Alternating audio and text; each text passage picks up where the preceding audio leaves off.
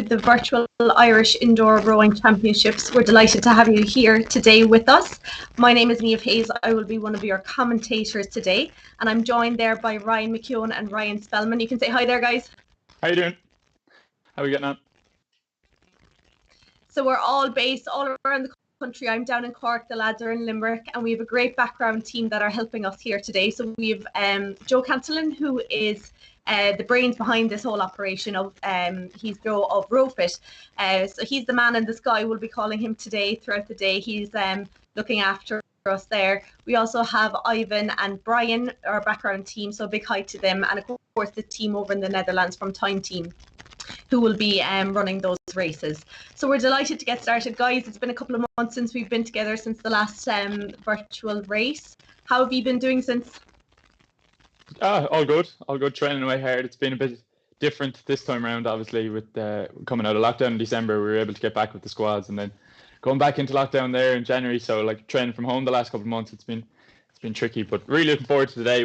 Myself and Ryan did 2Ks ourselves yesterday, and that was tough to say the least, because you don't know how you're doing in comparison to other people. Whereas today now the racers they'll get a real feel for how they're doing against other competitors. So they have that to look forward to, and we have it all to look forward to as well. Looking forward to some great racing from across many countries. So yeah, all good.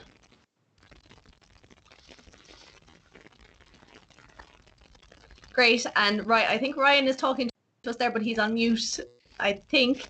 So we're looking forward to a great day's racing. There you are, Ryan. Yeah. Thanks for that. Like I was saying, as Tom was saying, it's been a tough few weeks training at home with lockdown and everything. But it's good to be back and good to see some good training away and ready to race at the indoors, and nearly twice as many entries. So it should be good competitive racing. Yeah, there's a massive amount of entries today. I think we have something like 77 categories. There's going to be 25 races. So a lot of those categories will be going on at the same time. So 25 races. So we're here until I think after 5 o'clock this evening. So a nice long day ahead of us. Yeah. And of course, today the distances we're going to be covering. We're going to be starting with the So the 3 minute and 4 minute pieces of racing. Then we'll go on to the 1 kilometer, then the 2 minute racing, and then onto the 500 meters. So there's loads of variety there for people, isn't there? Big time, definitely. The 500 is a completely different animal to the 2K, obviously, because you're 3 times less the distance. 4 times less the distance even. But yeah, it's going to be interesting to see how some competitors are racing in multiple events. So how are they going to rest and recover between the 2K in the morning and then prepare for the 500 in the afternoon? That's going to be interesting to see. Will they be able to keep up the same performance? So yeah, really looking forward to it. Great. I think we're only there's only a few minutes to the first race. The first one will be kicking off there around 10 o'clock. And so what we'll say to you that are watching at home, if there's any rowers watching at home, if you're watching the live stream, just make sure that when it comes to the time of your race, forget about us and don't be listening to us, because there is a bit of a time lag. So just make sure you're following the instructions on your screen on your ERG and on your laptop, and forget about the YouTube stream if you are rowing today. Any other advice there for the rowers, guys? Just enjoy it, really. Yeah, it's difficult, but not many people are putting themselves in this situation to take time out of the day. And home is usually a place for relaxation. It's not really a place where you sit down on the ERG, and pump out big miles. You usually save that for the rowing club, but just to enjoy it and to know that what they've done over the last month has been really, really spectacular. So today isn't a day for being caught out. It's just a day for showing what they've done over the last month and really, really giving it a good go. Ryan, what's your advice for the rowers today? Yeah, well, they've done all the work now, really. So they've put in the time and the training. As long as they've stuck to their training program and everything they set out to do, they should be raring to go, and they're really trying to push on for a nice PB today. So I don't think there's much they can do but stick to their routine and change nothing. So yeah, let's see how it goes. And of course, for any of the rowers out there who may have a problem during the race, maybe their Wi-Fi goes, maybe their kid turns off their router or something like that, And what we would advise you to do is to make sure to keep rowing your race and finish it out. And then when you're finished, just take a photograph of your IIRC screen and send it into V-IIRC@rofa.ie, and we'll get you sorted. So throughout the day, the result will be giving unofficial results after the races, but it will take about 30 minutes before they become official, and that's just to allow for anybody who may have had a problem to send in those. So guys, what's first up in the schedule this morning? We've the women's junior 13 and men's junior 13 3-minute piece, and it's just after getting underway there. So we have competitors from all over the country, which is brilliant to see. We have a representation from Cork Bow Club, from Lee Rowing Club, Lee Valley Rowing Club down in Cork. So two close clubs there. We have Great Britain entries, Nottingham and Union, Rosscarbery Rowing Club again down in Cork. So great representation here in the first race of the day from such young athletes, which is great to see. It is indeed. So there you can see in the men's junior 13, we have Dara, who is out ahead there at the moment. Geez, his split is unbelievable for a junior 13, isn't it? It's incredible stuff. 145, holding that split nicely as well. It hasn't really budged over the first minute now, but you just want to make sure that you're not going off too hard, because 3 minutes, obviously, it's not exactly a flat out sprint. There is a bit of a sustained effort. You want to be able to hold the split nicely now in the next minute, and then really go for the line in the last minute. But definitely, you're right there. 149, anywhere between 145 and 150 for a junior 13 athlete, for a 13-year-old, is spectacular. And the rates are really good as well. Usually you see junior athletes wouldn't be able to rate so high, but you're seeing fantastic stuff here between 40, anywhere between 34 and 40 is just incredible.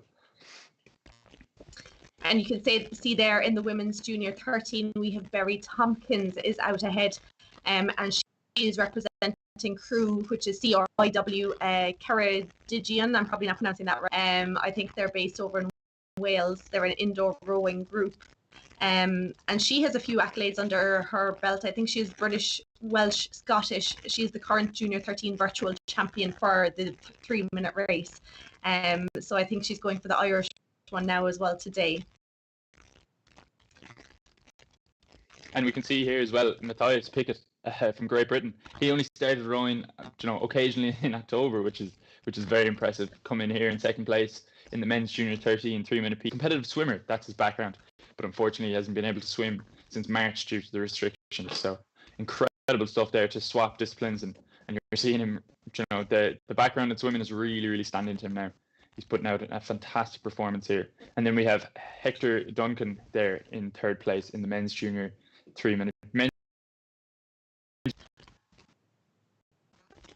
Yes, some really good racing there with Berry Tompkins there, even leading the women's J13. She's even pushing in the men's J13s, taking some of them out there with some really aggressive splits, and that's really great to see. And she's even rating lower, so it's really competitive from the women's J13s taking on the men there. Absolutely, and they're just coming up to the finish line there now. Just a few seconds left in this 3-minute piece, and I think they're all coming up to the finish line. And of course, as we said, these results are unofficial for about 30 minutes in case there was any difficulties there with anyone. But as it stands, Dara O'Mahony there sitting in first place in the men's junior 13 with a split of 149.7. Incredible stuff there by such young athletes. And there in the women's, we have Berry Tompkins, currently unofficially sitting in first place with a split of 156.2. Yeah, she really was pushing the guys' times there, wasn't she?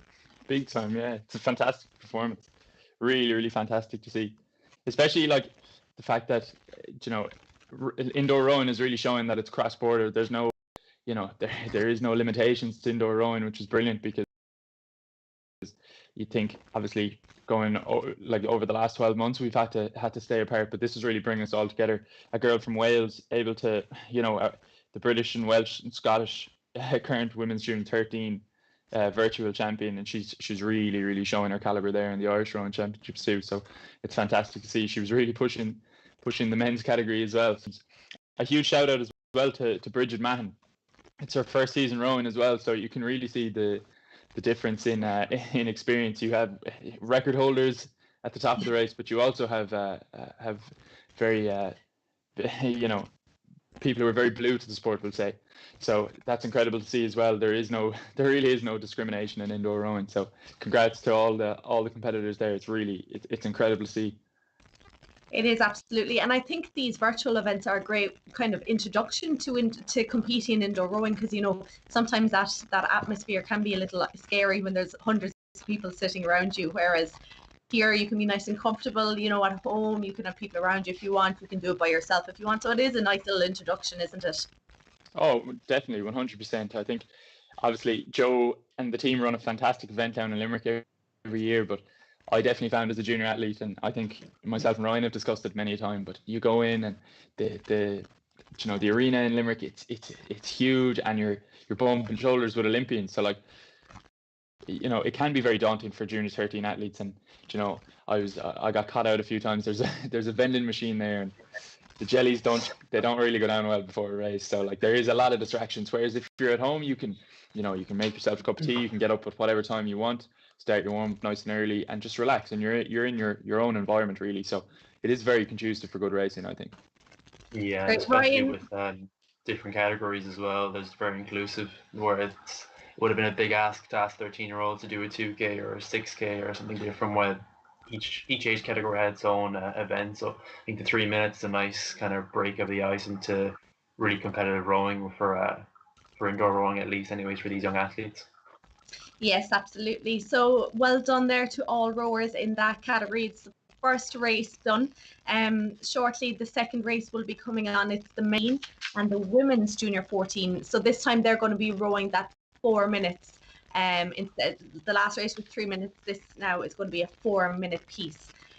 So what we are going to do now, we are just going to watch a little video. It's about the virtual indoor rowing championships, and it's about connection. Hello, and welcome to this quick instructional video on how to connect your rowing machine to our virtual indoor racing events. You will need the following: a Concept 2 rowing machine, a laptop or PC with Google Chrome installed, Wi-Fi internet access, and an AB printer cable. An AB printer cable looks like this. It's got a USB-A connector on one end and a USB-B connector on the other end. The most common use of these cables is a printer, so if you have a DeskJet or inkjet at home, you may be able to grab one of those, or else you can buy it at any standard computer shop. I also have, for demonstration purposes only, a PM5 and a PM3. Now obviously on the day, these will be connected to your rowing machine. I've only disconnected them to show you where to connect your cables. So if you have an older PM3 model, the connector you're looking for is under here. For the PM4 and PM5 model, the connector is located here at the back, and we're using this connector here. So we just pop in one side of our network cable, or our AB cable, in here. Note that we're not using the top two connectors. These are for network RJ5 connectors only, and you will not need these on the day. So once you've connected both the other end of the USB cable to your laptop, you'll be first presented with a screen like this. Now, it's very important to use Google Chrome. This is the recommended browser we support. So to enable it correctly, you copy this link here into your Google Chrome, which will lead you to a page like this. Now, the setting we're looking for is experimental web platform features. We need to enable this feature and then relaunch the browser. Once you've relaunched the browser, you'll be redirected. When you put in the same link you've used previously, you can connect to your ergometer successfully.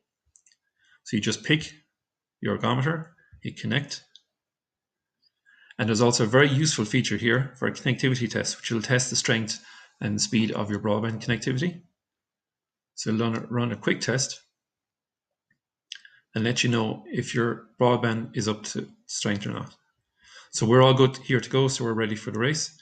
Now, it's highly advisable we do these tests and connectivity prior to the actual race. So obviously on the day before, or maybe or the morning before the race, please give this a go and make sure you connect correctly. If you have any issues connecting, you can mail us at VIRCsupport@rowfit.ie. Thanks very much.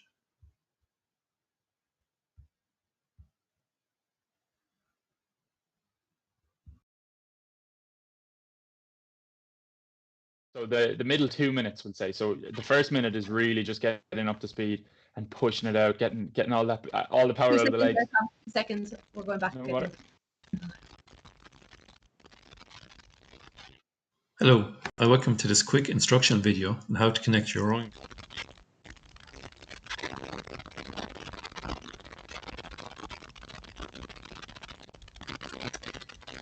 Okay, guys, that was a great video there, and we'll be throughout the day. So stay tuned for those. So we are going on to race number 2 of the day, which is the men's junior 14 and women's junior 14, and they're going to be rowing a 4-minute piece. So Tom, we just saw a 3-minute piece. We're now going on to 4 minutes. Is there a big difference with adding that 1 extra minute? I think you don't like, obviously it's still going to hurt. You can't really deny that, but I think, like, so these athletes now are they're junior 13, and in a year's time I'll obviously be junior 14, but you don't really feel that minute, if you get me, when you're that age. Like, it's just a rite of passage. You're stronger, you're fitter. That extra year of growth, I think it doesn't really it doesn't affect you. It certainly didn't. I can't really remember there being too much of a difference. But whereas now, if you sit down, you do a 3-minute piece, and if you do a 4-minute piece, you'll definitely be able to tell the difference, because you're holding that middle of the course pace for longer, which is really, it's kind of the sweet spot, but like it still burns. So definitely you're tipping along for longer, and then I think coming towards the end, really trying to bring up the rate in the 4-minute piece is that bit harder than the 3-minute piece. But I'd say, looking at the caliber of these athletes here, none of them should have a problem with it. I think that we're in for a really good race here. I think we are indeed. So you can see there, if you're watching the racing on screen, the men's junior 14, there's 7 competitors there. We have Michael McGrath and Rowan Kerry. They're both representing Cappoquin Rowing Club there in Waterford. We actually have quite a few rowers from that club there today. We have Zotmund Imre Sheik, which he is from Whitegate Rowing Club. We have him with us at the last virtual indoor race at the provinces, and I think he actually won his race, so it'll be good to see how he performs today. Then Killian Ahern from Cappoquin Rowing Club as well, Donica Slater, New Ross Boat Club, Roy Keeley from Clonmel, and Bill Murphy from Cappoquin. And I think, Tom, we have about 4 ladies then in the women's junior 14. We certainly do. We have Naomi Carleton from Nottingham and Union Rowing Club. We have Autumn Nagel from Lee Valley down in Cork. And then we also have Alice McClintock from Nottingham Union as well. So there's fierce competitiveness between Alice and Naomi there from Nottingham and Union Rowing Club. So that'll be great to see. There might be a few bragging rights on the line, or a cup of coffee or something. Yes, absolutely. And I think there's quite a few rowers from Nottingham Union Rowing Club with us as well. Sorry, Nottingham and Union Rowing Club. So it's great to see that, there's people from all over the world competing here today, which is fantastic. You don't get that when there's a physical event, because it's virtual. We have people from all over the world, which is brilliant to see. Yeah, it's fantastic. Obviously, we get super representation at the physical indoors every year, but like, it might be 1 or 2 really, really high caliber athletes, whereas this is opening it up to everyone. You can be 12 and just new to rowing, or you can be 65 and have rowed your whole life, and you're still able to enter this event. It's really bringing people together, which is fantastic. Absolutely. So I think they're just putting down their handles. They're now getting ready to start the race. The men's junior 14 and women's junior 14 4-minute piece. And I think they're just looking at the list. Zotmund Imre there, he was with us back in November at the provinces virtual race. And he actually rode in the men's junior 13 race that day. So he's after moving up. So he did the 3-minute race. He's now on to the 4-minute race. So it'll be good to see now how he fares out, adding that extra minute on. And also there, Alice McClintock from Nottingham and Union. She was 2nd at the British Rowing Indoor Championships, which was on just before Christmas there. So there's a few people there, they're young, but they're well used to these races too at the same time. Definitely. And what's brilliant as well is Alice is going to be able to see now how she shapes up against international competition, because anybody rowing at a race like this would have aspirations for representing their country. And as racing internationally, you really, really get it's a step up, to be fair. So whether it's a step up here for Alice today, or whether she'll storm it, we're yet to find out. But it really is, it's great experience. Racing against international competition, you can't put a price on that. And do you find, like, obviously we had Christmas and New Year's there last, and in between the last virtual, and even she rode in the British, which was at I think the start of December. So having that time over Christmas and things, do you think that affects your training, or actually does it give you a little bit more time to do some more? Well, when you're J13, J14, all the way up to junior 18, I think you have that time off school, you have the time away from the book, so you can put that into extra training, albeit, you know, you can't overdo it. You have to be safe with your training. But definitely, I think Christmas is a perfect opportunity. It either goes one or two ways. I don't think you ever stay the same, but you can either, you know, really enjoy your Christmas and let yourself go a bit, or you can really kick on and you take Christmas Day off, maybe Stephen's Day, but you're back down the 27th, you're out in the water, you're on the erg, you're doing the miles, you're doing the work. So it definitely, I think if Alice is very serious about the sport, she would have really knuckled down over Christmas, used the time off from school wisely, and really pushed on. Yes, I think so. So, sorry, there was just a little delay in the start of that race, but I think they're getting ready to go now again, in the men's junior 14 and women's junior 14.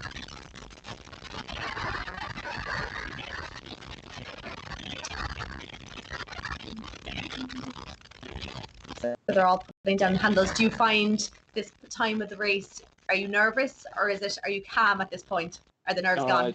You try to be calm, but it's difficult. It is tricky. Like, it's great. Like, well, it's not great, I suppose, doing it on your own at home. I had to do 2K yesterday, but you can kind of just start whenever you want.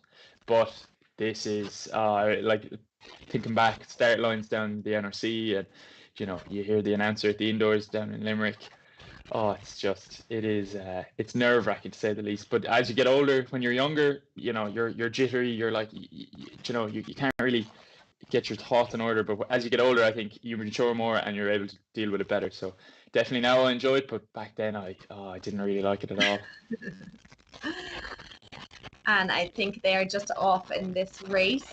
Men's junior 14 and women's junior 14. And for anyone watching it at home, you'll see there the top 7 boats are the yellow coloured, so they're the men's junior 14, and then the bottom 3 there are the women's junior 14, they're the red colour. So Michael McGrath there, off to a flying start. Ryan, sorry, Tom. Yeah, fantastic start by all crews there in the men's category and the women's category. We can see a very, very close race unfolding here. And Autumn Nagel, the Irish representation there in the women's junior 14 race, she's really, really holding strong. But as we can see in the men's junior 14 race, Ronan Carey really storming out there, rate 43. It's you're the only worry here now would be, is he able to hold it for the next 3 minutes? Because it's all well and good going off really, really strong and leading the first minute, but you know, you can't win the race, in the first minute, but you can certainly lose it. So you'd like to see him be able to settle now at a conservative rate of maybe anywhere between 32 and 36, and just hold a nice strong rhythm all the way through to the 1 minute mark, and then really push for home. But as you've said, you know, really, really good start by all crews there. That was great advice, or a great line you just said there, that you can't win it in the first minute, but you can certainly lose it in the first minute. Yeah, definitely. I think, you know, junior athletes, especially the maturity, as I mentioned earlier, you're really, really excited to just show how much training you've done. And like sometimes that can come against you. You know, you have to really be mature, and it does take a lot of practice to just hold yourself back, because, you know, having the confidence in your own ability is brilliant, but being able to put it out on the line in a very, very disciplined manner, where you're not just like, you know, you're spending all your coins in the first minute. That's really, really important. You need to have a few bullets left in the gun with the last minute to 30 seconds to go. You really need to be able to overtake crews and you know, push hard there towards the line. Yes, absolutely. So we can see there Michael McGrath there back in first place at the moment. A nice split there of around 153, 154, 155. And Zotman there, who was sitting in third place, is now after going up to second place. So of course he won the last virtual race that we held, the men's junior 13. So it looks like he's crawling back there now. He's coming up heavy on Michael there, I think. Big time, yeah. There's only 8 meters in it with less than 2 minutes to go, so this is going to be a very, very tight finish. You can see the splits there are jumping anywhere between 145 and 155, which is fantastic for a 14-year-old. And most of these guys and most of these girls would be 13 actually, and they don't turn 14 till later in the year. So this is just incredible racing to be up at 37, pushing hard towards the line, coming into the last minute. We're really, really in. We're in for a really, really good finish here between Zotman and Michael McGrath. And even there, Killian and Rowan sitting in third and fourth at the moment. Like there's nothing between. There's only a couple of meters between all of them. And there in the ladies, the women's junior 14, we see Alice has taken over first place there, followed by Naomi Charlton and Autumn Nagel. So Alice there having the experience in the British indoors there a month ago. So it seems like it's showing there now. Big time. And you know, Alice wasn't leading the race in the first minute, as you said. She was actually quite a bit back. But now we see her really, really pushing in the last 45 seconds. Up at rate 36, holding 154. You know, I wasn't doing that when I was 13 years old, 14 years old. So that is incredible stuff. And Naomi Carlton, her friend in Nottingham and Union Rowing Club, she's coming in nicely there in second place. And we have Autumn Nagel as well in third place. It's just fantastic to see, like, regardless of where you come in the race, this race is doing wonders for your training and wonders for your experience. So whether you come first or whether you come third, you know, this is really, really positive. Absolutely, we're just coming into the last 10 seconds there now, and I think Zotman Dimmer has just overtaken Michael there with the last few meters to go. Incredible sprint for the line.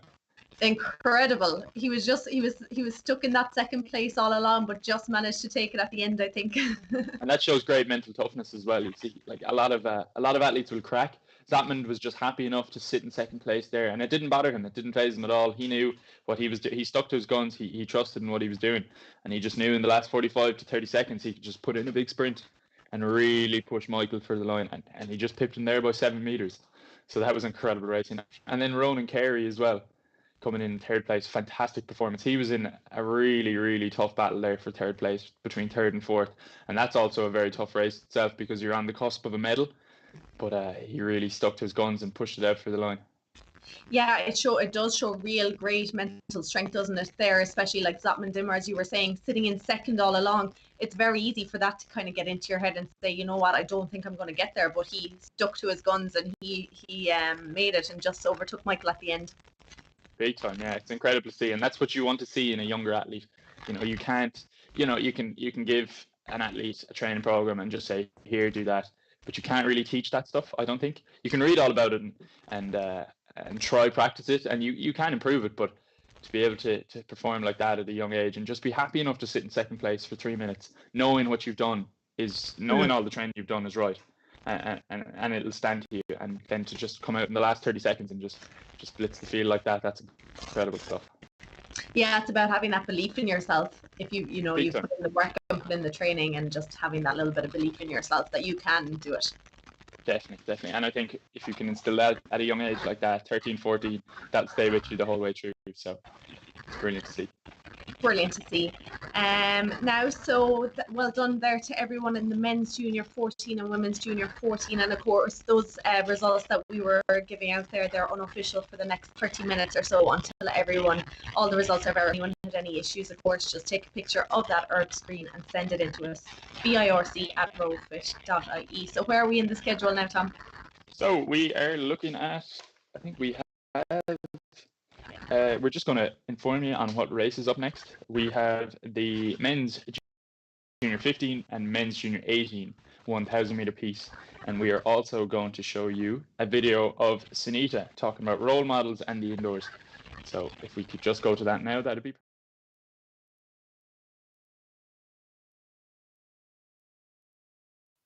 Are there people in your life or maybe other athletes who you would look up to and who might be role models to you? Like when I was junior, I used to look up to another girl, and she used to go to the same boarding school, and her work ethics was amazing. So, and I was lucky enough I got to race a double with her at the university championships that we won. Yeah, she was the girl I used to look up to when I was growing up as an athlete. These days, I look at my teammates and I see how hard they work. You know, I don't really need to look for some celebrity or really famous person to look up to, because I don't know what they do on a daily basis. So it's more beneficial to me to look up somebody who's working beside me. How are they handling all that? And yeah, it'd be again teammates, I suppose. And obviously you've become such a role model yourself to athletes all over the world, and You know, you'd see it at the Irish Indoor Championships, I think, in particular, and you'd be on the erg, and you'd be going through an awful lot of pain, but all of us would be there standing watching you and just taking it all in. That must be a nice feeling, you know, having people like that look up to you. You don't actually notice when you're doing it. Let's say you mentioned indoors there. I had no idea, like, yeah, there's people, but they're always there, so I didn't really notice. And God, facial expressions are so embarrassing. Yeah, I suppose hopefully people can take something away from my journey. Then that would be nice for me to know, you know, and if I can inspire a few people, then my job is done. And it is always quite nice to go to indoors and kids want to take photo. It does take a long time to get from the changing rooms to the doors, but it is really nice that kids want to take a picture with you, and I know it's not going to last forever.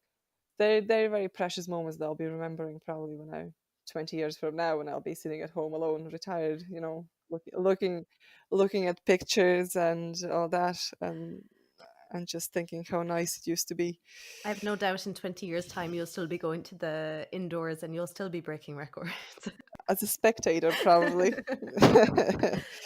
And I'll be asking people, come take photo with me, please. I used to be good 20 years ago. Take a photo with me.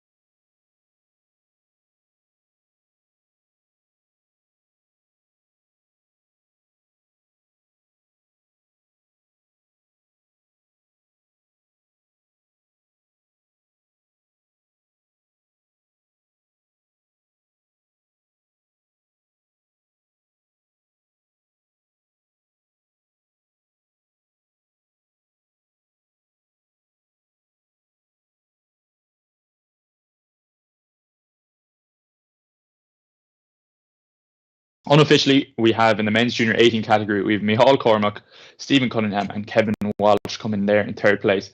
And in the men's junior 15 1,000 meter piece, we have Matthew Burke, Rupert Apps, and Jack Kiley. Just as we see George Kennington, Liam Crotty, and Sam Tully come into the finish line, and Tommy Murphy, Tommy pushing hard now for the line as he just comes in there now in a wonderful time of 4 minutes 14 seconds.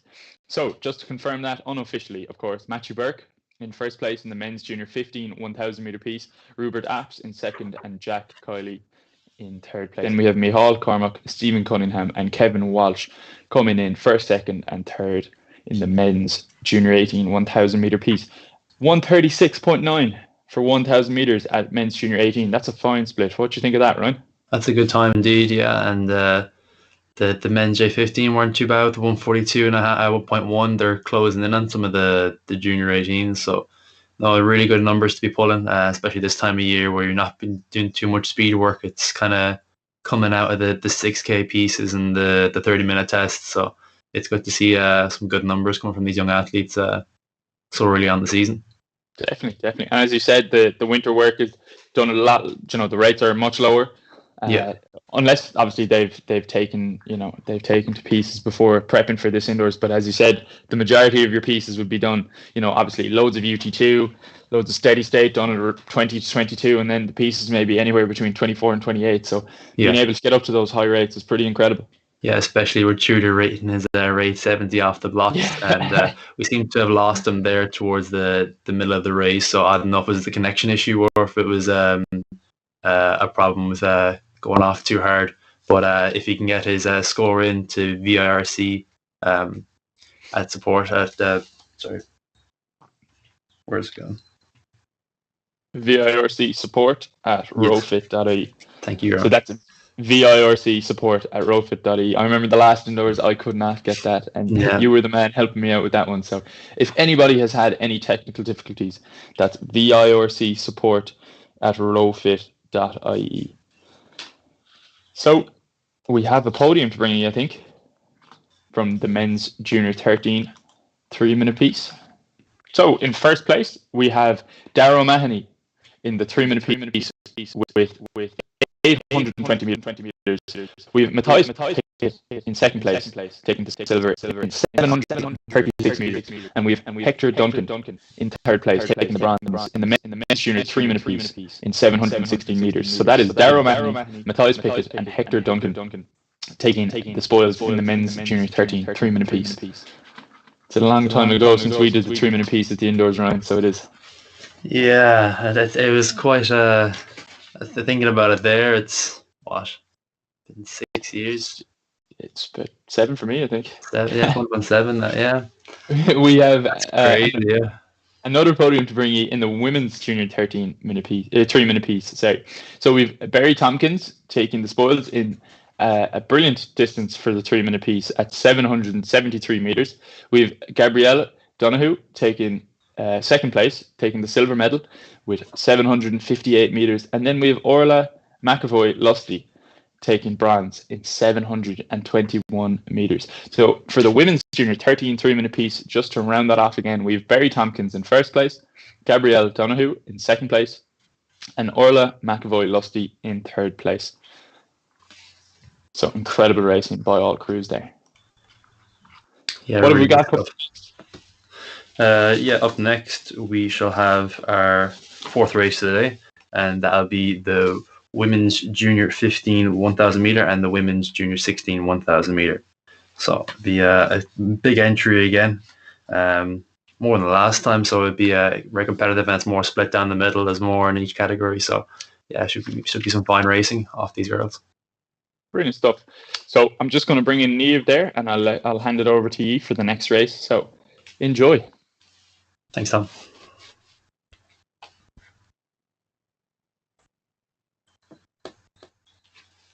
Hey, Niamh, I think you're muted there.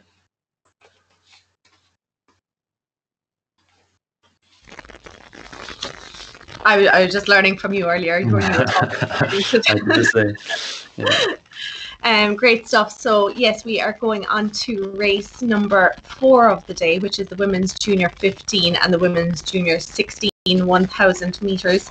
And I think there's about 5 minutes to the start of that race. And there seems to be some heavy hitters here lining up for the start line, I think. So in the women's junior 15, there's 10 rowers. We have Anya Gaffney from Shandon Boat Club. We have Quivo Sullivan from Callan Firstly Rowing Club there in Kerry. Ellie Mahan from Fermoy. We have Emily Flynn from Shandon Boat Club as well. Molly O'Brien from Fermoy. Isabella Ross-Chu from Shandon. Elaine Quinn from Cappoquin Rowing Club. Danielle Kaskula, who is joining us all the way from Zimbabwe in Africa from Peterhouse Boat Club. We have Louise Forrester from Shandon Boat Club and Sybil Varta from Castle Connell Boat Club. And there, Ryan, in the women's junior 16, we have, I think, about 8 rowers, is it? Yeah, there's 6 in the lobby at the moment, but yeah, there's a few more entries, so we'll see if they kind of join in late. But no, it's a really good entry from both sides, and no, it's really impressive watching Danielle Kashula. We're reading up about her and all the records she has, and she holds 5 world records in her category, and it's fantastic to see. And she's first place in her age category in the African Indoor Championships, so it's quite an impressive resume to have when you're only 13. But no, hats off to her. So be impressed to see how she goes against some of the Irish athletes here. Yeah, I believe she's just 13 years old and she is 6'4" in height, so she is definitely built to be a rower, I think, isn't she? She's taller than me anyway, so yeah, just about. So. Yeah, she is a good foot over me, I think. No, it's really impressive, yeah. And and so she's currently holding 5 world records. So that's the 100 meters. She's rode that in 17.5 seconds. 500 meters, 139.3, which is phenomenal at 13 years old. 1,000 meters, 323.5. 1 minute, 331 meters, and then the 4 minute piece, 1,099 meters. So that's just incredible She's stuff. Breaking benchmarks to the left, right, and centre. Yeah, it's impressive for a junior 18 female athlete. Never mind a 13-year-old. Like, so it's really, really impressive. Yes, and all those records are actually in the 12 and under category in Concept 2. So I think she's actually might be hoping to break the 13-year-old record today in the 1,000 meters. So we'll see how she gets on. And I think she's competing later on again in another race. So it's great to have her here. And as you know, there's so many nationalities joining us today. So it's great to see, isn't it? Definitely, and I think none of these girls should shy away from the competition. I think they'll have a good time going up against her to try and beat her in this. So she's kind of put a small target on her back, I think, for this. But I'm sure she'll be up for the task of trying to defend her title. I think so too. But we've rowers there with us that have competed in the other virtual races. I see Ellie Mahan there. She competed in the last virtual race that we held there in November, and she came 3rd in the women's junior 14 4-minute race. So she's obviously going up in age category. So, you know, from that she had rowed the 4-minute piece to the 1,000 meter piece. Do you think is there much difference between those two? Not really. Mentally? I find that the distance pieces are better for when you're on, because you pull harder, it goes away quicker. For time pieces, no matter how hard you pull, you're still gonna be sitting on that machine for 4 minutes. So I think once you get below the 2-minute split for the 4 minutes, it's a faster piece. So shorter the better, I think. So. Yes, agreed with you there. So I think they're just taking off there now in those races. So anyone watching at home, you'll see there on your screen. So the little yellow boats there, the women's junior 15. So there's 1, 2, 3, 4, 5, 6, 7, 8 of those there, and then the red boats are the women's junior 16. So you can see immediately there, Danielle is off to a flying start, isn't she? Yeah, 123 split, and she's still holding the 120. That's close to a start I would do, to be honest. So yeah, it's really impressive. She's showing us all up now. So it'll be interesting now to see her race. So she didn't go off at any major crazy rate. She's 31, 32, 33. Like, is that something, do you think she can sustain that for the whole 1,000 meter piece? I think you have to settle to some degree. I don't know. I have never seen a race before, so it's the unknown for me. But I think she knows what she's doing. She's well experienced in all the ranges of racing. So I think she's kind of settling into the pace now, as the rest of the girls are as well. But really high rates and really consistent split is great to see from these young women. Absolutely there. And in the women's junior 16, we can see Astrid Peel there. She is representing Camp Green Harpenden, and she is sitting in first place there, followed by Anna O'Mahony. Anna there is representing Lee Valley Rowing Club in Cork. I think we have a few of those rowers with us again today. So yeah, they're all flying it there, about just coming up to the halfway mark. You can see there Danielle is after settling a little bit around the 27, 28, whereas other people there are still hitting kind of 32, 33. Do you think now, can you see Danielle putting on a big push now for the finish? Yeah, I think she's smart with going back a bit. She probably dropped back a little bit too much after that aggressive start. Kind of probably caught up to her a little bit, but I think she's taking her breather now and settling in to get to the last 300, 250 kind of, and push into that last minute would be probably the smarter thing to do, rather than trying to keep going at that hard pace. So no, it'd be interesting to see how well she paces this now from the last minute, because the splits are coming up and the rate is slowly dropping back. So hopefully she hasn't let too much off on the first 500. So I think I can see there that the Irish record at the moment for that 1,000 meters is 3 minutes 33.7, while the world record is 3:17.3 in that category. So yeah, we'll see how she does. And again, there in the women's junior 16, there's very little between all those rowers. Only a few meters. Astrid there still sitting in first place, followed by Anna, Ava Kelly, then followed by Danielle Winter, Ella O'Hanlon, Jane Rogers, followed by Rachel Sheary. So yeah, geez, there's not much between any of those rowers, is there? No, not at all. It's a close race, and it's very competitive and really good to watch. And there's only 6-7 meters separating a lot of them, so it's there's someone ahead of them to catch, and it's really good. And seeing there, Daniela is really pushing on the split drop back then to 140 there for a few first strokes, and it's back again. So yeah, she's really going for the line. She really wants to make a statement. She really does, yeah. And we can see there the rest of the ladies in that group there between second, third, fourth, and fifth. Again, there's nothing between any of those. So Danielle is just coming to the finish line there now. So again, these results that we're calling out are unofficial for the next half an hour or so. So Danielle there currently sitting in first place in the women's junior 15 in a time of 3:33.7. And Sybil there just coming up excuse me, to the finish line, sitting in second place in 3:53.7. And Anna Gaffney there in third in 3:57.5. And then the women's junior 16, I think they're all finishing up there now, Ryan, aren't they? Yeah, just wrapping up. I think Daniela there was 0.2 off the Irish record for the 13 to 14 age category, if I'm not mistaken. Mm-hmm. That's a very close race. I'm sure she's she's got to be happy with a score like that. She's nothing to be ashamed of. But I think she'll be a bit disappointed just to narrowly miss out on that. But you know, she holds 5 world records. You can't. I know. I know when you're at that stage, you want to strive for more, don't you? Yeah, I think she would have liked 6, but no, it's definitely there for being 13. It's the 13 to 14 age category. Like, I'm sure she's plenty of time to go after it again and take that 0.2 of a second off, and that's nothing for 1,000 meters. Absolutely, she has an incredible future in ahead of her. Just as long as now she gets the supports and things, you know, around her from the rowing clubs, and she will. I think that's a name that we're going to see within the future. Oh, definitely. I think definitely. So well done there to all.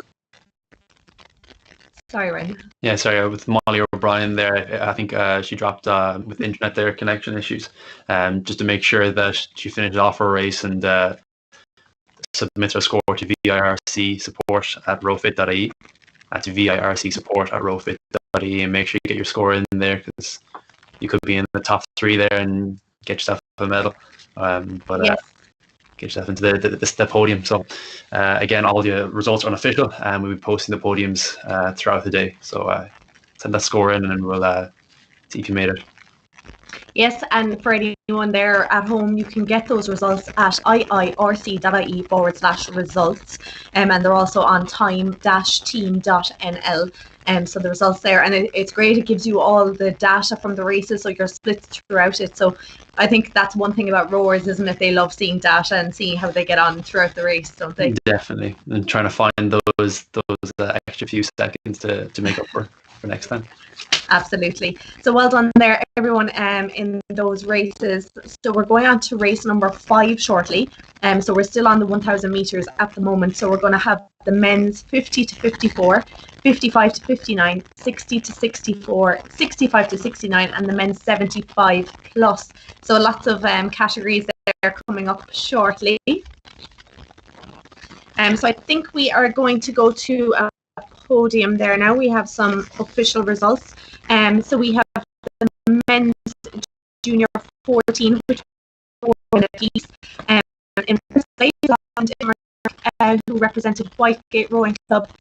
He rowed 1,114 meters in the 4 minutes. Brilliant. Well done there to you. Then we have Michael McGrath sitting in second place, 1,107 meters. So very little between those two. And Rowan Carey there, 1,079 meters. Brilliant stuff. Well done to all 3 of you in the men's junior 14. Really good. There's some great distances, aren't they? Yeah, anything over 1,000 meters is phenomenal. Even at my age, it was always get to the 1,000 meter mark. So to be seeing all these 3 top triathletes getting over that, well over that, is great to see. Absolutely. And I think we have another one there, Ryan, if you want to take that. Yeah, we have the women's junior 14 4-minute piece as well. So we have in first place Alice McClintock getting 1,055 meters. Naomi Charlton with the distance of 993 meters, and Autumn Nagel, who came in third with 956 meters. So congratulations to all 3 of those women, and to 3 of the men in the men's junior 14 4-minute piece. Yes, brilliant results there. So well done, everyone. So as I said, we're shortly going to be going on to race 5 of the day. I can see they're all lining up there. There's a huge amount of rowers in those races. So what we are going to do now, we are going to show a video. This is of Paul O'Donovan, high performance rower, and he's talking about his indoor rowing technique.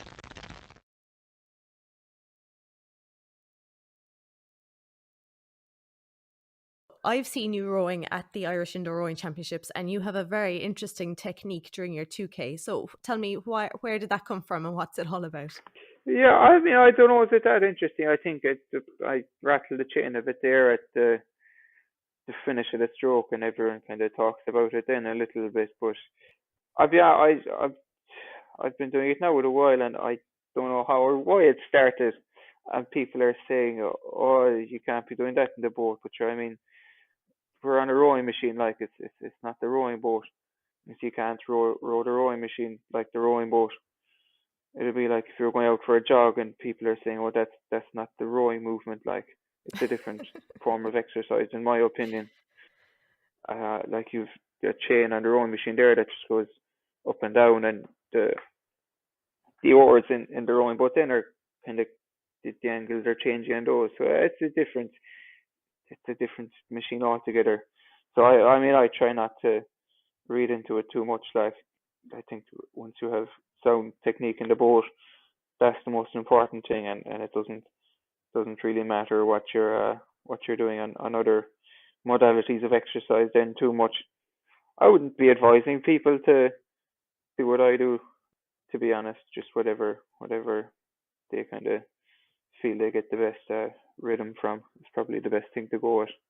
You know, none of the other guys on the team row the rowing machine the way I tend to row it, and we fit in the boat quite well together. So I don't think there's huge issues with it really. Do you think that technique makes you a little bit faster? I wouldn't say so, no. Well, I mean, it's just how I happen to roll, and so if I try to change it to something else, I mightn't be as fast, or maybe I'd be faster. I've not really tried and tested these things. To be honest, it's just what I feel I like to do, so I tend to do that. Dominic gives out a little bit, all right, but I'm sure you're well used to that, though. yeah, he doesn't mind as long as I can row properly in the boat, even though I can't do that either. But as long as I'm some bit better, he doesn't seem to care too much.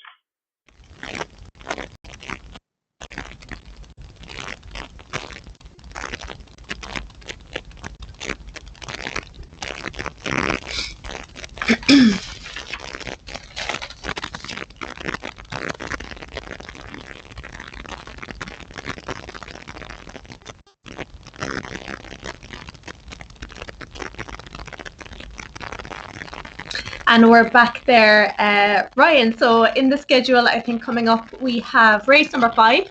We have the men's 50 to 54, 1,000 meters. We have the men's 55 to 59, 60 to 64, 65 to 69, and the men's 75 plus. I can see there are a huge number of rowers lining up for that. But I think, Ryan, do we have another video first?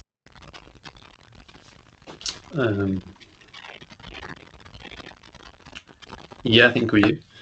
Do you want to cue that second video, please?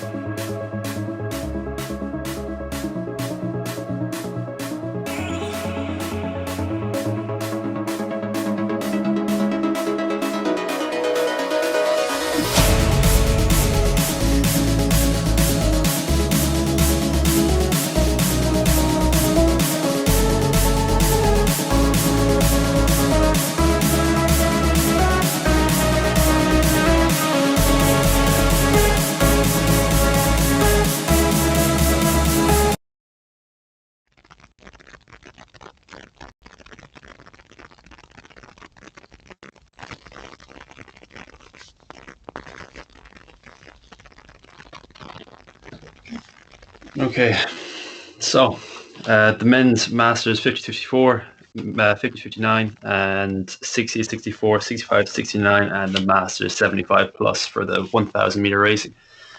Fine entry, and a lot of men from around the world are getting ready to drop some big watts on a 1,000 meter piece. They are indeed. We have some heavy hitters. I think there's some names there I recognise from the other virtual events we held there in October and November. Some guys who put in some great performances. So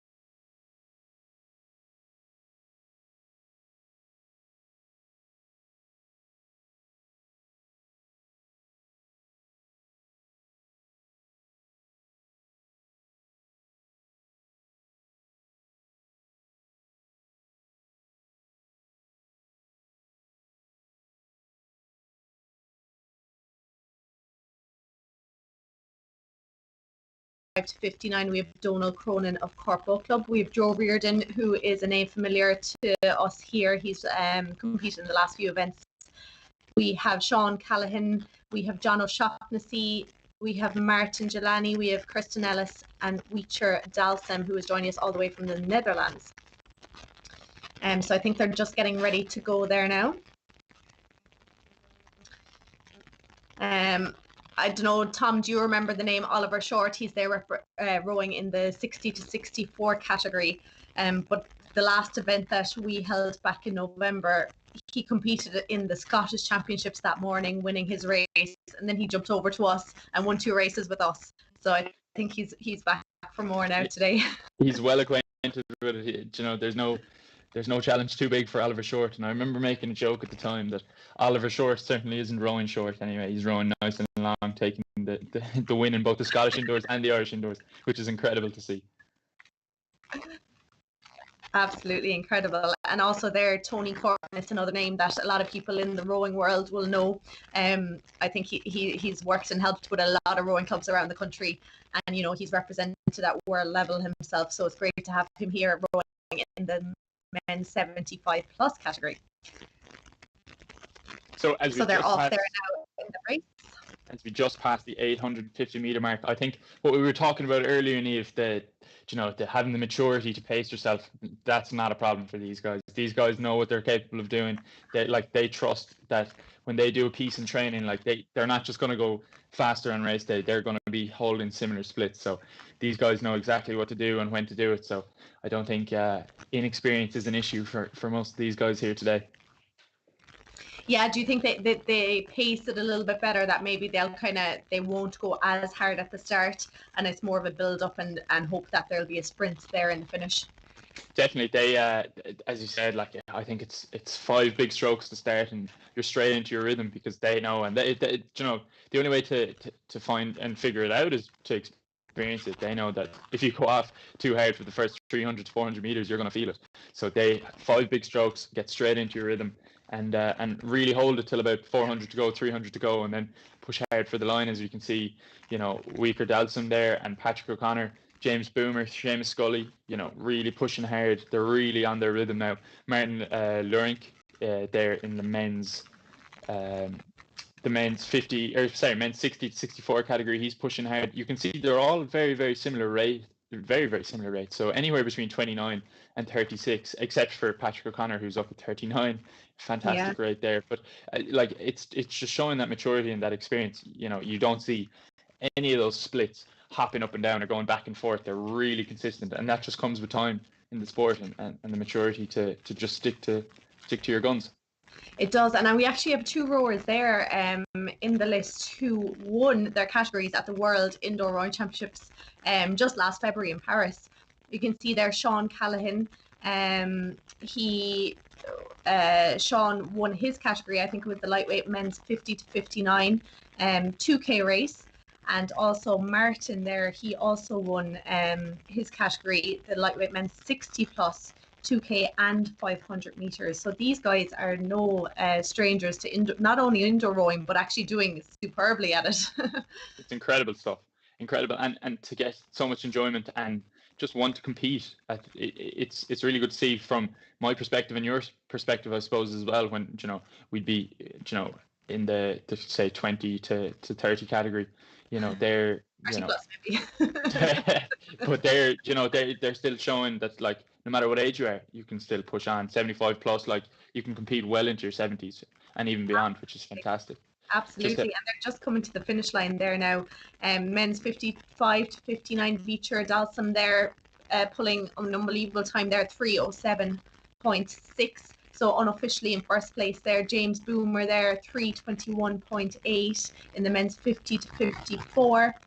I think they're all just coming to the finish line there. We have Martin V-IIRC, he's in the men's 60 to 64, 3:10.8.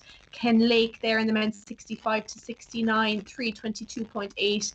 And we have Tony Corcoran there just coming up to the finish line in the men's 75 plus. Incredible stuff, 3:51.8. Of course, these results are unofficial at the moment for the next 30 minutes, just in case anyone anyone had any difficulties. If they did, just make sure you take a picture of your screen, send it into V-IIRC support@rofit.ie.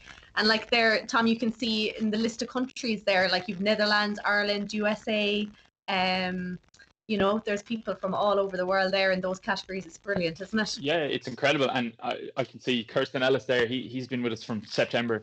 You know, he's been competing in all the virtual events. He is rowing for the 8 oarsmen of the Apocalypse. And that's a group of 8 guys who are just really, really big into indoor rowing, but they're spread out all over the world. You know, they come from all 4 corners of the globe, you know, and they just have a passion for it, and they're really competitive amongst each other. I know Kirsten was texting Joe during the week, and he's scouting out the competition. So that just shows the fierce competitive nature inside him. But as you said, like, it's incredible. He's based in the USA, but he's also racing people, you know, from the Netherlands and Germany and Canada and Scotland and even down in England as well. So it is really, really fantastic to see. It is indeed. Now I think we have some podiums ready there. The men's junior 15 1,000 meter race. So Matthew Mark won that race, first place, 3 minutes 24.3. We've Rupert Apps there in second place, 3:27.7, and Jack Kiley in third place, 3:30.9. Brilliant stuff there by all 3 of those young athletes. Well done. So I think we're just going to have another one there. Tom, can you see another podium? Yeah, I certainly can. So we have the women's junior 16 1,000 meter piece. We have Danielle Winter coming in first place, taking the gold medal in a time of 3:49.2. We have Astrid Peel taking second place in a time of 3:50.3. And then in third place, to round out the podium, we have Anna O'Mahony taking third place in a time of 3:50.9. So just to confirm that's the women's junior 16 1,000 meter piece. The winner, Danielle Winter. Second place, Astrid Peel. And third place, we have Anna O'Mahony taking it in a time of 3:50.9. So that's incredible racing. And as you can see, if you can see the podium up on your screen on the live stream, we have incredibly close racing here today. 1 second separating the 3 crews. So that's just fantastic to see. Really, really competitive. So again, Daniel Winter, Astrid Peel, and Anna O'Mahony. I think we've one more podium, do we, Niamh? We do indeed. We have the men's junior 18 1,000 meters. So Micheál Cormac there in first place, 3:13.8. Stephen Cunningham in second in 3:18.6, and Kevin Walsh in third place, 3:45.5. So brilliant stuff there by Micheál, Stephen, and Kevin. Well done. So that's our official results there for the moment. We'll come back to you later on with some more. So we're going to have a video shortly, but I think, Tom, you said something really interesting there about the guys in the last category. You said they enjoy, you know, they keep coming back for these races. And I suppose, like, some young rowers, they dread the erg, they hate it, they just want to be out on the water all the time. So it's really interesting, isn't it, that these kind of older rowers, they actually really love it, don't they? Yeah, I think they don't see it as an obstacle. I think obviously when you're younger, like, you just want to spend all your time out in the water and make boats go fast. But they, like, the older generation, and you know, when I say older, I don't mean, you know, I don't mean it in the literal sense, but they're just, you know, they just don't see it as an obstacle. They just see it as a tool to enjoy themselves and really, really, like, you know, it's like for cycling, they go for the coffee ride on a Saturday or Sunday. These guys go for, you know, the competitive 1K on a Saturday or Sunday. They really love competing against each other, and it's really a tool rather than an obstacle to them. Absolutely. I think we have a video coming up actually of Phil Doyle, another man who sees the rowing machine as a tool rather than an obstacle. He's talking about the indoor record he set last year. So if we can just go to that video now, please.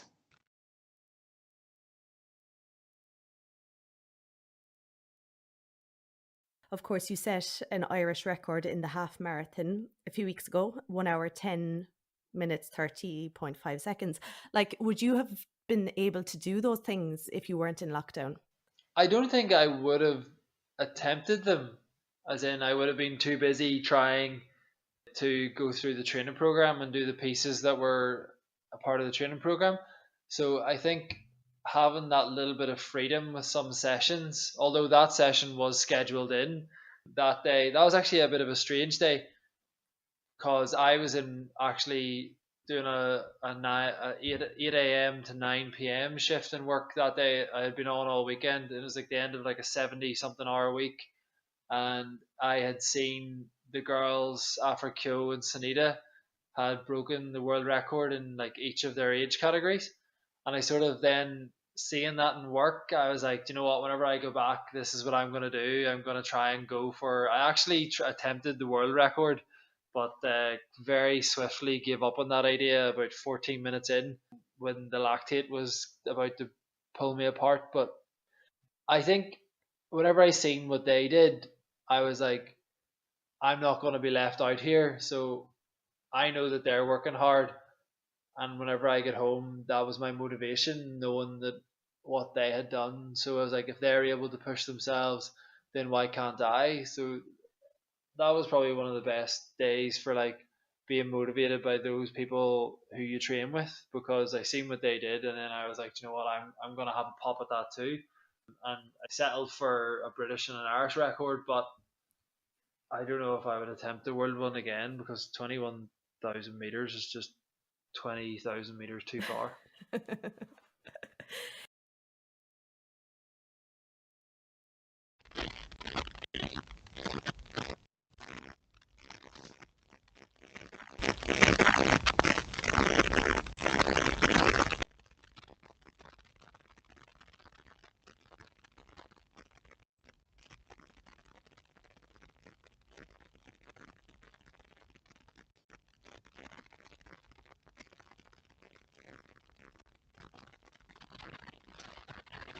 Okay, I think we are back there, Tom. So in the schedule now, we are moving on to race number 6.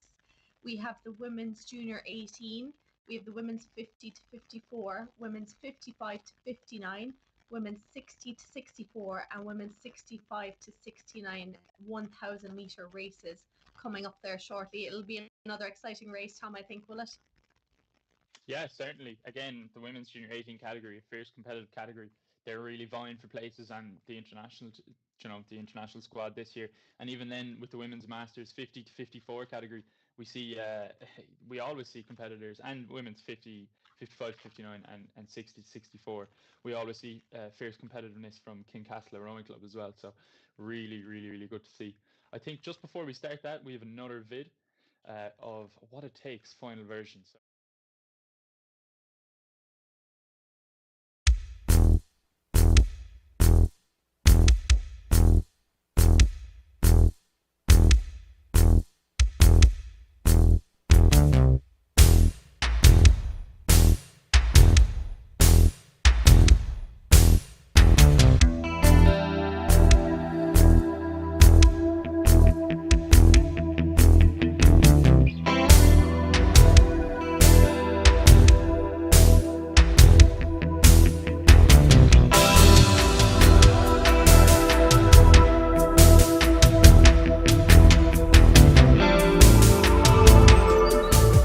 Well, American Samoa has been rowing sweeping for over 100 years.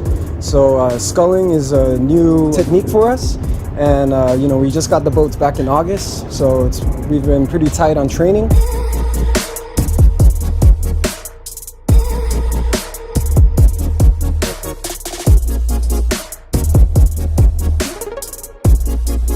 Inside the harbor, we train there morning and afternoon. In the morning around 5 and in the afternoon after work. So, it's something that we really commit these past 3 months to train for. Back home, we only battle with the currents, but over here you have boats coming in and out. It's a pretty busy harbor, and to put it kind of a way you can relate, it's kind of like a washing machine for us. The hardest thing for us was balancing with the cross currents and cross waves coming through. We're really close, training for that long, that quickly, and that hard really brought us together. We're friends back home, and it helped, knowing that to bear each other's burdens and just row, and then that we're all here, we're all suffering, but to go together and just push all the way through.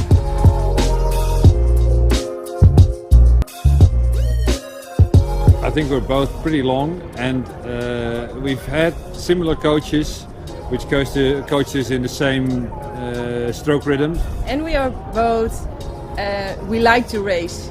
So if the beep is on, the start of the race, we are both very aggressive. So that's a good match.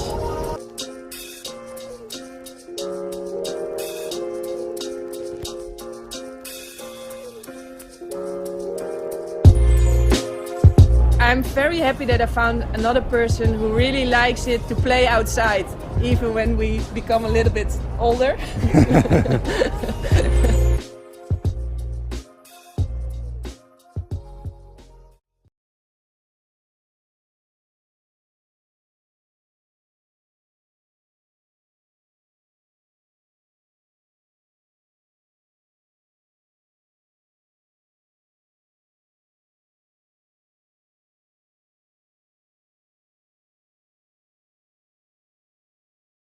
And Tom, I'm going to commentate you through this next race, which is the women's junior 18 1K, women's masters 50 to 54, 55 to 59, 60 to 64, 65 to 69, 1,000 meters.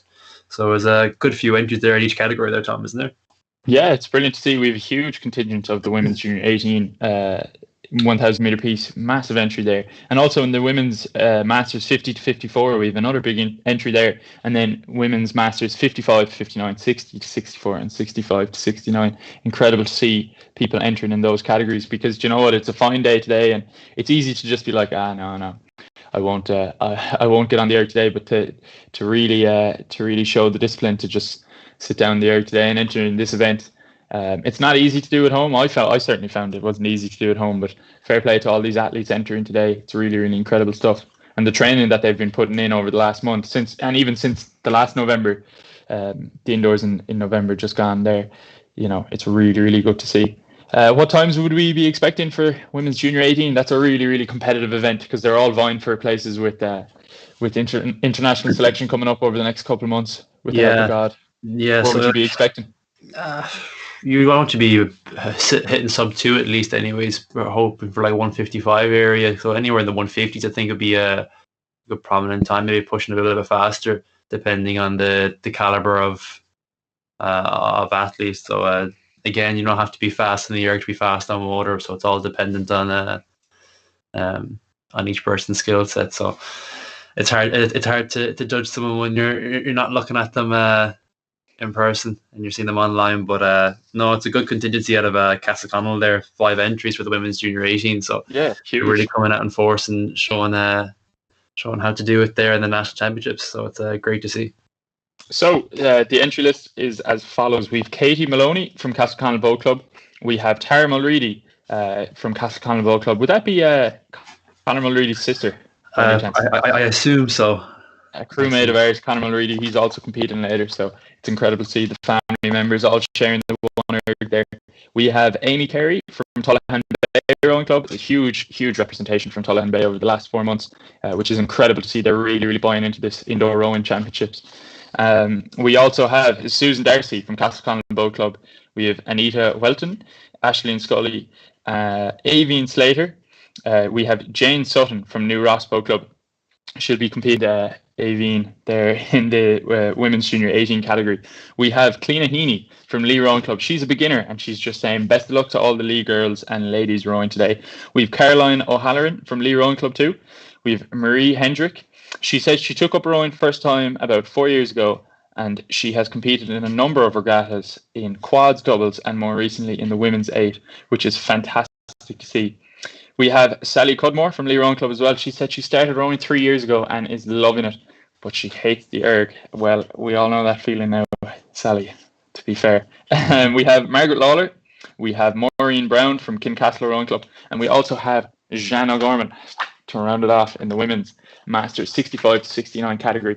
So a huge entry again, which is great to see. We've really seen the entries grow in numbers since September. I remember the first day, end of September, starting this with Joe and the gang. It was a small little project we had, but it's grown into something fantastic now with the virtual indoor Irish rowing championships. And we've definitely seen the entries in the women's junior 18 category, which is one of the most competitive categories in the whole of Ireland when it comes to the national championships in July. It's really great to see so many girls and so many ladies trying their hand to this indoor rowing and really, really pushing out good scores.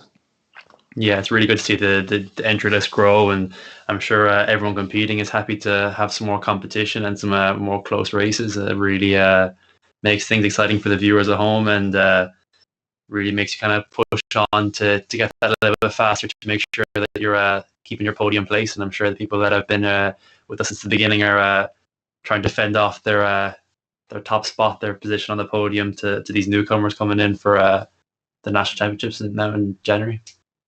Definitely. It's great to see.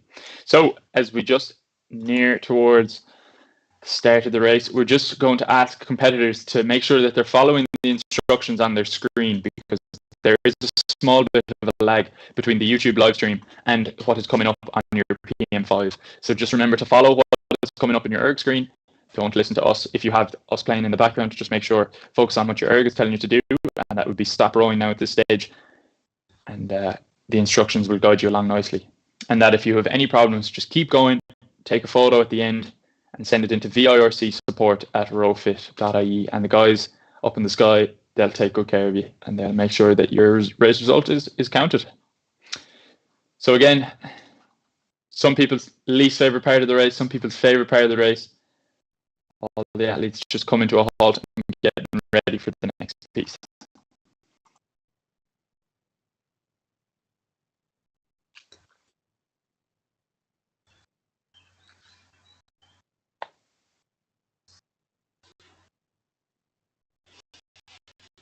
And we're off. No false starts again. Brilliant, clean start there by all crews. So we'll be telling out about the 900 meter mark, who is leading their category. And as you can see, if you're watching this at home, we have yellow, red, green, purple, and light blue boats. They're just separating each category. So we have the women's. That sounds like something Keelan Mannix would say. We have the women's green, yellow, women's 54 in red, women's 55, 59 green, women's 64 purple, women's 65 to 69 there in the light blue. As we can see, we have Eve Helton, we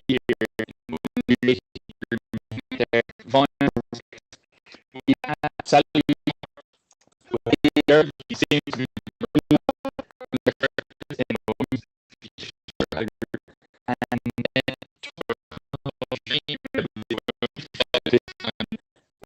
seems to be lead there, and Lana Gorman to lead in the women's side.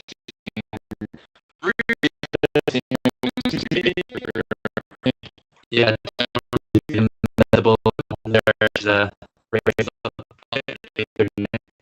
and I'm not sure if she is right now, because I don't really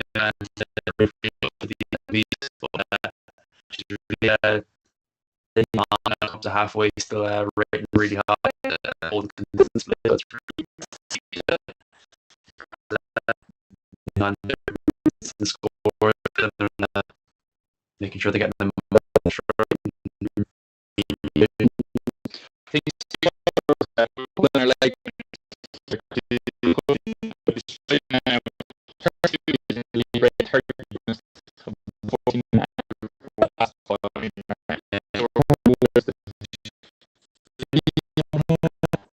Yeah, I think you're behind on a small trying to back in the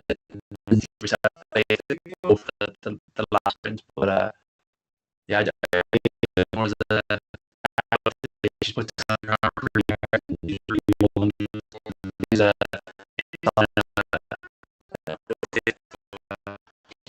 sure about it, but really good race. Well, if you look back in second place, 11 meters per lady.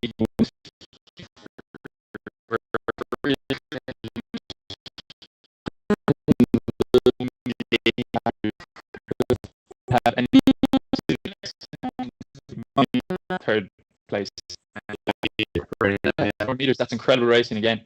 Really pushing out, and they'll be able to see on their community how performance monitor who is behind, exactly there.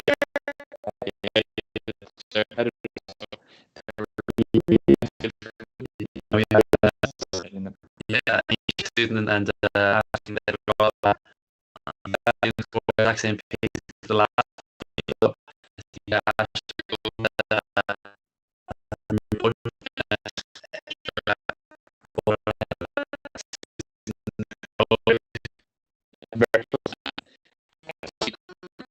the lady she hates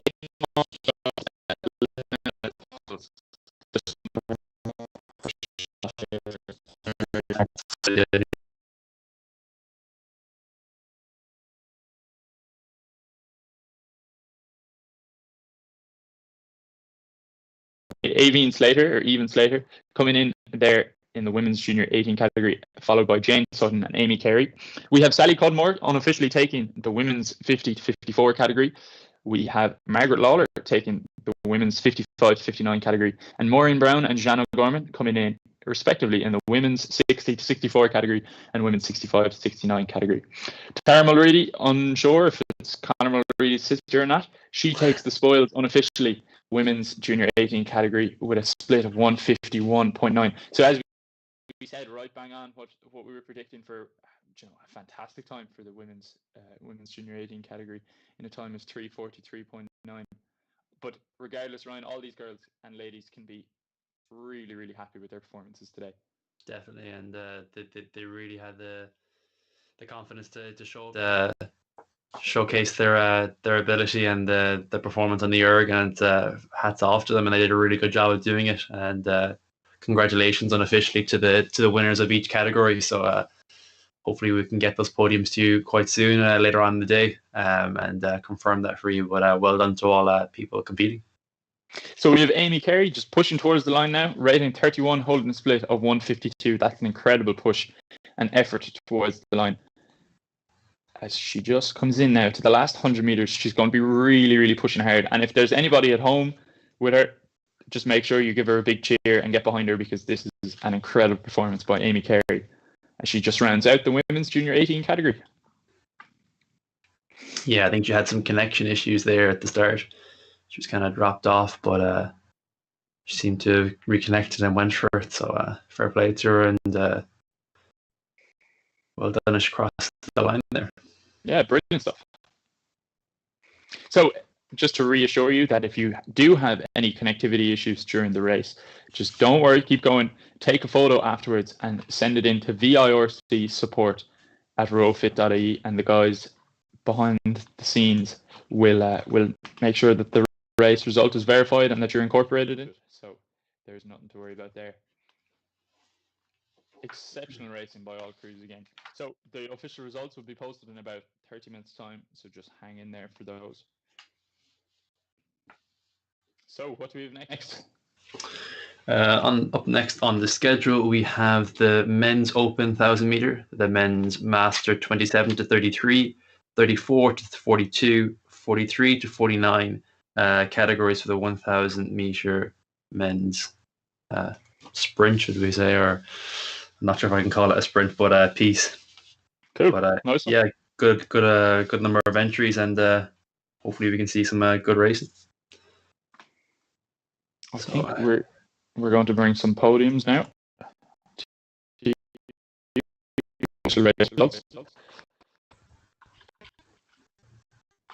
So we have the men's junior 15 1,000 meter piece.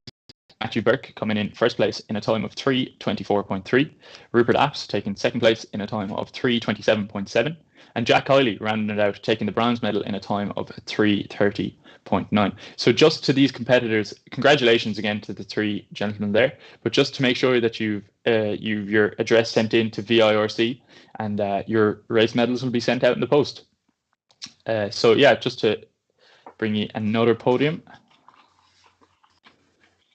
We have the men's junior 16 1,000 meter piece coming up. Can you see that there, Ryan? Is that coming up for you? No, it's not coming up for me. Oh, hassle. Just loading up. But no, fair play to the men's junior 15. Yeah, incredible stuff. And again, those incredible scores, yeah. It's a medal to hang up on the mental piece at home, I'd say.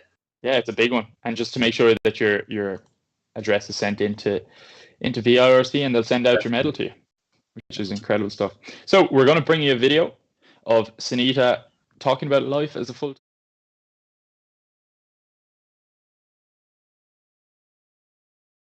Do you enjoy life as a full-time athlete? Like in general, yes, I do. I think it is a privilege that you're able to do something that you like in general and have it as your job. So it is quite cool, and get to travel around and see race in different places, meet different people. So it is pretty cool. But there's obviously things that aren't as nice, like doing the work when you don't feel like doing it, and not having quite a control over your life even when you are at home, so I'll tell you what, there's easier ways how to make money than being a full-time athlete.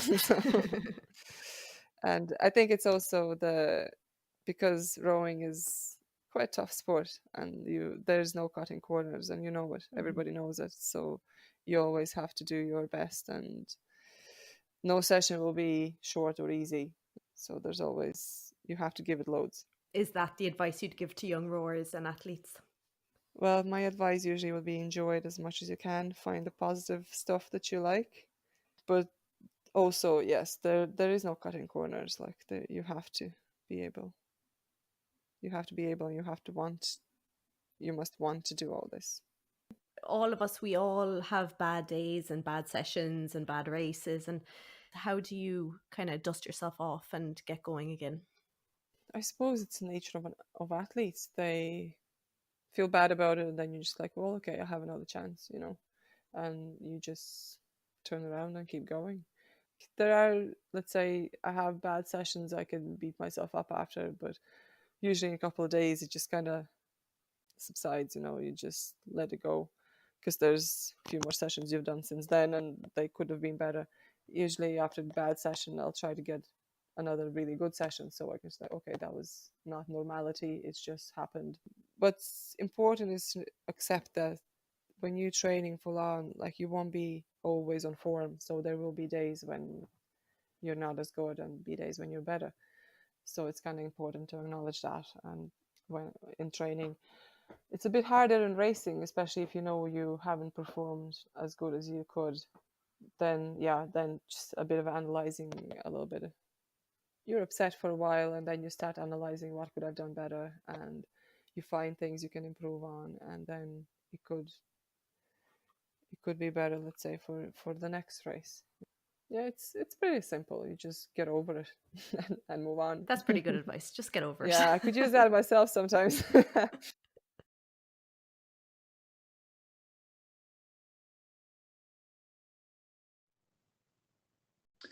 Lovely stuff. Incredible video there put together by our very own Niamh Hayes in conversation with Sunita, talking about the life balance that she has to keep up, really, amongst all her full-time training, pushing towards the 2021 Olympics. Just to let you know what's coming up, we have the men's open, men's 27 to 33, men's 34 to 42, men's 43 to 49, 1,000 meter piece coming up at 11:40, and then at 12 o'clock we have the women's open, women's 27 to 33, women's 34 to 42, and women's 43 to 49, 1,000 meter piece. I think we have another video for the masses before we go to that round, though, do we? We do. It'd be Philip Doyle on talking about his race tactics and how he gets into his rhythm for pulling the fastest time in Ireland for a 2K.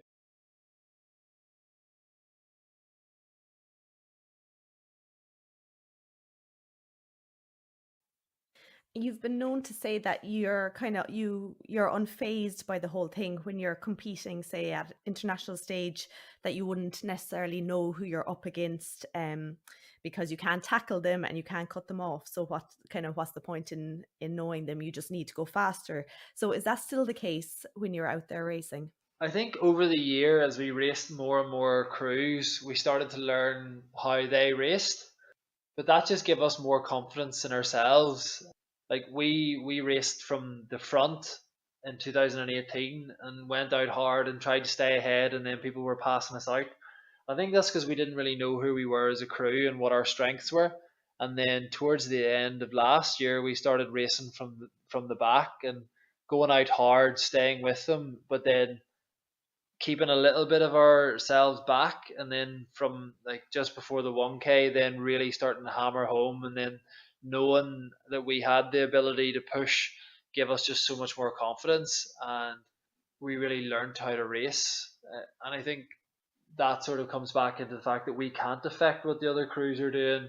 They can't affect what we're doing. The only way they can affect us is mentally, and the two of us are very, very strong. And as you said, I've said it more times, we're very unfazed by the whole race mentality, because you can only do you. And if we're at our best, then I would like to put our best against every other crew's best any day, you know.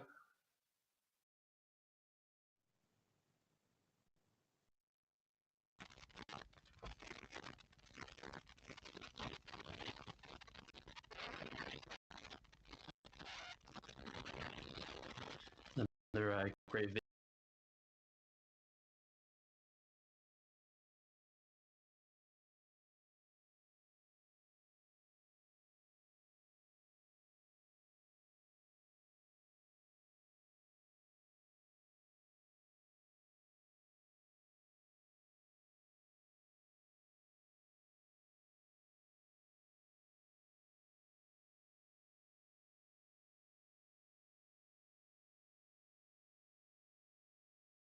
Entries. Absolutely, and we'll just remind people there that if they do have any issues or if they happen to disconnect there during the race, just make sure that you keep rowing and you take a picture of your screen on the ERG once you've finished and send it into V-IIRC support at rowfit.ie. And just for any rowers, if you are about to start your race, try not to follow the YouTube, just because there's a bit of a lag, so we're a little bit behind what's actually happening on your ERG and your laptop screen. So just make sure for any rowers, concentrate on what's in front of you on your ERG and your laptop rather than the YouTube. We just don't want people caught out by that. And for anyone at home, if you want to see the results from throughout the day, if you want to see the graphs and data from all the races, it's available on time-team.nl. Ryan, we have a very exciting race coming up, lots of heavy hitters there lining up. Yeah, and I'll run through that entry list there now. We have Alan Hartigan and Declan Sullivan from MSD Lockdown Rowing Group. Declan Sullivan says he won the 1,000-meter men's open in the last two categories. And then we have Liam Connolly, who's from Fitness Matters, and he's hopefully going for under 3 minutes. So it'd be great to see him breaking that 1:30 split. We have Eamon Hickson. We have Bevan Duffy. Mark Feeney from Feeney's Gym. We have PJ Griffin, who's his first competition. So he's using the ERG a few times, but he's from St. Pat's Tug of War Rowing Club. And give it a good go, and his debut to rowing in the Indoor National Championships. We have Cathal O'Neill. He has 2 provincial gold medals and 1 gold in the V-IIRC. He's from St. Pat's Tug of War Rowing Club as well. We have Anthony Ward, and we have David Duggan, who's from Kilmac-Simon Rowing Club, and his goal is to be the same level as Patrick Mack in his club. He's the leader who took it up, and he's inspired by the way he motivates other rowers. He has Ian Hall. We have Michael O'Callaghan from Shannon Rowing Club, Thomas Williams from Rushbrook, Mike Reardon, Matthew West, who's from Sub-7 IRC, and he's a former V-IIRC competitor and medalist in the V-IIRC 2 or 3. We have Ian Wild, also part of the Sub-7 IRC, and it's his first time entering the V-IIRC. He won silver in the Scottish Indoor Rowing Championships in 2020 and also in 2019. So yeah, great bit of pedigree of all these rowers here, and I'm sure it'd be a fine competition to see if we can tussle out for the win. Absolutely, yeah. I think there's just less than 2 minutes there to the start of that race. And you'll notice there, the first 2 rowers there on your list, Ryan, Alan and Declan, they're down representing MSD, Briny Lockdown Rowing Group. So that's a work group that got together. Some of them were rowers, some of them are non-rowers, and they just got together during the first lockdown. A few of them got some ERGs, and they've been training at home and setting in-house competitions. So I think, the way I think, like, people weren't able to get out on the water, but the lockdown actually got people rowing indoor more, didn't it? Yeah, and it drew more people in that, or as you said, are new to the sport. I've never really tried rowing. I never probably even heard of it.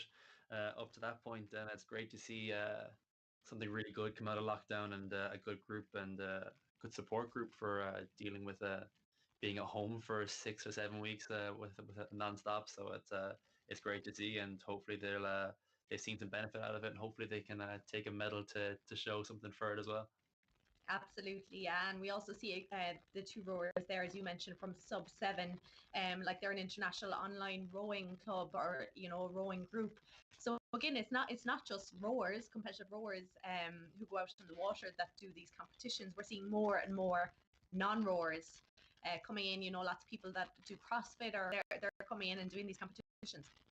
Yes, definitely. It's a lot warmer than going out rowing in the cold of the winter, anyways.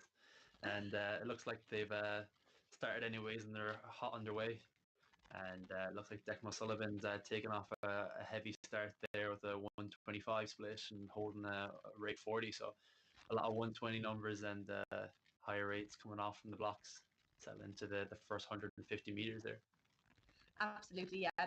There's some phenomenal rates up there. It was see there 40, 41 there from Mike Reardon, Ian Wild, there in the men's 43 to 49 category there. Some super splits. So just as they take off there, we have a nice fight in the men's open between Liam Conneely and Declan Sullivan. Declan there the last day in the provinces, he won his race in a time at 3:04.9. So that was maybe 2 months ago. Is in that amount of time, do you think, Ryan, that you can drop another couple of seconds off that time? Oh, definitely. I think it's a very achievable thing to do, as long as you have your training program set out and you know what you're doing, should we say, and set up your right interval training to what suits your body. And obviously diet, of course, probably a hard one to manage over the Christmas and New Year's, but I'm sure if he's stuck a bit tough there throughout those weeks, I'm sure he'd be able to manage it. So. Yes, and Mike Reardon there joining us all the way from Japan. He's sitting in second place there at the moment in the men's 43 to 49 category. So good to see people from all over the world, isn't it? Oh, it's fantastic, and it's a testament to what the event Joe is running here, and it's really good to have such a inclusive environment to have everyone coming in to race against each other from all around the world. Yes, absolutely. So you can see there Liam Conneely there sitting in first place in the men's open. We have Bevan Duffy, who's no stranger to our virtual events here. It's a name I'm very familiar with. Men's 27 to 33. He's leading out at the moment. David Duggan there in the men's 34 to 42 category leading out, and Matthew Weston in the 43 to 49. So like you can see, the rates there between people there's some quite differences. Some people are up 34, 35, 36. Others, you see Anthony Ward there around 27, Mike Reardon there in the 40s. Like there's a big variation there, isn't there? Yeah, again, it's really down to personal preference as an athlete to what suits you. There's no one size fits all with indoor rowing, or rowing in general. So it's really got to maximize your strengths with this, and really kind of do what's best for you. So and it shows when you get to the age of a lot of these lads that they know what they're doing, and they know how to race their way. So are we going to see a few people beat that 3 minutes there now? I wonder. It looks like you might have 2 or 3. Yeah. Excellent stuff there by Liam Conneely there, just passing the finish line there in the men's open. 2 minutes 58.4, an unofficial time at the moment. In the men's 27 to 33, Bevan Duffy in a time at 2:57.7. Excellent stuff.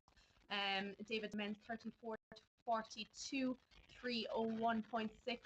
And Matthew West in the men's 43 to 49, 2:57.8. That's incredible. 3 of the winners there under the 3 minute, isn't it? Yeah, it's phenomenal stuff, and out of each category, it's very impressive to do. Testament to the training they've put in and the time that they've spent on the machine.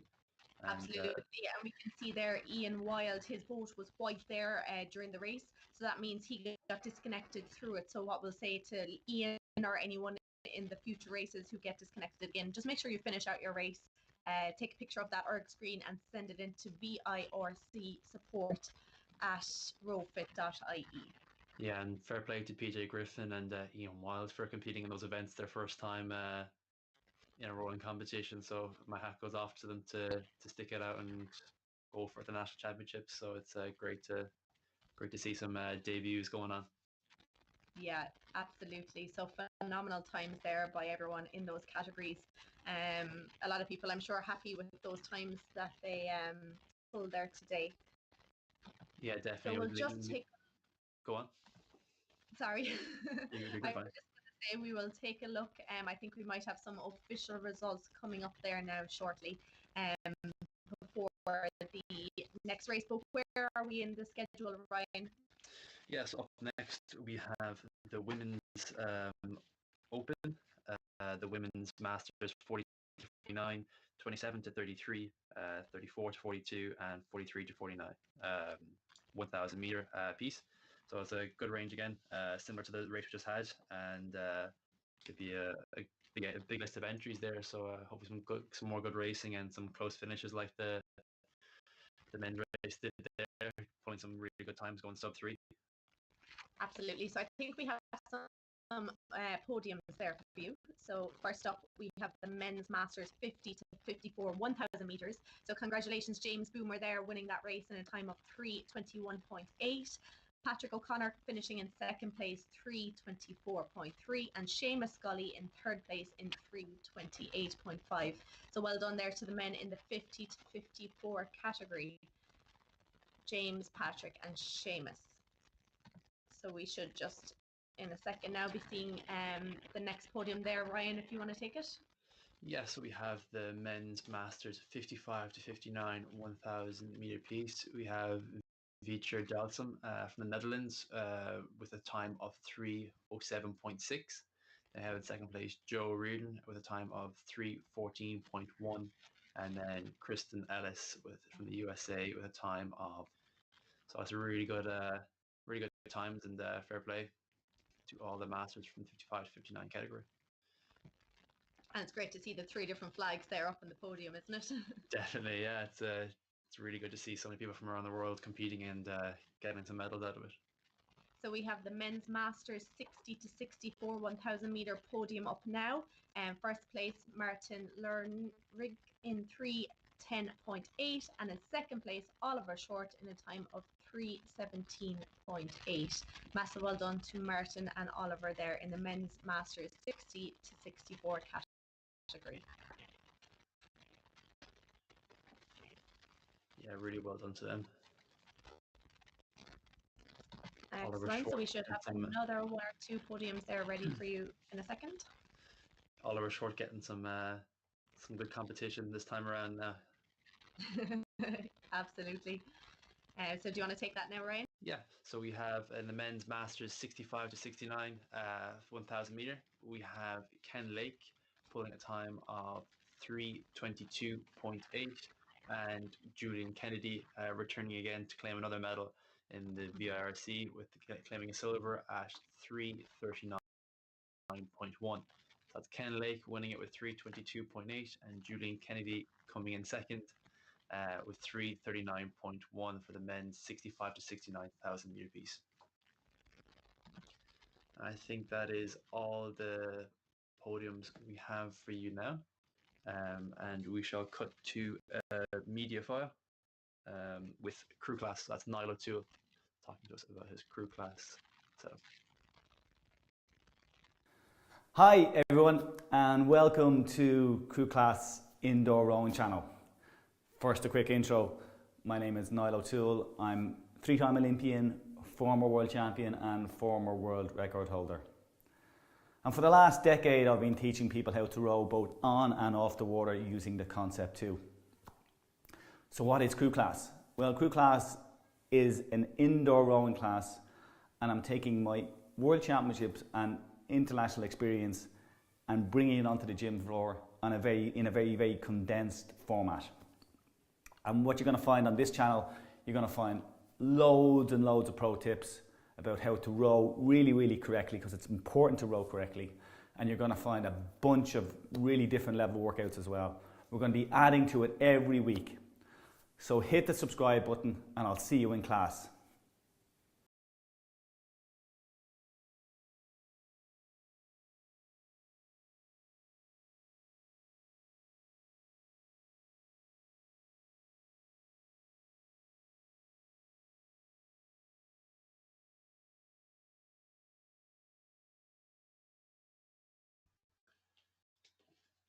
That was another great video there by Niall O'Toole there on crew class.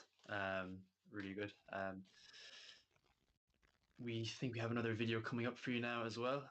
But up first, we have going to announce the next race for you, which is the Women's Open, Women's 27 to 33, Women's 34 to 42, and Women's 43 to 49,000 meter piece. And Tom and Nee will be commentating that one for you. But up first, we have another video brought to you about what's different. So can we cue that video, please?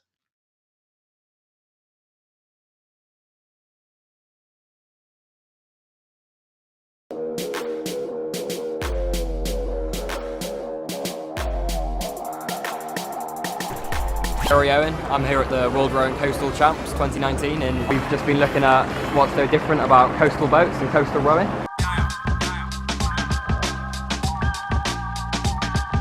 The boats need to be really stable for coastal rowing because obviously you've got massive waves and mess and wash from all the boats around you, especially here in Victoria Harbour with all the big ships going past. They're super wide. You see them compared to a riverboat, which is really skinny, like narrower than your hips, and they're really big. Secondly, the boats spin really easily, so compared to a riverboat where you either need to go like straight line for 2k or just follow the meanders of a river. In this you've got buoy turns where you just need to like spin on a sixpence up to like 180 degrees in some courses. So the boats are a lot shorter. It doesn't really matter if you get hit by a massive wave as well. The boats are self-bailing, so any water that comes in just drains straight out the back. So you can literally put them 10 metres underwater and they'll just pop straight back up, all the water will drain out. Yeah, is there anything much to say?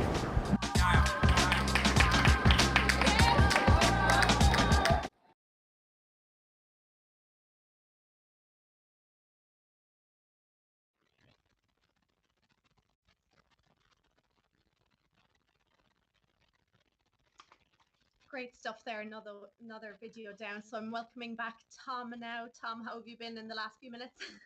Cool, yeah, I just got my third coffee in for today, so we're going to gradually get more and more excited as the day goes on, and then crash then at about 6 o'clock, so all good. All good, exactly. So we're on to race number 8 of the day, which is the final 1,000 meter race.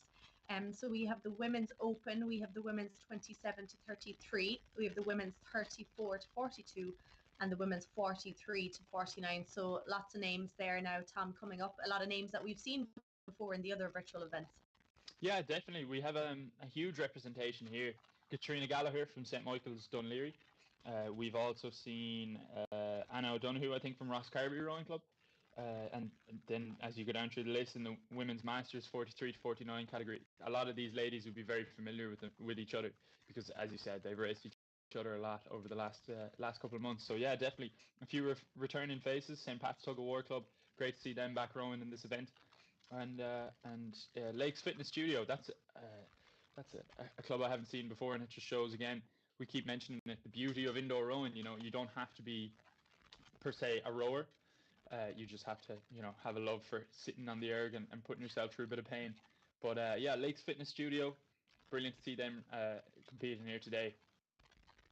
Yeah, we have another group there, Redline Rowers. They're a group we haven't seen before, so that's a community of indoor rowers there. Barbara, who's rowing in the Women's 43 to 49. So it's nice to see some new names popping up as well as the familiar ones. Yeah, definitely. Great to see, like, the returning faces. They'll have the experience of racing in this event, but for the newcomers, they'll definitely take a lot from racing in this event as well. Like, how to prepare for this event and how to set up the monitor is a big thing, which also brings us on to the fact that if you have any trouble at all setting up your monitor, or if you disconnect at all, make sure you take a photo and send it in to V-IIRC support@rowfit.ie. So that's V-IIRC support@rowfit.ie. If you experience any trouble at all during the piece, just keep going. If you disconnect, and just take a photo at the end, and the guys behind the scenes here will take care of it for you. Absolutely. And again, for anyone watching at home, if you want to check out the results, and there's some great data available the races and people's splits throughout the race. So that's available on time-team.nl. So make sure you take a look at that. And there's results and records from all the previous races, and you'll be able to find Irish records, world records there as well. If you go onto the VIIRC.ie/results, all the records and results from previous competitions and championships are up there as well. So we might run through the names there now. So the women's, if you're watching at home there on your screen, the boats, little boats that'll be coming up on the screen, the yellow ones are the women's 43 to 49. So Katrina Gallagher there, she is representing St. Michael's Dunleary. It's another club that we're familiar with here with the virtual events. There's lots of representation from them. We have Anne O'Sullivan, who is representing Calna-Fursey Rowing Club in Kerry. We have Wendy O'Leary representing Lee Rowing Club in Cork. Sinead Kingston from Lee Rowing Club as well, and Trace Lawler from Rosscarbery Rowing Club, which is only about 5 minutes away from me here in West Cork. Then do you want to take the Women's Open there, Tom? Yeah, certainly. So we have Orla Gaffney in the Women's Open. Orla is from Shandon Bow Club down in Cork. And we also have Ciara Ginty, and Ciara is from Tullahan Bay Rowing Club. Again, another Tullahan Bay representative here today, which is incredible. I just heard you mention Rosscarbery there. Rosscarbery, would I be right in saying that there's a huge coastal rowing contingent down in West Cork? There is indeed. So I suppose traditional coastal rowing would have been the stronghold here for many years, but now in the last few years, offshore rowing, which our fellow commentator Ryan, he has a little bit of experience with it as well. So the offshore rowing there, we would have just seen a video there about Swift racing. And of course, Swift are one of the boats for offshore rowing, and Rowfit, Joe, who runs this event, they're the new suppliers of Swift in Ireland. So it's great to see it growing. I don't know, have you ever tried it out, Tom? No, I haven't tried it out. I've used one of the boats before, and they're incredibly heavy, I found, in comparison to, well, if you're using them for river rowing, I found they were incredibly heavy in comparison to the slimmer, faster, river rowing boats. But obviously, if you go out in a standard single scull for an offshore event, you'd probably find yourself in the water fairly quickly. So Yes. I've used one before, but I've never attempted offshore rowing now. Yeah, I think you should. You'd like it if you're a bit of an adrenaline junkie. I think it's the sport for you. It's, you get to go out in those big waves when there's lots of wind. Your boat is pretty safe. So we'll have to chat to Ryan there in a little bit about his experience. Of course, he did actually row with Rosscarbery Rowing Club in the Irish Offshore Championships there back in September. So yeah, we're just a couple of minutes there away from the start of this race. The women are all getting ready. And like Tom, when you did your 2K race yesterday, what are your feelings there that kind of last minute or two before the race? What do you have any last bit of advice there to the women? I think so. Like, the warm up is hugely important, and I think if you have a good warm up, a set structure that you can stick to, I think you're so you're engrossed in that kind of takes away your thoughts from the actual piece. So you're just going through step by step your process. So I think if you can nail that down, you're not actually focusing too much on the piece, that you just know once your warm up is done, you're going to just get into it. But yeah, I'd say just stay relaxed. Keep sipping on water. I think definitely something we tend to forget about is, just keep drinking, get as much liquid in as possible, and just stay nice and relaxed. Yeah, just know that, I think a big thing for me is I tend to overcomplicate it and see it as like this big massive thing. But in hindsight, yesterday was just another training day. So just to see it as just another training piece, and it'll come and go, but just know that, it's just another piece, like any other piece that you do in training. So just enjoy it, really. Exactly. Yeah, I think we can kind of build these things up in our heads a little bit, and we get bad. If you look at it like that, look at it as a training piece, it's not too bad. Yeah, exactly. But it's easier said than done, definitely. I thought, That is true too. So just a couple of minutes now to the start of this race. We are on to race number 8 of the day, 8 out of 25. The day is flying as usual. Yeah, definitely. It only feels like 5 minutes ago we started with the women's junior 13 and men's junior 13 3-minute piece. So definitely the day really, really starts to fly from here on home. Great stuff. So they're just putting down the handles there. And if you're watching at home, you'll see the top, the colours have kind of changed a little bit. So the yellow boats there are the women's open. So you have Orla Gaffney from Shandon and Ciara Ginty from Tullahan Bay Rowing Club. They're in the Women's Open. They're just getting ready to go there now. The women's 27 to 33, we have Aisling O'Sullivan from MSD Lockdown Rowing Group. Of course, we had two guys there in the last race who represented them as well. Great to see people who are non-rowers taking up the sport of indoor rowing. And we have Niamh Murphy from St. Pat's Tug of War and Rowing Club. Then in the green, we have the women's 34 to 42. So Kathleen McGonigal Kincastle Rowing Club, she's competed here in the virtual events a number of times. Sarita Casser there from Lakes Fitness Studio. Tanya Clifford. We have Marie O'Sullivan from Callanafercy. Great to see a few of those Kerry rowers coming in today. We have Simone Sav, another name that we recognise here from the virtual events. Representing St. Michael's, we have Anna O'Donoghue from Ross Carberry Rowing Club as well. And then finally, Tom, we have the pink. Yeah, we certainly do. In the women's 43 to 49 category, we have Katrina Gallagher. We from St. Michael's Club at Dunleary. We have Anne O'Sullivan from, let me just find that now, from Callanafercy Rowing Club. Then we have Sinead Kingston from Lee Rowing Club down in Cork, and Therese Lawler to round it out. Therese is from Ross Carberry Rowing Club, as we mentioned already. So all these ladies just getting ready for the start. Again, a brilliant entry. As you can see, each category has at least 2 rowers in it. So there's going to be fierce competition in each of the categories, which is brilliant to see. So I think we're having there's a little bit of a delay at the start of this race. So make sure if you are rowing today that anyone else at home kind of stays away from the Netflix and things, and that they aren't using up all the Wi-Fi. Just make sure that you have a proper connection, because I think there might be a little bit of a delay with a few people having some issues. So just tell everybody to take a break from streaming there for a little while until your race is over. You can see there Sinead Kingston, and I think there's actually a few rowers like this today where she rowed in her early teens in school and in college, and she's just starting back into rowing, or she just came back last year after 25 plus years. So isn't that great? I think there's a few more women from around the country that are like that, you know, that they, and men as well, you know, they take a break for a few years, and then it's a sport that you can come back to at any age, isn't it, really? Yeah, definitely. It's like riding a bike. I don't think you'll ever lose it. It's such a very technical sport. The skill set you need, it's hard to develop. But once you've developed it, obviously she developed it in her teens and her early college years. But once you have it, then you never lose it. And it's a very welcoming sport as well. Rowing it's constantly growing, and it's always looking for new members. So, and we can see that in the Lakeside Fitness Studio or Lakes Fitness Studios. They're constantly welcoming new people in, and the sport won't turn anybody away. So it's great to see. And it's a sport, I suppose, it's easy on the body, as in it's not, it's easy on your joints and things. So it is something that you can keep doing for however long you want to, really, isn't it? Yeah, definitely. I've never come across a rower who is, crippled, we'll say, because it's non-weight bearing. You're pushing the boat or you're pushing the erg. You're not carrying your own weight, but you're getting fitter all the time. So it's brilliant. It is definitely a sport that you can carry on doing into your 70 plus. And they're just off in this race number 8, women's open, women's 27 to 33, women's 34 to 42, and women's 43 to 49.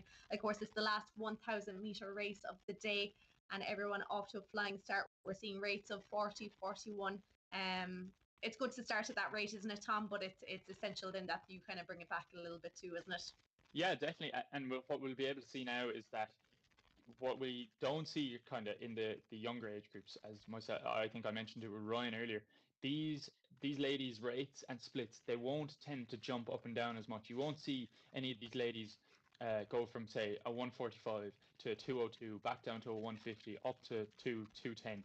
They just, they have the maturity, because they've been rowing for a while, they have the maturity to just sit on a split, and you won't see their rates do the same either. They won't go from 28 to 37, back down to 32 and up to 40. They'll just hold the pace, as you can see now, all settling in between 27 and 35. They'll just hold that now for the middle of the course, and they'll go for home then about 300 meters. So you can really see, Niamh Murphy there pushing out really, really strongly in the women's 27 to 33 category, and Ciara Ginty taking the lead in the women's open category, followed by Sarita Kazar in the women's 34 to 42. And then in the women's 43 to 49, we can see Sinead Kingston taking the lead there. So yeah, as you said, you know, they really know how to race these races. Even though it's a shorter distance, it's the 1,000 meter piece. They still know how to, you know, they know how to pace it perfectly. Absolutely, and it looks like Sinead lost nothing in those 25 years when she wasn't rowing because she is absolutely flying it there, winning out the 43 to 49. But you can see Wendy O'Leary there sitting in second place. She's slowly coming up on her there. Her split is just a little bit lower. She's holding a nice consistent pace of around 1:55 there. So I think she's just overtaken Sinead there in the women's 43 to 49. But Niamh Murphy there, seems to be rating at around 40. Like, is that at this stage, is that too soon to be up at that rate, do you think? Well, if she has the fitness and if her training has been indicating that, you know, if she's been able to replicate that in training, well then, you know, by all means, fire away. But I think 40, it would be a very high rate. But as we can see here, she's well able to hold it. And maybe she has the training done to go for home from a very far way out. So maybe 500, 400 meters to go. But she doesn't seem to be faltering there at all. Anywhere between 38 and 40 seems to be her you know, mid-race rhythm, and she's holding it nicely. So I don't think so. If her training is going that way, well then by all means try it out in the race. And she's doing exactly that, and she's really, you know, commanding that lead there. She's putting miles into Aisling O'Sullivan, who's also having a fantastic race in second place there. And there is a big difference. You can see that difference in the lead she has. So yeah. Absolutely. I think what you said there is right. You know, you have to, if you're training consistently at, like, you know, 20, 22, 24, you don't want to go to a race then and be rating 38, 40, like, because you will definitely blow up then. So you have to kind of train at where you want to be rowing, don't you? Yeah, exactly. And so we can see she's up at 54 now, which is just incredible. She's really pushing for the line here. She really wants it. And, you know, she's rating by far the highest out of all the athletes here today, but that's just her. Like, other athletes might find that when they're up at those rates, it doesn't really work for them. They can't really, you know, keep their technique and push on and apply their power as well as they could at maybe 35, you know. So definitely it's personal preference, in my opinion. Absolutely. So everyone just coming up to the finish line there now. So unofficially, we have in the women's open in first place Ciara Ginty there in a time of 3 minutes 46.4 seconds. Niamh Murphy there, incredible splits we saw there in the women's 27 to 33. 3 minutes 37.4 seconds unofficially at the moment. The women's 34 to 42, Sarita Kassar there, 3 minutes 38.8, and the women's 43 to 49, Wendy O'Leary, 3 minutes 50.7 seconds. Brilliant stuff there from everyone. And of course, remember, those results are unofficial for the next 30 minutes until, you know, if anyone had any issues there, that they get a chance to send in a photo of their erg, the screen on their erg, to V-IIRC support@rowfit.ie. Brilliant rowing there, Tom, wasn't there? Yeah, incredible stuff. As we just see Anne O'Sullivan cross the line there in the women's 43 to 49 category. She had a fantastic race there. I think what really surprised us there coming in towards the line, Niamh Murphy really showing her strength, being able to rate 54, you know, that's, and after 3 minutes of tough rowing, that is incredible stuff. We see the women's open category taken there by Ciara Ginty. She had a fantastic race, but you can see the difference between Niamh and Ciara. Ciara didn't really rate above 35, but she still got her reward. She came in first place, and she rode a fantastic race, and it just shows, you know, how these races can be, you know, done in very different styles. So yeah, yes, incredible. Tom, I think we have some breaking news there from the man in the sky, Joe. He's just after telling us that there has been a world record set by Martin Lorink in the 1K men's 60 to 64 category. Incredible stuff. Incredible. Yeah, fantastic. Huge stuff. Congratulations to Martin on that in the 60 to 64 1K category. Brilliant stuff there. So I think we might have some podiums getting ready there for some official results from earlier on in the day. So I'll just take a quick look there. So I think we have the men's masters 75 plus. Thank you. Oh, there we can see Martin's time. Martin, who set a world record in the men's 60 to 64 category in a time of 3 minutes 10.8 seconds. Fantastic. And Oliver Short as well, who competed in the previous indoors, as we said, rode in the Scottish indoors and then rode in the Irish indoors last November.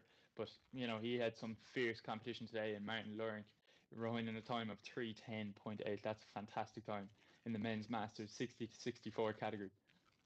Unbelievable stuff. And you can see him, he's going to continue to break records, I'm sure, for a long time, you know, into the future. Hopefully, anyway.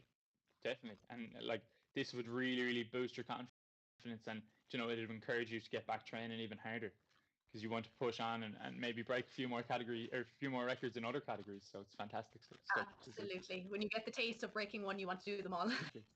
So we have a podium there now for you. The men's Masters 75 plus. In first place, Tony Corcoran in a time of 3:51.8 seconds.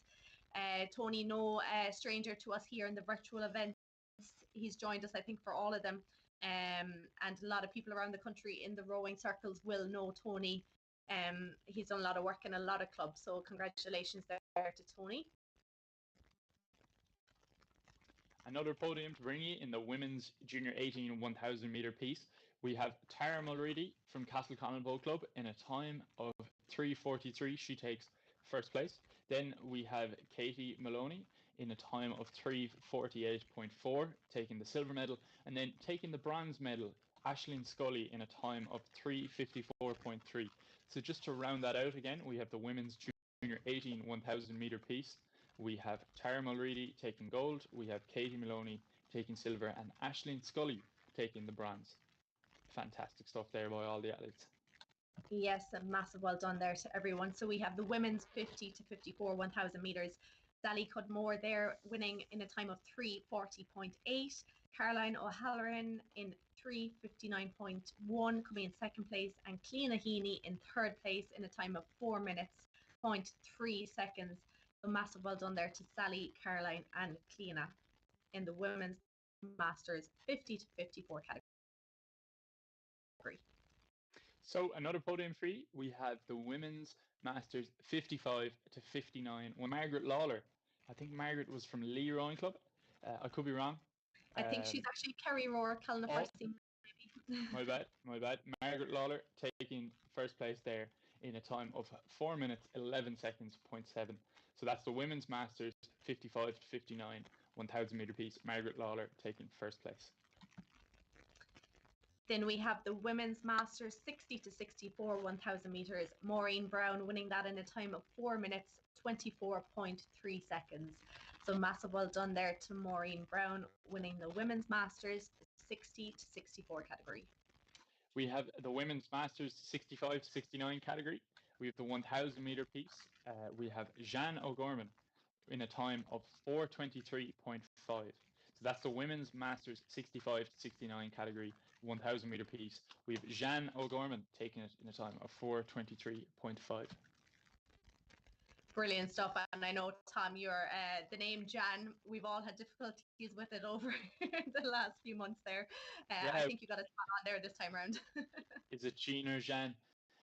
Regardless of what it is, she had a fantastic race today. So Jeanne O'Gorman taking the women's Masters 65 to 69 category, 1,000 metre piece in a time of 4:23.5. So congratulations to Jeanne. Brilliant stuff. So we'll be coming up to race number 9 of the day shortly, which is the first of the 2-kilometre races. So this is a completely different beast altogether to what we just saw. So we have the men's 50 to 59, 60 to 69, men's 70 plus.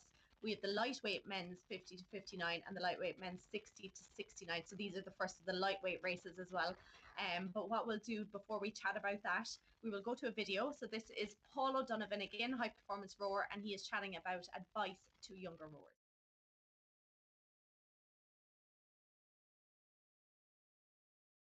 So what advice would you tell younger rowers? And, you know, the fact that it is so popular and people are competing for seats, and how do you make yourself stand out? What advice would you give to younger rowers?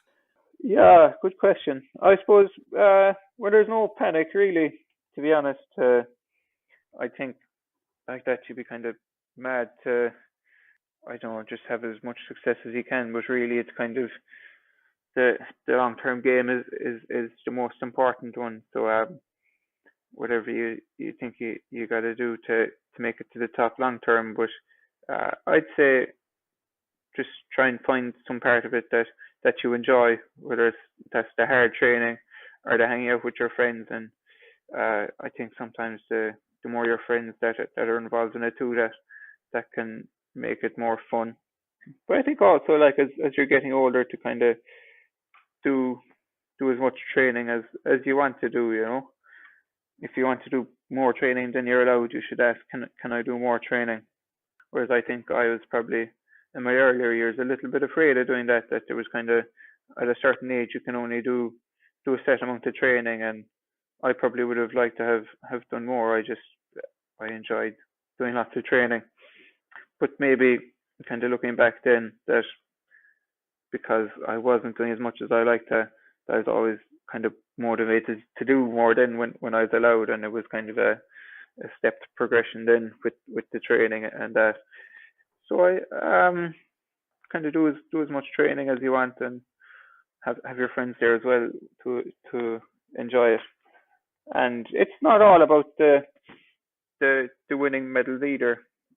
For me, when I look back on my rowing career, I think you'll think more about the times that you weren't racing and winning medals, and just the adventures that you'd get up to with your friends, like whether it's just arguing with each other in the boathouse there when you're 12 years of age and breaking things, or just when you'd be kind of driving to regattas and kind of touring the world then, or whatever you end up doing, and you make some great friends in it too, and they kind of stick with you for most of your life, it seems.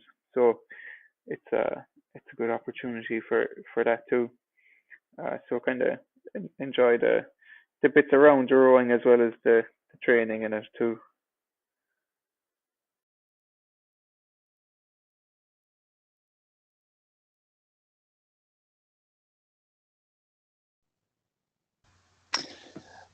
All right, so that was a brilliant video there of Paul O'Donovan talking about his Irish records and his advice to younger rowers. So up next, we have the men's 50 to 59, men's 60 to 69, men's 70 plus. We have the lightweight men's 50 to 59, lightweight 60 to 69 2-kilometer race. So that's a bit of a change up from the 1,000 meter races we had there, Ryan. Yeah, it's going to be a real battle of the wits here. Now we have some fellas here like Stan Nowaka and Christopher Pym, who are known for giving us a good race in the 500 meters there the last couple of events, and we're always a good fan of them. We're a good Chris Pym fan, aren't we, Tom? Yeah, we do love a good Chris Pym. He's a bit of a success story. Yeah, so it'd be interesting to see now how they fare up on the 2Ks now compared to the 500 sprints that they're known for. And some good few names there. We also have Nilo Tua sneaking his way into the lightweight men's 50-59. So yeah, some good racing to watch. Yeah, it's looking forward to it. And just to let everybody know at home, if you're watching this YouTube live stream, there is a bit of a delay between us and what the screen will say on the performance monitor on the erg. So just make sure you're following what the erg is saying, the ergometer is saying to you, and don't listen to us. If you have us on in the background, you can listen to us afterwards, because I know we sound lovely and on that, but yeah, definitely just follow what the erg is saying in front of you, and just stick to those instructions, and everything will go off smoothly. And if for some reason you disconnect during the race, just make sure you keep going, you don't stop, but after the piece you take a photo of the rowing machine and send it on to V-IIRC support@rowfit.ie, and the guys behind the scenes here will take good care of you and make sure your race result is in the results. So yeah, as you said, some big names, some heavy hitters here in the 2,000 meter piece. We have Niall O'Toole. I think he's going to try break go sub 6:30. That's his goal, anyways. Yeah. Yeah, he's huge caliber. He's a lightweight world champion in 1991 in Vienna, and he also came second in the 1994 World Championships in Indianapolis, I think it was. So first Irish world champion before Sam Lynch and Paul O'Donovan. So he's really he's showing his age there, but he's also showing his youth competing here today. Yeah, definitely, and he's not to be overshadowed now by Robin Sturck. He's from the Netherlands, and no, he's a Dutch champion. 2016, 2017, and 2018. He's a European champion, the 1K in 2019, second in the European Championship in 2020 in the 2K. He's a third world champion 2K and first in the British Rowing Indoor Championships in 2020 in the 500.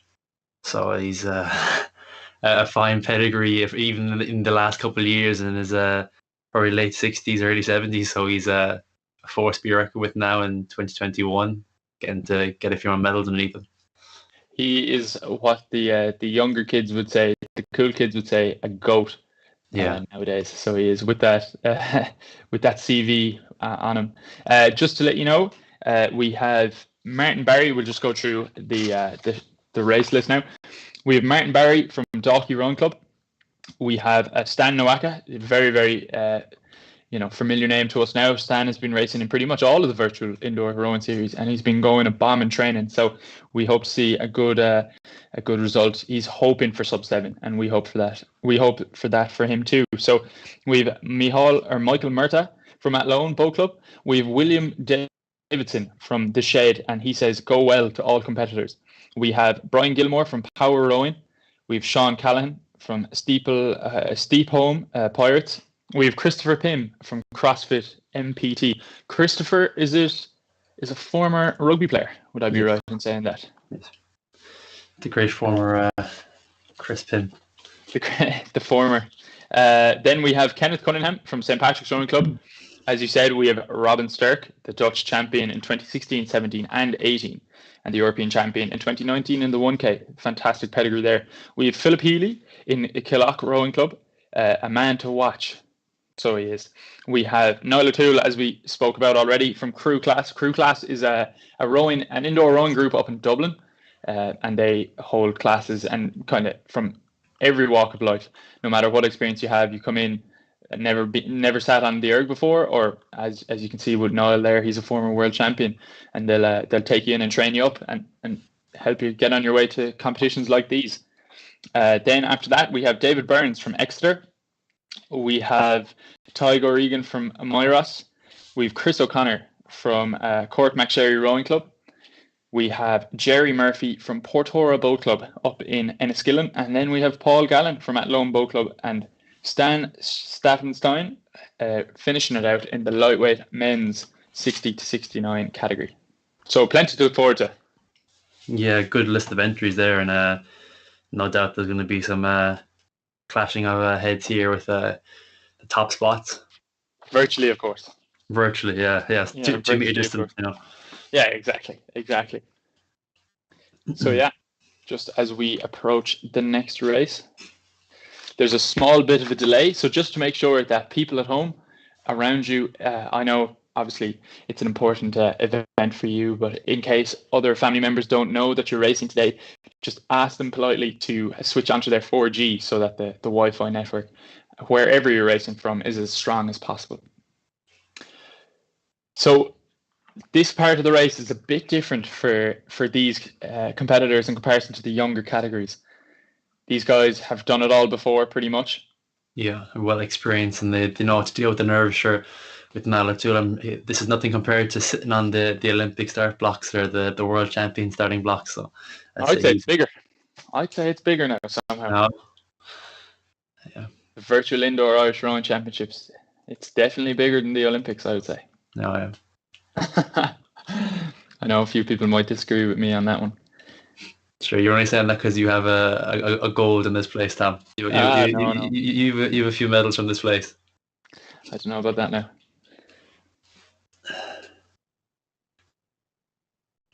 And we're off. Without a hitch again. Brilliant start by all the athletes there. No false starts today so far, which is great to see. So the 2K race, as we said, much different to the 1K rowing. How will these gentlemen be going about pacing this race? Well, I think your first 10 strokes, you do your start, and starting 10, starting 5, whatever you're comfortable with, and start setting to that rhythm early. And I usually break it up kind of first 500, then the 250, and then you kind of do that the dark middle 500 from the 750 to 1250 is your really kind of dark zone. So I kind of give myself that extra split if I have to back off a bit to kind of really focus on staying loose and long on that rhythm, and then get back on the pace for the next 250 to bring you to the 1500, and then you're just 500. Start cranking through the gears and really going through the rates. Last minute tear it apart. Like, so again, everyone's different and everyone has their own way of doing it, but I find that's probably my best way mentally to break it up and kind of keep it easy on myself. Yeah, definitely, because you like obviously with the 1K, you know, it's much different beast. It's much quicker. You know, there's far less thinking. But like if you start having doubts in the 1K or in the 2K, pardon me, if you start having doubts in the 2K with say 1300 to go, you know, it's very hard to recover from that in the 2K. Yeah, definitely. Whereas in the 1K, you only have 300 left. Just close the eyes and, you know. Yes, it's 4 250s taking on each one's grand. Like 250s, less than a minute. Like it's 40 seconds or whatever. But it's a lot more bite-sized chunks that you can manage rather than saying, "Oh, I have 3.5 minutes left, 4 minutes left," or in a 2K. It's kind of a hard place to put yourself into mentally. So we can see here now in the lightweight men's 50 to 59 category, we have a huge battle going on between Niall O'Toole and Philip Healy. Philip Healy is definitely a man to watch here in this race, and both men are holding fantastic splits of 139. I know Niall O'Toole is hoping for sub 630, so he'd be hoping for about a split of 137.5 as he pushes now. They're coming in to the second quarter. They're halfway through the second quarter of the race.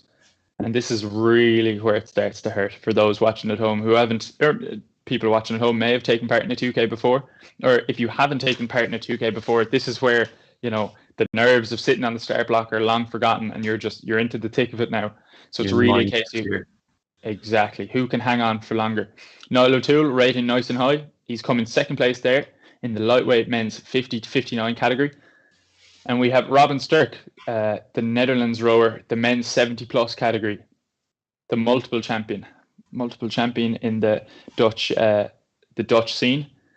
He's rowing nice and finely there. We have William Davidson taking the lead in the men's 50 to 59 category in the open weight division, rating 34, holding a split of 139. So fierce competition across all categories and even within the categories themselves as we approach halfway here. Yeah, a really close race in there between Barry Martin, Michael Murtaugh, and Sean Callahan there. They're all tying at 60 meters there. So they're all holding relatively the same splits and the same pacing on the rate. So it's a good tussle there. Hopefully kind of bring it back up against Chris Pym.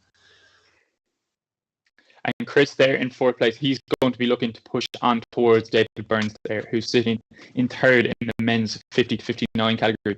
Chris would have raced a lot he would have raced, I think, multiple times over the last couple of months in the men's 1K, pushing out times close to 3 minutes and even sub 3 minutes. So it's incredible to see his caliber in a sport that he only took up later in life after rugby, which is incredible to see. We have Brian Gilmore pushing hard in second place. He's going to look to push on towards William Davidson, who has the lead by 22 metres as we push on towards the last quarter of the race. Yeah, and Chris Pym's really holding consistent splits now compared to David Burns, and he's really edging back on him. Just slightly written like a bit higher, but just holding just more consistent lower splits, and he's slowly bringing that gap in to take third place. I'd say if he can hang on to this good pace. Philip Healy in the lightweight men's 50 to 59 category, he's holding a split of 137, 138, which would have him on track to go sub 630. Niall O'Toole just behind him in the lightweight men's category for 50 to 59. He's holding a split of 144, rating nice and high, up between 33 and 35. And then we have Tiger coming in third place, rounding out that category, pushing hard as we come up towards the 500 metre to go mark. Philip Healy really put a target on his back when he says he's the man to watch, but he's backing it up with every stroke. Now he's coming to the last 450 metres. He's staying on his pace and staying on the 138. Hopefully he can keep pushing on and break that 630 as he comes up through the gears. An incredible result today. In the men's 60 to 69 category, we have Paul Gallen coming in first place there, holding a rate of 31, pushing out 148 and 147. Stan Stattenstein behind him, and Chris O'Connor then coming in third place. So incredible racing by all crews. Fantastic stuff between Philip Healy and Niall O'Toole. in the lightweight men's lightweight men's 50 to 59 category. So into the last 250, you're like, these guys, it's not even a question anymore. These guys are definitely going for home. They're giving it all they have.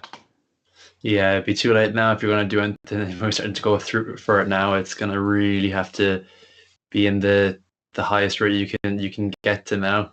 You're well into your last minute. You're giving it everything you got. The gears are gone. Everything's dying on you now. Legs are burning, lungs are burning. Just kind of get me across the line as soon as possible. I think the stroke's probably getting very short at this stage. But that's Philip Healy now crossing the line with a split of 138.0. Closely followed by William Davidson for the men's 50 to 59 with a time of 6:34.7. So incredible stuff there by all the athletes. As we can just see, a really tight battle between Chris Pym, David Burns, Sean Callan, and Barry Martin, and even Michael Murtagh for third place there in the men's 50 to 59 open weight category. As they all cross the line here, fiercely competitive in that category there. In the lightweight men's 60 to 69 category, we see Paul Gallen taking it in a time of 7:30. Fantastic stuff.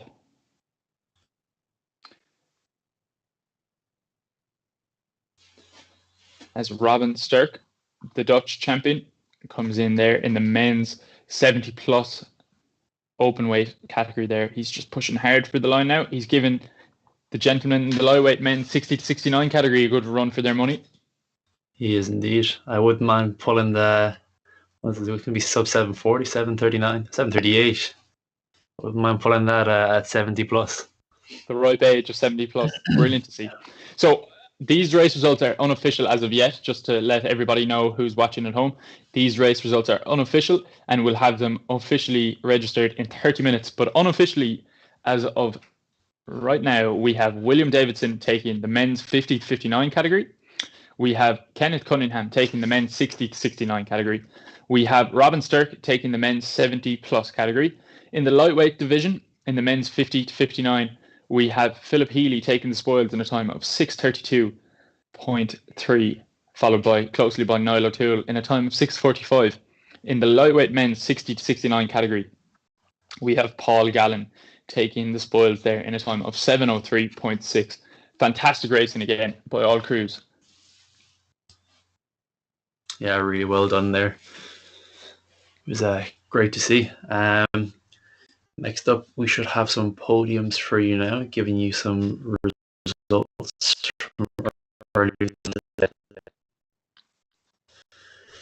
So we have the men's open 1,000 meters, which was a win for Liam Conneely with a time of 2:58.4. So it's a really good time, breaking that 3-minute barrier, and a great statement to show up with, and against Declan O'Sullivan, who came second. So claiming the silver time with a time of 3 minutes and 5 seconds.1, and beating Alan Hartigan for the third place of 3 minutes and 27 seconds. So that was the men's open 1,000 meter, which is Liam Conneely taking the gold with 2:58.4.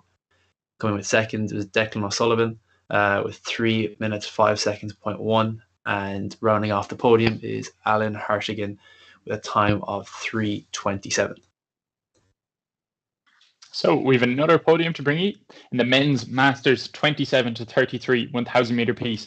We have Bevan Duffy in a time of 2:57.7. Again, another fantastic time. Any time sub 3 minutes in a 1,000 meter piece is huge. That's incredible power shown by Bevan Duffy there in the men's masters. Well, I wouldn't even call it masters. They're still very, very young. They're only hitting the prime of their careers there in the 27 to 33 category. Cathal O'Neill taking silver in the same category there in a time of 3:02.5, and Mark Feeney taking third place, taking the bronze medal in a time of 3:06. So that is the men's masters 27 to 33 1,000 meter piece. Bevan Duffy in a time of 2:57.7, Cathal O'Neill 3:02.5, and the bronze medal going to Mark Feeney in a time of 3 minutes 6 seconds. Incredible racing there, and nice and tight as well. Only 5 seconds. Next up, we have another podium for you, which is the men's masters 34 to 42,000 meter piece.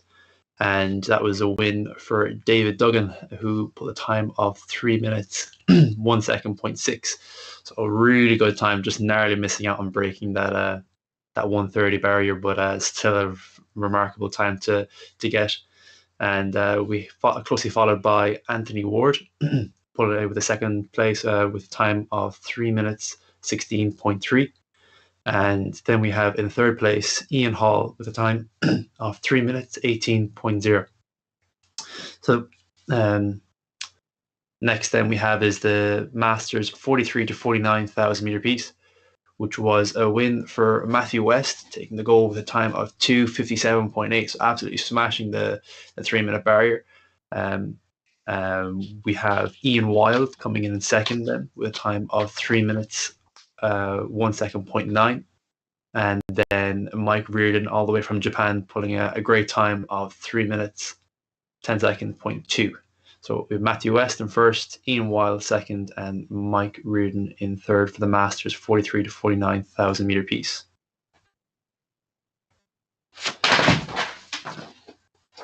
We're going to cut to a video there of Philip Doyle. And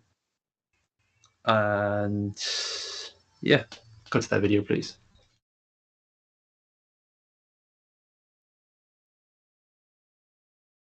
And is that something that you would tell younger rowers, that they want to perform at a certain level, they just have to go for it and give it everything? Oh yeah, I've said this repeatedly on a number of talks and things, that no one told the world champion that he was going to be the world champion someday. There was a stage in his sporting career where he said, you know what, I'm going to train as if I am one, and I'm going to improve and then train harder and improve and train harder, and then eventually I'll be where I'll be. And if I put enough effort in and I have the natural talent and the mentality, I could be that world champion. And I know we're second in the world, but who would have known that starting the sport 6 years ago, this is where I would be? So I would definitely say to young people out there, if you're going to give something a go and you really want that, then just give it a go, because all you can do is fail, and failure's not a bad thing. At least you can say that you give it everything. You learn and you grow from failure, don't you? Oh yeah, like positive results don't build your character. Like, this isn't one of those like YouTube motivational videos where I'm gonna say, it's not about how many times you get knocked down, it's how many times you get back up again. Like, that's nonsense. Like, to a point, it's about how much you apply yourself something, and like how much you're willing to fail. Because if you're not willing to fail, you're not going to take a risk, and if you don't take a risk, then you're never going to push your body to the point where it's going to adapt and improve. So if you always stay in that safe comfort zone, yes, you'll enjoy the sport, you'll have a great time, but pushing into that elite category, you will make it very difficult for yourself if you're not pushing your body to make the change that it needs to make to get to that point.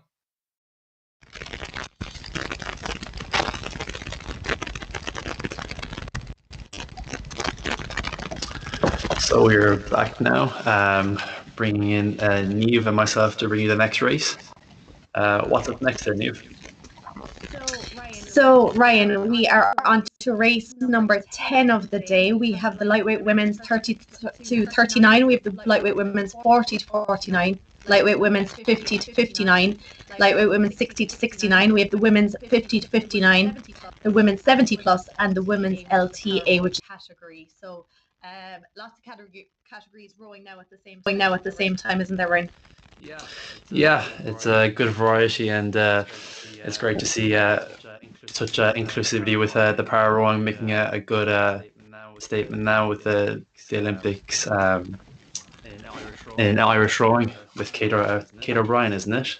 Kate, yeah, she's making a statement and really bringing along a para rowing and an inspiration for a lot more para athletes to get going in rowing, and this is a good place to start as well indoors. Absolutely, it is indeed.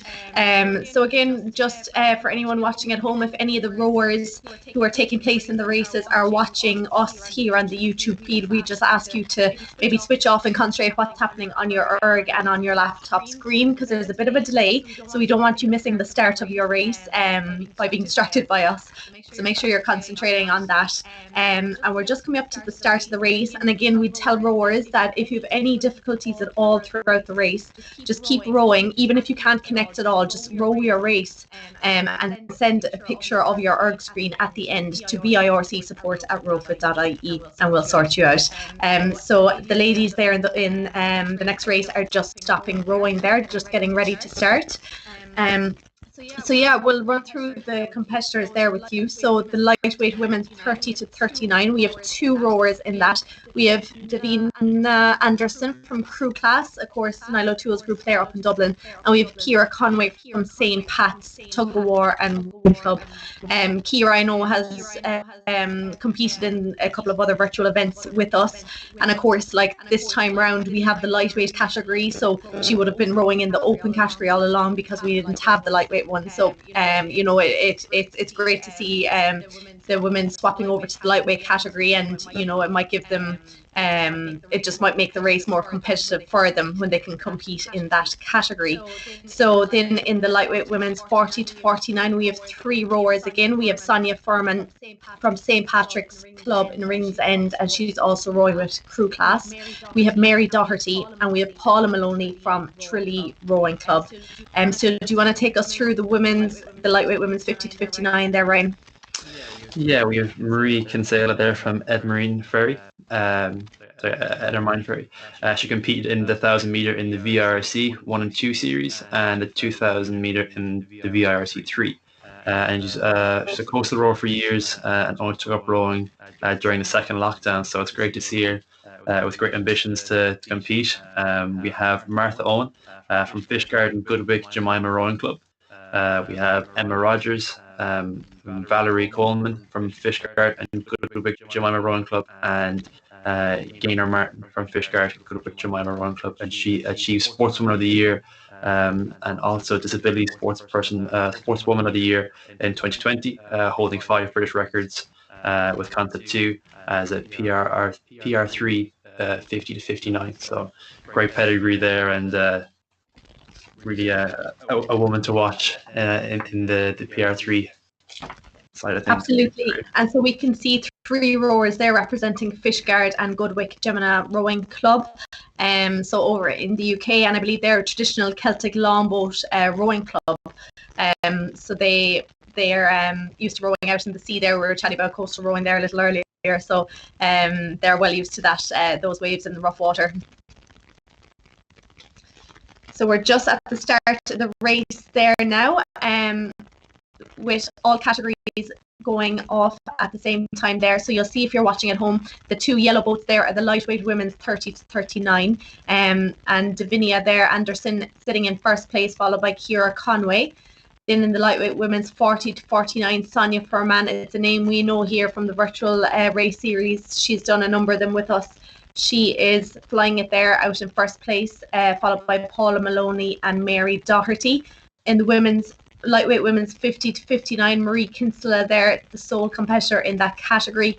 Martha Owen there in the lightweight women's 60 to 69, and Gaynor Martin in the women's LTA category. So some great rates there now. I think most of them are after settling back, aren't they there, Ryan? Yeah, I think Sonia Furman's taken it, for loading her race fairly well, and she's still high into rate 36, 37 there, and holding it consistently. It'd be interesting if she sticks at that pace, or she's just a person who settles late into the race. But the same with Davina Anderson, they're still rating 37. I think that's what's holding them in the lead so far, is those high rates. So if they can start to settle into their mid-race pace, I think they'll be in a good position to take the win in each of their categories. Absolutely there. And we see Ciara Conway there representing St. Pat's Tug of War and Rowing Club. So she competed in the provinces virtual event there back in November that we ran, and she came third in the 2K category in a time of 7:50. Now, of course, that we didn't have the lightweight categories back then. It was the women's open she rode in. So now in the lightweight women's, like, she pulled the 7:50 there back in November. Do you think, is like 2 months, does that give you enough time to drop 5-10 seconds off your time? Yeah, again, it's all dependent on your trajectory of how you've been training previously and how you've been training now. Like, if you're coming back into the sport or you're new to the sport, you're going to be making big jumps. So yeah, 5 to 10 seconds could be a realistic possibility if you're new to it and you're finding new technical gains and you're doing a lot more training. As compared to someone who's been rowing for a while, for 2 months, you'd take any PB you can get, whether it be 0.2 of a split or 0.2 of a second overall. It's a personal best, and you just have to go with it and take it, no matter how much training you put in. So again, it's down to your personal situation, but it is doable to make big jumps like that. Yeah. Yeah, and even like, it depends on, I guess, how you're feeling on the day as well, and the prep you had the couple of days even before the race. Like, you might have done all the training in the world, but you might have had a bad night's sleep or something the night before, which can really affect, and add on those seconds very easily. So we can see there, sitting in first place, Davinia there in the lightweight women's 30-39. She's still rating 34-35 at this stage in the race. Not far off from the halfway mark. Ciara Conway there sitting in second place. We have Sonia there, who has been doing indoor rowing and skiff rowing since 2018, she tells us. And she actually came second in the province's virtual event back in November in a time of 7:51. So we'll see how she does compared to that time now today. Sitting in second place in the lightweight women's 40-49, we have Paula Maloney, and sitting in third, Mary Doherty there. And then Marie Kinsella there, going steady along. She's rating around 25-26. Again, I guess it's what you're used to in your training, but there's a nice difference there, her rate of around 25 and then others up around 34-35. But it's all to do with what prep you've done, isn't it? And the training you've put in. Totally, yeah. And I think there is a certain area where it can be probably too low or too high. I think you kind of have to find that sweet spot of what split do you actually want to hit, and it's all about your ratio of drag to rate to split. So I think you can find that sweet spot. You can make it very easy on yourself to keep it nice, consistent, and flowing. I think Davina and Sonia are showing that they're finding that nice, smooth rhythm that's just flowing, and it's kind of keeping the fan on a momentum rather than picking it up every single stroke kind of slowly. So it's really showing their experience, and the time they've spent on the machine is really paying off, that they're experienced and they know how to get the most out of their ability. Absolutely. And like, as you and Tom were saying earlier, you both did your 2K test yesterday. So what sort of rate would your comfortable rate be? Probably mid-race pace would be about 34, I'd say, on the machine. Probably higher on the water because I kind of probably flow better out there, but it's go off at 37, 38 and settle down to a nice consistent rhythm about 34, and then all out for the last sprints. And Keelan Manning would be a man, he'd probably laugh at me saying that now, but he's a fella that will be racing later on. He'd be rating at 38 plus. He says he's going for rate 40 for the mid-race pace. So he's a madman from Rosscarbery, and he shows it, and it's impressive to watch. So we'll see how he gets on later on. But everyone's different again. Like I said, it's finding that consistent, efficient way of rowing of what suits you and that sustainable pace. Absolutely. So we're just coming into the last 500 meters there for a lot of the rowers. Davinia, they're still holding first place in the lightweight women's 30-39, followed very closely by Ciara Conway. She's after making up a lot of ground there. Sonia Furman just out in first place. She's held it for the whole race in the lightweight women's 40-49 category, followed by Paula Maloney and Mary Doherty. Marie Kinsella there, she's after coming up a nice bit there as well. She's in the lightweight women's 50 to 59, and I know she did a couple of the virtual events with us there back in October and November, and I think she pulled an 8:28.4 in the last 2K. So again, we'll see if she put in the work there over the last few months, if she can improve on that today. The lightweight women's 60 to 69, Martha Owen there, and Gaynor Martin in the women's LTA. So we're just coming into the last 250 meters. So we can already see, Ryan, there that the rates are going up. You know, Davinia there at 39, hitting 40 there now. Yeah, Kira Conway there also. She's holding the same split as Davina and Sonia, but she's 9 to 10 pips lower on the rate, and it's really impressive that she's hasn't gone for it just yet, but she's fending them off. And I think if she can kind of move through the gears now, it's only 15-20 strokes left maximum, so I think she can bring up the rate and bring the fan turn a bit faster. She can get those splits down. But Davinia from on her new erg, according to Joe Pentland, as putting a good use and crew class experience, as really showing through and holding off the challenge from Kira Conway to cross the line at rate 45. It's really impressive stuff, and going sub 8 is even better. Absolutely, like you saw, yeah, the difference there in their rates. One was up mid-40s, the other was mid-30s, like huge difference there, and not only 4 seconds between them in the time. So we see there first place unofficially in the lightweight women's 30 to 39, Vina Anderson 7:51.2, followed by Kira Conway 7:55.2. Massive well done there to the two of them. And we know that obviously Niall O'Toole runs crew class, so he is Davina's coach. I believe she's a bit of a prodigy there in crew class, so she's obviously been putting in a lot of work there with them. Sonia Furman there sitting unofficially in first place in the lightweight women's 40 to 49 in a time of 7:51.2, followed by Paula Maloney and Mary Doherty. Marie Kinsella there in the lightweight women's 50 to 59, 8:30.4.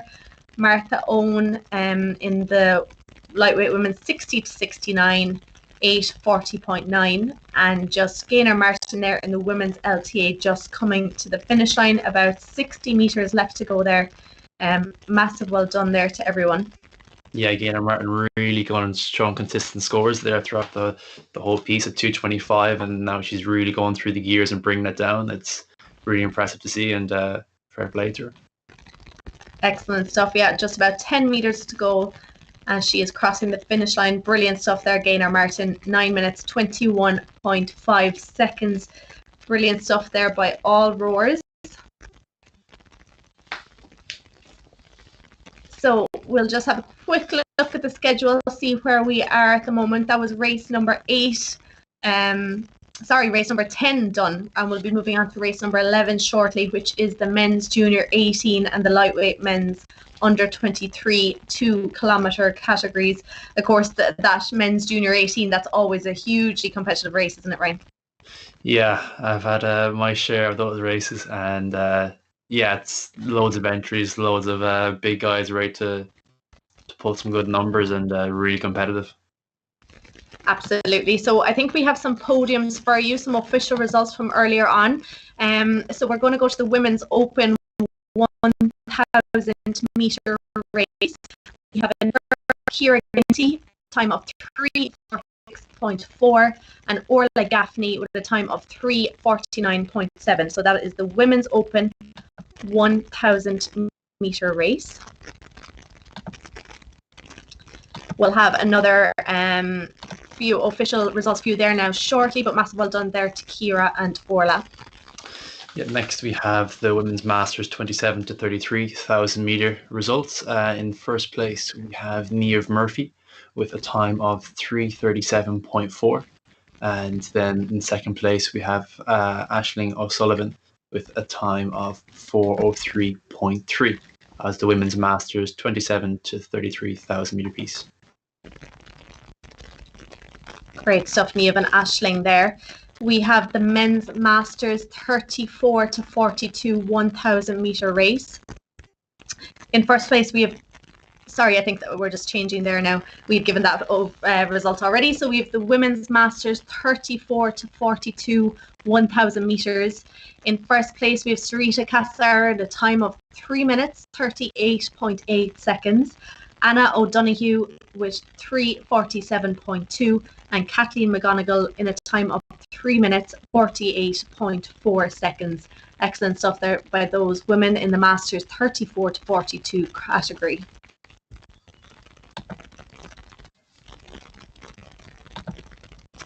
And I think we should have one more coming up for you there now shortly.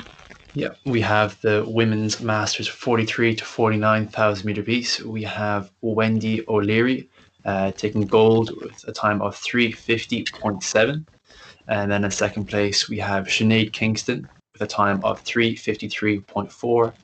And in third place, we have Katrina Gallagher with a time of 4:04.6. So we have Wendy O'Leary in first, Sinead Kingston in second, and Katrina Gallagher in third for the women's masters 43 to 49,000 meter race. Brilliant stuff. Well done there, everyone. So we are going to treat you to another video, and this one is all about the treaty ball. So enjoy.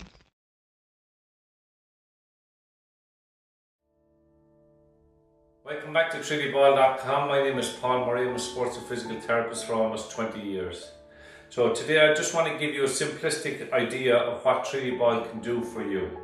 So I'm going to use these bungee cords to represent elastic fibers just like muscle. So as you can see, it's working perfectly here. But if we add in an area which a lot of people have with trigger points and knots in the body, you can see two things happen. The beginning and the end is shortened here and now under pressure.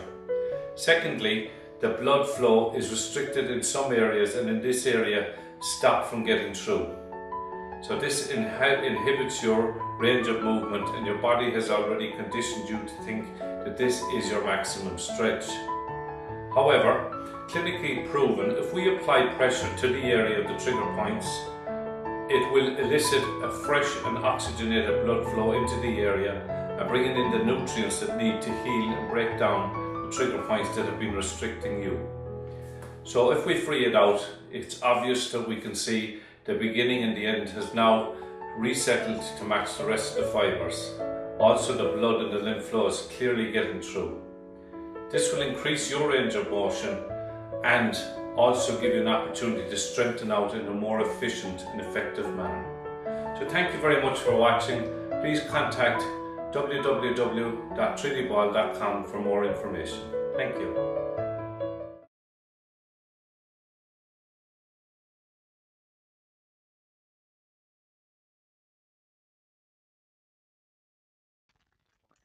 Good stuff. So I'm going to bring back in Tom now, who's going to commentate with me on the next race. How are we? Very, very excited for this one. A few good friends of mine racing in the lightweight men's under 23 category, so looking forward to that. Yes, of course. Like I'm looking at the screen there, there's a huge amount of names. I think 21 people in the men's junior 18 race and another 3 in the lightweight men's under 23. So I think we have about 5 minutes to the start of that race. So what we'll do, we'll just remind everyone at home that if you have any problems, if you can't connect to if your erg won't connect, or if it disconnects during the race, just make sure you finish out the race, do it anyway. And once you finish, just take a photo of that screen on your erg and send it in to V-IIRC support@rofit.ie, and we will get that sorted for you, or the man in the sky, Joe, will sort that for you. So we might, I think it'll probably take us about, I think the 3 minutes to the start of the race, it'll probably take us that long to run through all the names there. So Tom, do you want to take it away? So we have Kieran O'Connell racing for Castleconnell Boat Club in the men's junior 18 event. We have Matt Kemp. Matt Kemp he's a very cheeky, dogged rower. So he is. You'd often see him out in the river in O'Brien's Bridge, and he'd be well able to give a bit of cheek now. So he is. But best of luck to him today. I know him from rowing in St Michael's in the past. We have Luke O'Reilly from Cork Boat Club, Luke Murphy from Cork Boat Club. We have Adrian Suda from Castleconnell Boat Club, Donegal Bay Rowing Club have Cian Sweeney. New Ross Rowing Club, we have Ronan Gibbon. Isaac Byrne, Castleconnell Boat Club. Gary O'Donoghue from Shannon Rowing Club. Then we have Timmy O'Riordan from Cork Boat Club and Lee Valley Rowing Club have Tomás Moynihan racing for them. We have Thomas O'Neill in Castlecommon Boat Club, Justin Dempsey in New Ross Boat Club, and Fergus Bryce from Coleraine Grammar School Rowing Club up in Northern Ireland. We have Owen Gilmartin for Castlecommon Boat Club. We have New Ross Boat Club representation from Sam Furlong. We have Donica Keeley from Clonmel, Alec Ahern from Shannon Rowing Club, and racing in Offaly we have Adam Grace, and finally in the men's junior 18 category to round it out we have Joe McGrath from Castlecommon Boat Club. And now onto the lightweight men's under 23 category.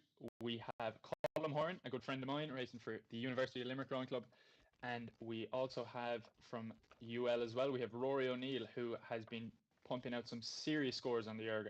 He'd definitely be a man to watch in this race. He tested well over Christmas and he's been training hard ever since. So best of luck to Colm and Rory today. And also from Shannon Rowing Club, we have Joe Tanner racing in the lightweight men's under 23 category. So plenty to look forward to here. Plenty to look forward to indeed. And I'm just seeing there that the Irish record for this is 6:14.4. So it'll be great to see if anybody can try and beat that. Like there's 21 competitors there. I think a few of them are in with a good shot. Oh, definitely. I think Matt Kemp has been training hard over Christmas, and Isaac Byrne from Castlecommon Boat Club I've seen before. He's a big unit, as the youngsters say these days. But yeah, definitely there's plenty caliber in this race, and I wouldn't be surprised if a race. And we can see there was also, I think, a late entry, maybe Aidan Carney there, who is representing St. Michael's, I believe, as well. So we can see his name there as well on the list. After starting in the men's junior 18 and the lightweight men's under 23 2,000 metre race, Owen Gilmartin there out strong in first place, Owen representing Castlecommon Boat Club, followed by Donica Keeley and Isaac Byrne. So and we can see there's so many names on the list, I have to scroll down so I can see everyone.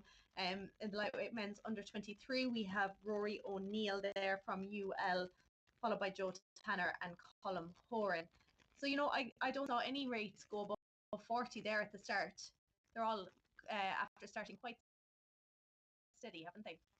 Yeah, very steady. They're one career where you learn that a fast start, as we said earlier, a fast start, you can't win the race at the start, but you can certainly lose it. So these guys know that if they go off too hard, for the first 300, 400 meters, that they're going to pay for it at about 700 to go, 800 to go, when they're going to need that little kick to carry them over the line.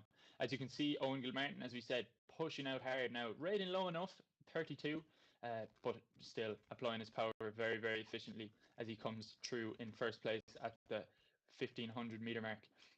As we can see down in the under 23 category, Rory O'Neill, a man who has put in the hard yards over the Christmas period. We discussed it earlier, whether Christmas can make or break you. Christmas is definitely making Rory, Joe and Colm here in this race. Rory pushing out at a 1:38, rating 35. Incredible stuff there. Donica Keeley coming in second place in the men's junior 18 category. Only 15 meters separate Owen and Donica. And we have a huge race here now coming in for third place in the men's junior 18 category between Fergus, Ronan, Adam, Alec and Matt, and then Isaac down there as well, following closely behind. So yeah, as they just come up to 1300 meter mark, this is where it really starts to hurt. What do you think, Niamh? I think there is absolutely nothing between kind of maybe fourth place down right into, is it, I don't know, 15 or 16. There's very few meters between all of them. But Owen Gilmartin there, he has just taken the lead from the very start, and he is hanging on to it like with a split of 1:38, 1:39. Great stuff. Over 2.5 minutes into this race.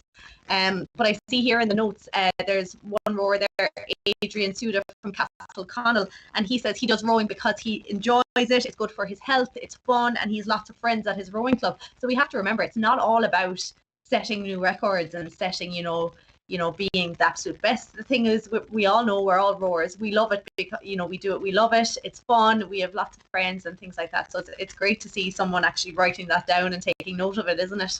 Yeah, definitely. And, like when you have those friendships made, and like when you enjoy going down to the rowing club for the social side, I think that actually really helps the competitive side of it, because the banter that takes place amongst your friends, they're slagging you or you're slagging them about beating them in an erg piece or being faster than them on the water. I think it feeds into the other, and I definitely think if you're down at the rowing club because you've loads of friends there, that definitely feeds in, whether subconsciously or not. I think it really helps improve your performance in rowing. Absolutely there. And just going back to the race there, men's in the Gilmartin still hanging on to that first place. His split has not changed. It's 1:38, 1:39. He's keeping that nice and consistent. But as you can see there, if you're watching it on your screen, second, third, fourth, fifth, sixth, all the way down, there is very little between any of them. Nothing separating them at all. Race. Incredible stuff by all the athletes there. And as we talked about it earlier as well, this is where the mental side really, really starts to show. Can you be happy enough to just sit in third place up until about 400 to go and then you make your move? Or are you like, I don't know, can I pass this person? That's the hardest part of it here now. Is Fergus okay sitting here now in second place, knowing that he's 13 meters behind Owen, but also having the know-how to just sit there, just wait for his time, be patient, and then pounce with about 400 to go? Can he do that? We'll find out now in the near future. But as we said as well, Donncha Keeley, Alec Ahern, Adam Grace, Ronan Gibbon, Timmy O'Riordan and Gary O'Donoghue really pushing hard for the third place spot. Nothing separating them. Absolutely nothing between them. And then in the lightweight men's under 23, Rory O'Neill, again, he's been sitting in first place from the get-go, I think, himself and Colm Horan then sitting in second place, only 11 meters between the two of them, followed by Joe Tanner. They're sitting in third place at the moment. And you can see there on your screen that one of the boats, I think it's Ronan Gibbon, has turned white, which means he probably has a problem with his connection. So again, what we would say is continue rowing, keep going until it's all over, and then just take a picture of your screen and send it to us.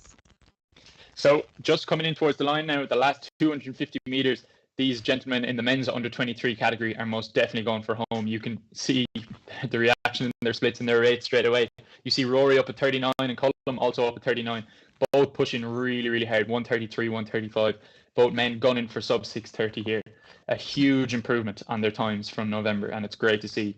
In the men's junior 18 category, we have Owen Gilmartin. He's held the lead for pretty much the whole race. As we come into the line, can Fergus Bryce overtake him in the last 150 meters? As you said, you were talking about the mental thing. Were they happy sitting in second and third place all along? I suppose now is where if you have that kick, you need to go now, and you can see Fergus there it's gone down to 10 meters. Very little between those top 5 boats. They're all just coming up to the finish line there now in the men's junior 18, as well as the lightweight men's under 23. So as it stands unofficially, Owen Gilmartin went off first, stayed first for the whole thing. 6 minutes 29 seconds. Again, that's unofficial for the next 30 minutes. Followed by Fergus Bryce, 6:31. Alec Ahern, 6:32.7. So that's the top 3 unofficially in the men's junior 18. But just as we said earlier in the middle of the race, Ronan Gibbon disconnected. So just hold on steady, folks, for 30 minutes and we'll get the official race results out. Ronan was on for a good time before he disconnected, and hopefully he continued rowing. And once he sends in a photo at the end of the race, we'll be able to verify that and just double check and incorporate that into the race results. And we can also see the men's under 23 category as they've all finished up there. Rory O'Neill with a 5-second improvement from the November indoors in a time of 6:25. Incredible stuff there from Rory, and his training has reflected that. I don't think at the moment he's been really, really training hard, and it's incredible to see. Colm Horan as well. I think it's an 8-second improvement from the November indoors for Colm. So he's another man who he headed back to Clifton, to the High Performance Training Centre in Clifton, where he's from, up in Connemara.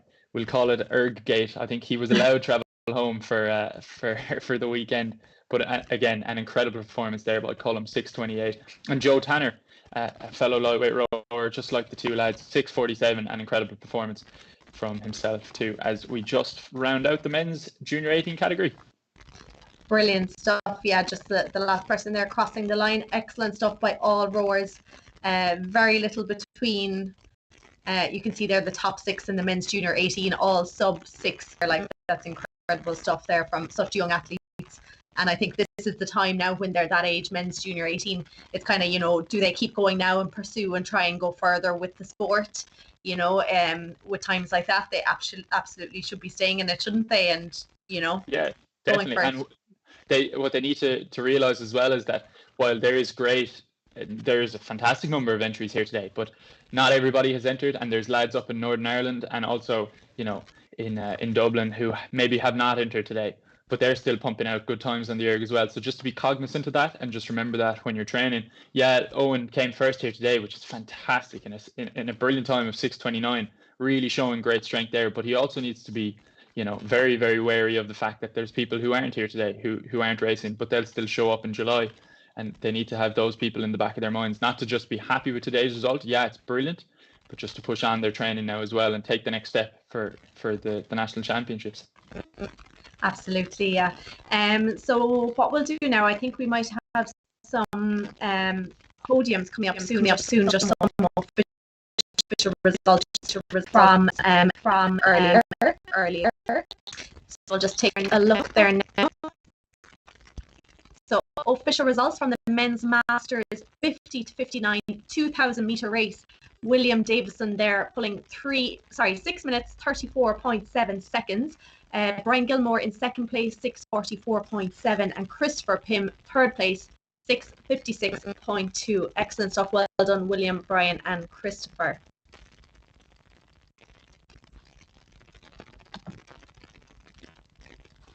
So just waiting for the next podium. Another podium to bring you in the men's masters 60 to 69 2,000 meter piece. Cunningham in a superb time of 7 minutes 9 seconds 0.8. So that's the men's masters 60 to 69 2,000 meter piece. Kenneth Cunningham in a time of 7:09.8. Brilliant stuff there. Excellent. So we're just getting the next one ready for you, and we have the men's masters 70 plus 2,000 meter race. First place, Robin Sturck with a time of 7 minutes 38.7 seconds. Robin, they're representing or coming to us from the Netherlands, so massive well done there to you, Robin. And another podium to bring you, we have the lightweight men's masters 50 to 59 2,000 meter race. We have Philip Healy, a fantastic race there by Philip. He just pipped Niall O'Toole in the men's masters 50 to 59 category. Philip raced in a time of 6:32.3, taking the gold medal. We have Niall O'Toole, the former world champion and the Olympian as well, in silver, with a time of 6:45. And then we have Tyg O'Regan taking the bronze in a time of 7:16.3. So that is the lightweight men's masters 50 to 59 category. Philip Healy, Niall O'Toole, and Tyg O'Regan. A really good battle between Philip Healy and Niall O'Toole there. Fantastic stuff. Great stuff. Next one up is the lightweight men's masters 60 to 69 2,000 meter result. Paul Gallen there in first place, 7 minutes 3.6 seconds. Jerry Murphy taking the second place, 7 minutes 7.3 seconds. And Stan Schuttenstein from all the way from Canada, 7 minutes 35.9 seconds. Massive well done, Paul, Jerry, and Stan. Brilliant stuff.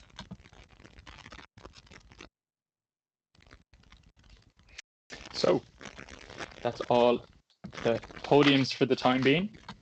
I think we're just going to bring to you what's coming. We have the men's junior 16, lightweight men's 30 to 39, and lightweight men's 40 to 49 2,000 meter piece. And I think, Niamh, do we have another video? We do indeed. This time it is all about power rowing, which is Mike Creamer. So enjoy. When lockdown closed the gyms, people learned to adapt and that you don't need all of that exercise equipment to stay fit and in shape. There's been a huge increase in home-based virtual training.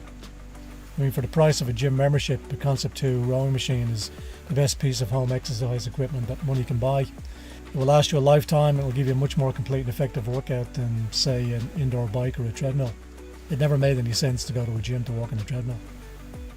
So I run daily classes that combine rowing on the virtual river here with bodyweight exercises on Zoom that gives a total body workout. The classes are suitable for all levels. We do timed intervals so everybody in the class starts and finishes at the same time. We don't race, but some people do get very competitive. In the group classes, there's a really good atmosphere, there's a really good group dynamic. It's attracting people that maybe wouldn't have even necessarily been takers in the past for going to a gym. I feel like I'm getting a sort of team atmosphere whilst also doing my own workout, which is brilliant. It gives you flexibility to have them online. I just finish work and then just jump in the machine and I can start rowing straight away. So you can fit it in around your work day or fit it in around family life, which is fantastic. But also you have an opportunity to link in with the wider community. So there's people all over the world who are rowing. The major attraction for me as well is because Mike is a great instructor. He is highly motivating. We do a lot of strength training stuff. They're all excellent and he gives a lot to every single class. He's got an infectious enthusiasm that motivates people, and I think he's really trying to bring the classes to a wider audience. It's great for people of all abilities, so you don't necessarily have to have a background in rowing. It's great for people who just want to keep fit. It's been transformational for me. I've been doing this regularly every week throughout the last year and my body's changed significantly. There's something so rhythmic and something so meditative about the actual process of rowing, and there's this lovely sound of the air running through the ergs and everything. I don't think I've ever been so fit in my life, actually, to be honest, since I've been doing the rowing. And it's pretty much an all-body exercise form, and I think bang for your buck, even compared to running, in terms of cardio and strength, it's hard to beat. It's a great opportunity to keep fit and to keep competitive as well, in the comfort of your own home.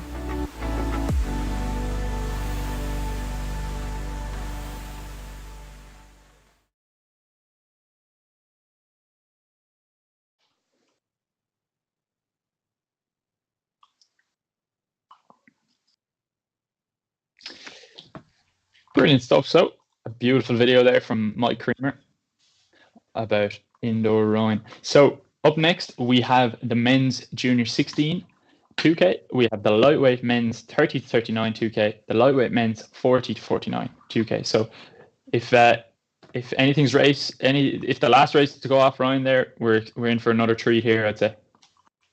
Yeah, definitely. It's good to see the upcoming athletes getting ready to be into their big step into the junior 18 category. So there's going to be some really competitive junior 16 athletes showing us what they're made of and the future for junior rowing for hopefully international standard and more.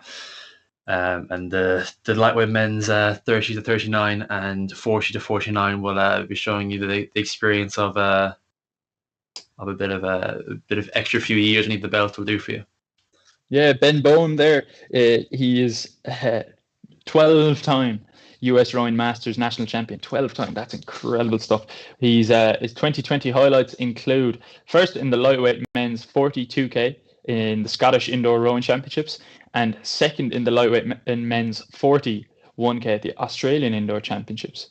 And he is second in the lightweight 1X at the head of the chart. So this guy has some serious pedigree. He knows what he's doing. Yeah, exactly. I wouldn't want to mess with him now. No. I'd hate to see the erg once he finishes up. It's probably crying at home. So just to run through the race results quickly, or not the race results, sorry, the race entries quickly before we get going. We have St. Pat's Tug of War Club represented by Tony Byrne, Shandon Boat Club by Robert Butler, St. Michael's Rowing Club in Limerick have Henry Murphy, Cork Boat Club, James Young. We have Olan Bradley, who is a world record holder for the youngest male to compete 100 kilometers on the erg. That's incredible going. I did the marathon in November there myself, but the marathon's nothing in comparison to the 100k on the erg. He's winner of 6 IIRC and PIRC events, and he won champs in the NRC 4 times, aspiring for Homes 2021. Well, best of luck with that, Olan from Shandon Boat Club. We have Liam Walter in Castleconnell Boat Club, Fionn McDonald. We have from St. Michael's Rowing Club. We have Sean O'Neill from Castleconnell Boat Club, Cormac Brophy from New Ross Boat Club, Lee Valley represented by Oran Downey, St. Michael's Rowing Club represented by Owen McGuinan, Elliot McDonald in St. Michael's as well, Rory Butler from St. Michael's too. Donegal Bay Rowing Club, we have Michael O'Boyle, Lee Valley, Luke Downey, Seamus O'Reilly in the lightweight men's masters 30 to 39 category, followed by Brendan Macaulay from Fitness Matters and OKC Riversport by Ben Boehm, who we mentioned earlier. So again, a huge entry list for this race. Yeah, definitely. And as I said, it would be interesting to see how these J16s fare up, because I know when I raced J16, there was a good variation of really, really fast athletes, and I was kind of stuck in the middle of the pack for a lot of it. It's a very hit and miss. You can have fellas who were slow at the start of the year, and all of a sudden they overtake you, and they're the fastest in the group. And it's an interesting year because everyone's getting their growth spurts and getting a bit bigger and stronger in a matter of a few months. So it'd be interesting how things shape up from now till champs for them. Yeah, definitely. It'll be very interesting to see. Just as the rowers are asked to stop rowing, if you have the YouTube link on in the background, make sure you're focusing on your erg, because there is a small bit of a time delay, a small lag between us and the broadcast and what is coming up on the rowing machine. So just make sure you're following what the ergometer is telling you to do. And that would be stop rowing at the moment for all the athletes. The most nervous part, just waiting to get going, all that pent up energy, just waiting to put it down into the erg. Last few deep breaths and tear the chain. Would you have your playlist set, or would you go with music, or what would you do? Say again? Would you have your playlist ready? Would you have all the Spotify songs kind of? Oh yeah, you have to have your playlist ready. You gotta have. The Tiger shipping up to Boston. Yeah. As we get underway here, again, no false starts, so we're away nice and cleanly. In the men's J16 2K, lightweight men's 30 to 39 2K, and the lightweight men's 40 to 49 2K. Yeah, and Olan Bradley and Robert Bolt are off to an early lead there. Small, but a lead nonetheless. Olan, as we said, he's a world record holder for the youngest male to complete the 1,000 kilometer erg, and he's a winner of 6 indoor Irish rowing championships and provincial indoor rowing championships. So Olan is really, really steep there in experience. He's shown his pedigree there in the past, just competing at the indoors and really putting out good results. So as we can see here, first 250 meters, he's taken the lead ahead of Michael O'Boyle and Cormac Brophy. Nothing separating Liam Walter and Cormac Brophy. That's shaping up to be a nice battle there for third place. And as we can see in the lightweight men's 30 to 39 category, Tony Byrne taking a strong lead in the first 500 meters over Brendan Macaulay and Seamus O'Reilly from the USA. And Ben Boehm in the lightweight men's 40 to 49 category out ahead, rating 33, holding 144. As we said, Ben showing serious experience, a 12-time US rowing masters national champion. So Tom, what would you think would be a time that these J16 athletes should be looking for? Well, back kind of when I was J16, I think sub 7 was very, very impressive. Depending on size and height, I think I did 6:55 when I was about J15, 16, that kind of era. But and that's only 144, 140, 143. But these guys here, as you can see there, like Olan taking it out 143, he hasn't touched 145. He's definitely going for sub 7. I think anywhere between 6:50 and 7 minutes would be very, very impressive. Yeah, put them in a good place for going to J17 into their junior years.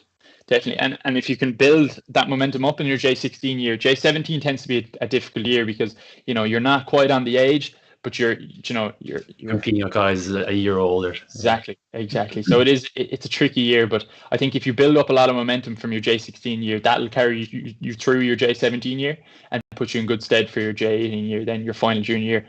But Olan taking the lead here, I don't think he has to worry about any of that. He's pushing out hard, rating between 30 and 32, holding a split of 144. It's incredible stuff to see. Obviously, that 1,000 K erg has really done his fitness good.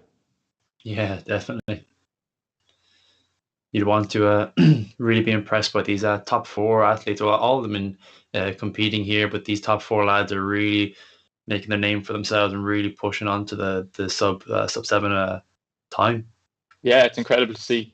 I think Olan may have taken after another crazy Cork Boat Club rower, Barry Connolly. He set the not the world record, but the Irish record for the men's 20 to 29 marathon in a fantastic time of 2 hours 30 minutes, around that 2 hour 30 mark. I was getting tips off him for the marathon row back in November, and he said enjoy it, which was quite shocking. But he also said he used a towel because it's a long time to spend on the erg, and your backside does get sore. But Olan, obviously, 1,000 or 100k in the erg, he's obviously a very, very strong and fit rower, and his body is well able to pump out the score he's pumping at the moment. 143, it hasn't budged. He's nice and consistent as he comes into the latter half of the race here. And as we can see, a fine battle shaping up for the third place between James Young, Michael O'Boyle, Sean O'Neill and Robert Butler as they push hard for the line. A few rates here now you can see in third, fourth and fifth. Rates are a bit low, a bit on the low side, would you say, around 26, 27? Yeah, usually you'd see a bit higher. I think with the J16s, they're, as I said, they're still growing, still developing, they're still becoming men, should we say? But it takes a little bit more time to grow into that and to get into that that racing spec of high mid to high 30s, like of high intense rowing. But no, they're dealing with it well anyways, and they're pushing on with the good splits. But I think if they do spend some more time on the machine and really kind of go through the rates, like Sean O'Neill, there's rating 35, 36 now. He's in around where you want to be. Same with Liam Walter. He's holding his 33, holding nice consistent rhythm and rate. Yeah, it's brilliant to see. Fantastic there. Up at 35, showing great fitness there, great stamina. As we can see, Tony Byrne, he hasn't budged at all. He's still in first place in the lightweight men's 30 to 39 category. He's held a very, very consistent rate and split throughout the whole piece. He's well able to pace this. As he comes into the last 500 meters, he has the choice. The choice is up to him. If he'd like to set a personal best or a season best, he could go for home now, or if he's just happy to take the win, he can just cruise into the line at 142. Holding that same rate. Brendan McCauley would like, if I was Brendan, I'd like to close that gap a small bit. 111 meters separating Brendan and Tony, but still a fantastic race by Brendan and Seamus O'Reilly. Ben Bohm from the US of A in the lightweight men's 40 to 49 category, pushing out a very strong rate. You can see there up at 35. Lightweights tend to rate higher, and that is clearly shown there in Ben Bohm's rate. And he's pushing out 143, a fantastic split there for the men's lightweight 40 to 49 category. So the last 250 meters, Ryan, these guys are going for home. You got to go now, yeah.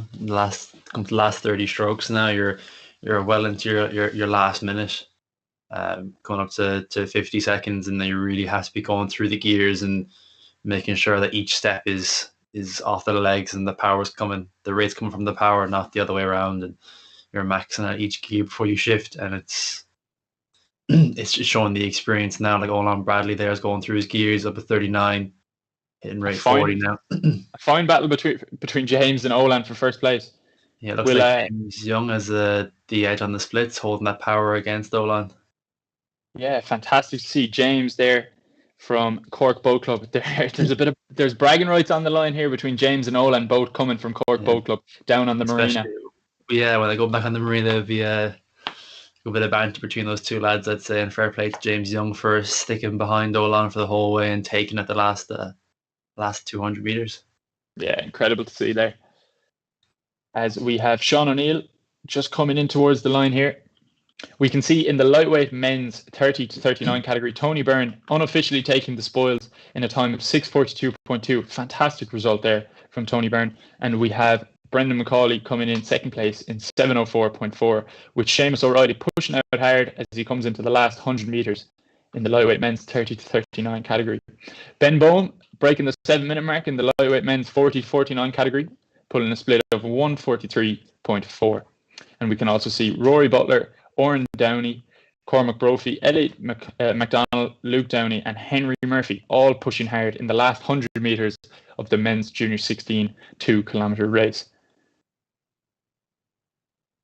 Yeah, it's good to see such a good group of athletes there. James Young, Olan Bradley and Liam Walter all breaking the 7-minute barrier. So it puts them in a really, really good position for their J17 year.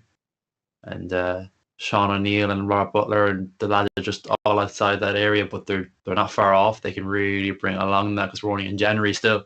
of their J16 year, they can have plenty more erg miles to bring that down. Yeah, definitely. And obviously, this is, you know, the January indoors kind of marks the end of the winter training and the you know, the misery of it all, we'll say. But you know, you have to find the fun in it too. But definitely, as you said, while there might not be another indoor event on the rowing machine, there's still plenty miles to be done on the rowing machine. So between here and July, so definitely these youngsters can definitely bring down their scores between now and then. So we'll just refer back to the schedule.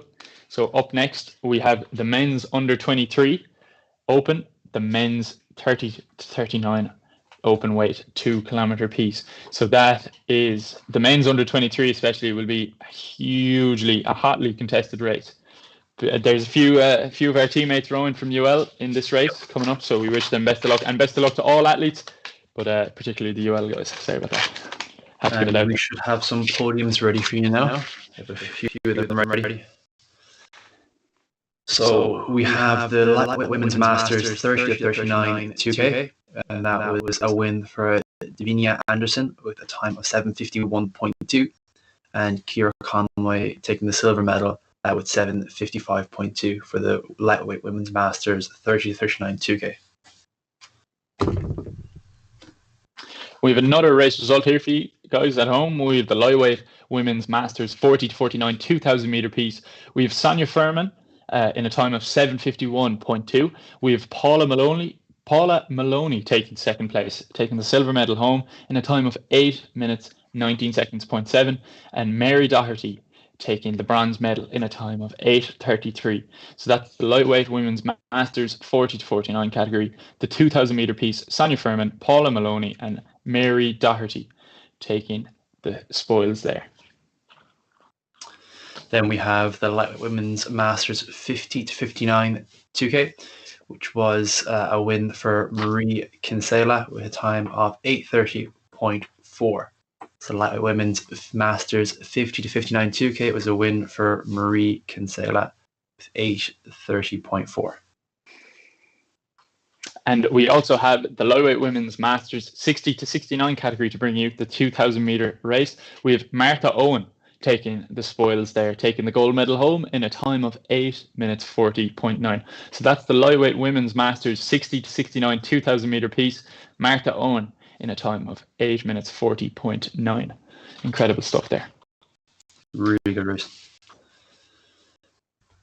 So I think that's we have a podium there, which was the women's power rowing LTA, so legs, trunk and arms, was a win for Gaynor Martin, adding another medal to her collection, which was a time of 9:21.5. So the gold medal for Gaynor Martin in the women's power rowing LTA with 9 minutes 21.5. We're just checking. We might think that's a world record in the women's power rowing legs, trunk and arms category. So we'll get that back to you. But Gaynor Martin in contention for a world record. We're just going to double check that and we will announce that later. But again, congratulations to Gaynor Martin in a time of 9:21. Fantastic time in the women's para rowing LTA category. So up next, we got the men's under 23 and the men's 30 to 39 2,000 meter piece. That is coming up at 20 to 2 for you. And then after that, at 2 o'clock, we have the women's junior 16 and women's junior 18 2,000 meter piece. So we have those two races to look forward to in the next half an hour. But up next, we have a video from Sinisha on her rowing highlights and support. If we can cue that video, please.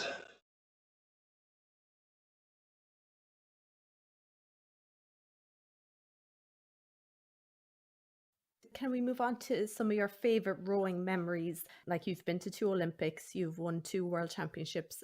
I presume all of them are up there in your favorite memories, but is there any standout moment to you?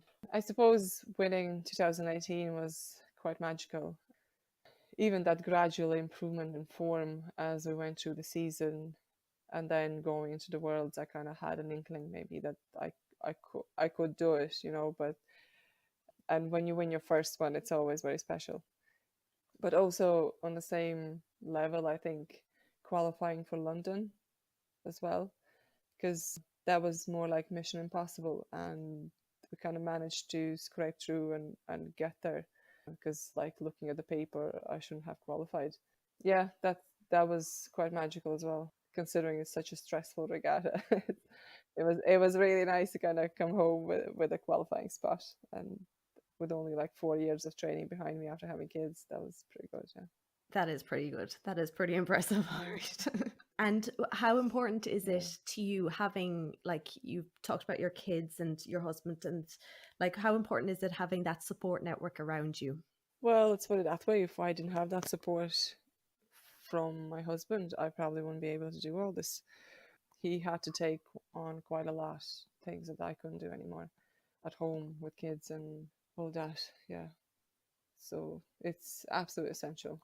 And like you spoke about the other Irish rowers, obviously they're a huge part of that support network as well. Oh yes, yeah, 100%. Like obviously they're massive support, and even on a daily basis, you know, not even just talking, but what they do in the water, they go harder, I go harder, or vice versa. So we keep each other on the toes, and it is really great to be part of such a successful team, and the girls are only going to go faster, you know. So yeah, I'm quite excited to see what they're going to do next year as well.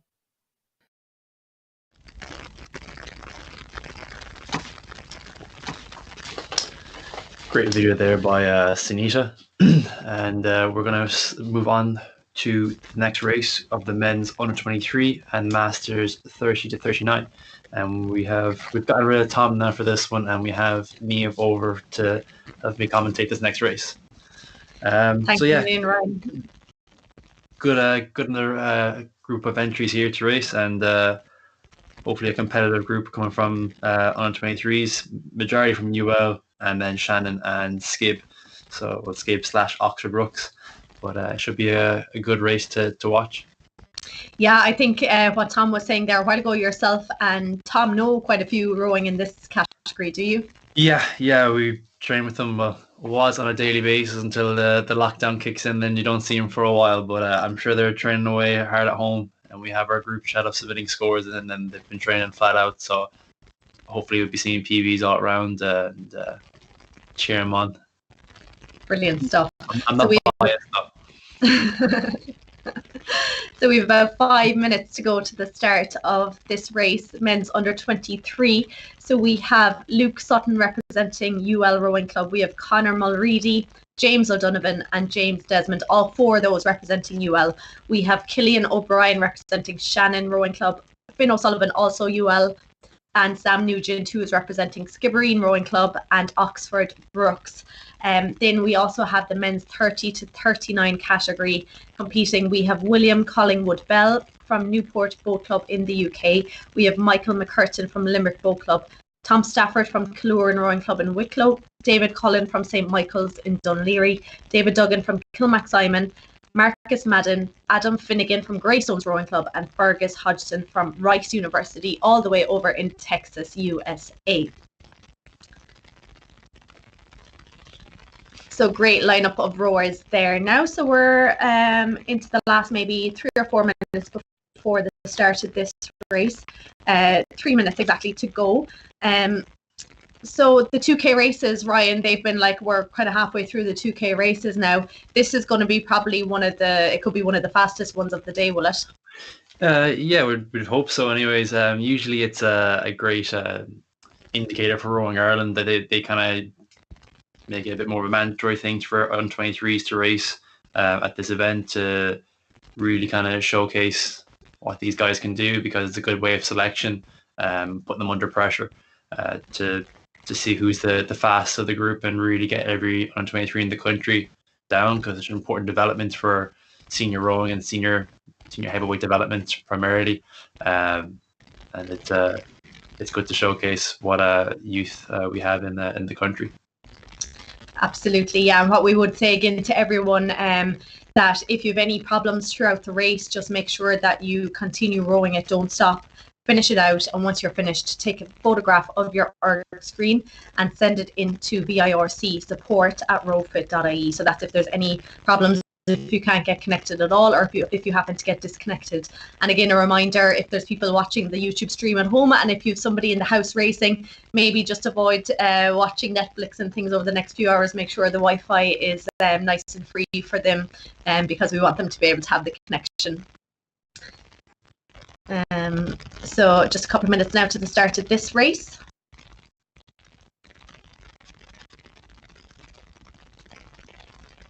So I think you can see, Ryan, there's actually two guys there, Tom Stafford and David Duggan, who you may have rowed up against in Portmagee at the Irish Offshore Championships. Yes. They were both in the men's double as well, which you rowed as well. We were talking about that earlier, your experience with offshore rowing. Yeah, my short and sweet experience over the weekend, in Portmagee. It was, I think it came up the last minute type of thing. Keelan was looking for a partner. Keelan Mannix from Ross Carberry, and I was why not? I'm free for the weekend, so we went down and we gave it a good lash. And didn't have much time kind of experience in the boats. I'd never been in a coastal boat, but or offshore.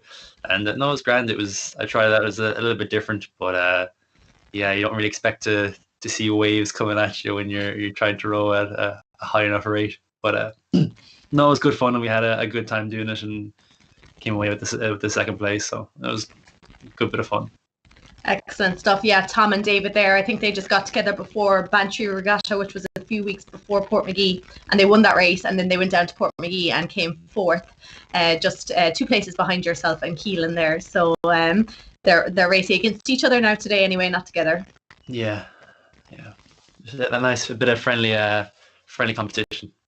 Exactly. And we see there Fergus Hodgson there from Rice University. I'm actually not seeing his name on the screen. Maybe he had a difficulty connecting, but he's an Irish citizen based in Texas who learned to row in New Zealand and then competed for Boston University from 2003 to 2006, and now he's joining us here at the Virtual Irish Indoor Rowing Championships. He's had experience from all over, hasn't he? He has indeed. New Zealand, Boston, Ireland. Good to have. Absolutely. And we see there some of the guys in the men's under 23. They did the provinces virtual race series there with us back in November. A few of them there.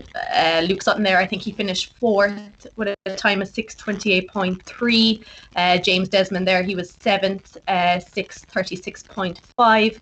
And I think Killian O'Brien maybe as well. So do you think those guys have put in a lot of work now? You know them. Have they done a lot of work over the last couple of months? We're on a fairly strict training program, and we get it weekly, and it's all set out of what we have to do.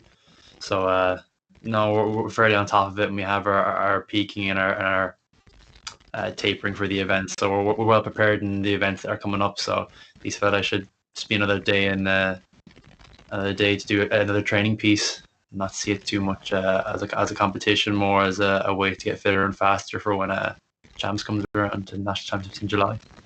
Yes.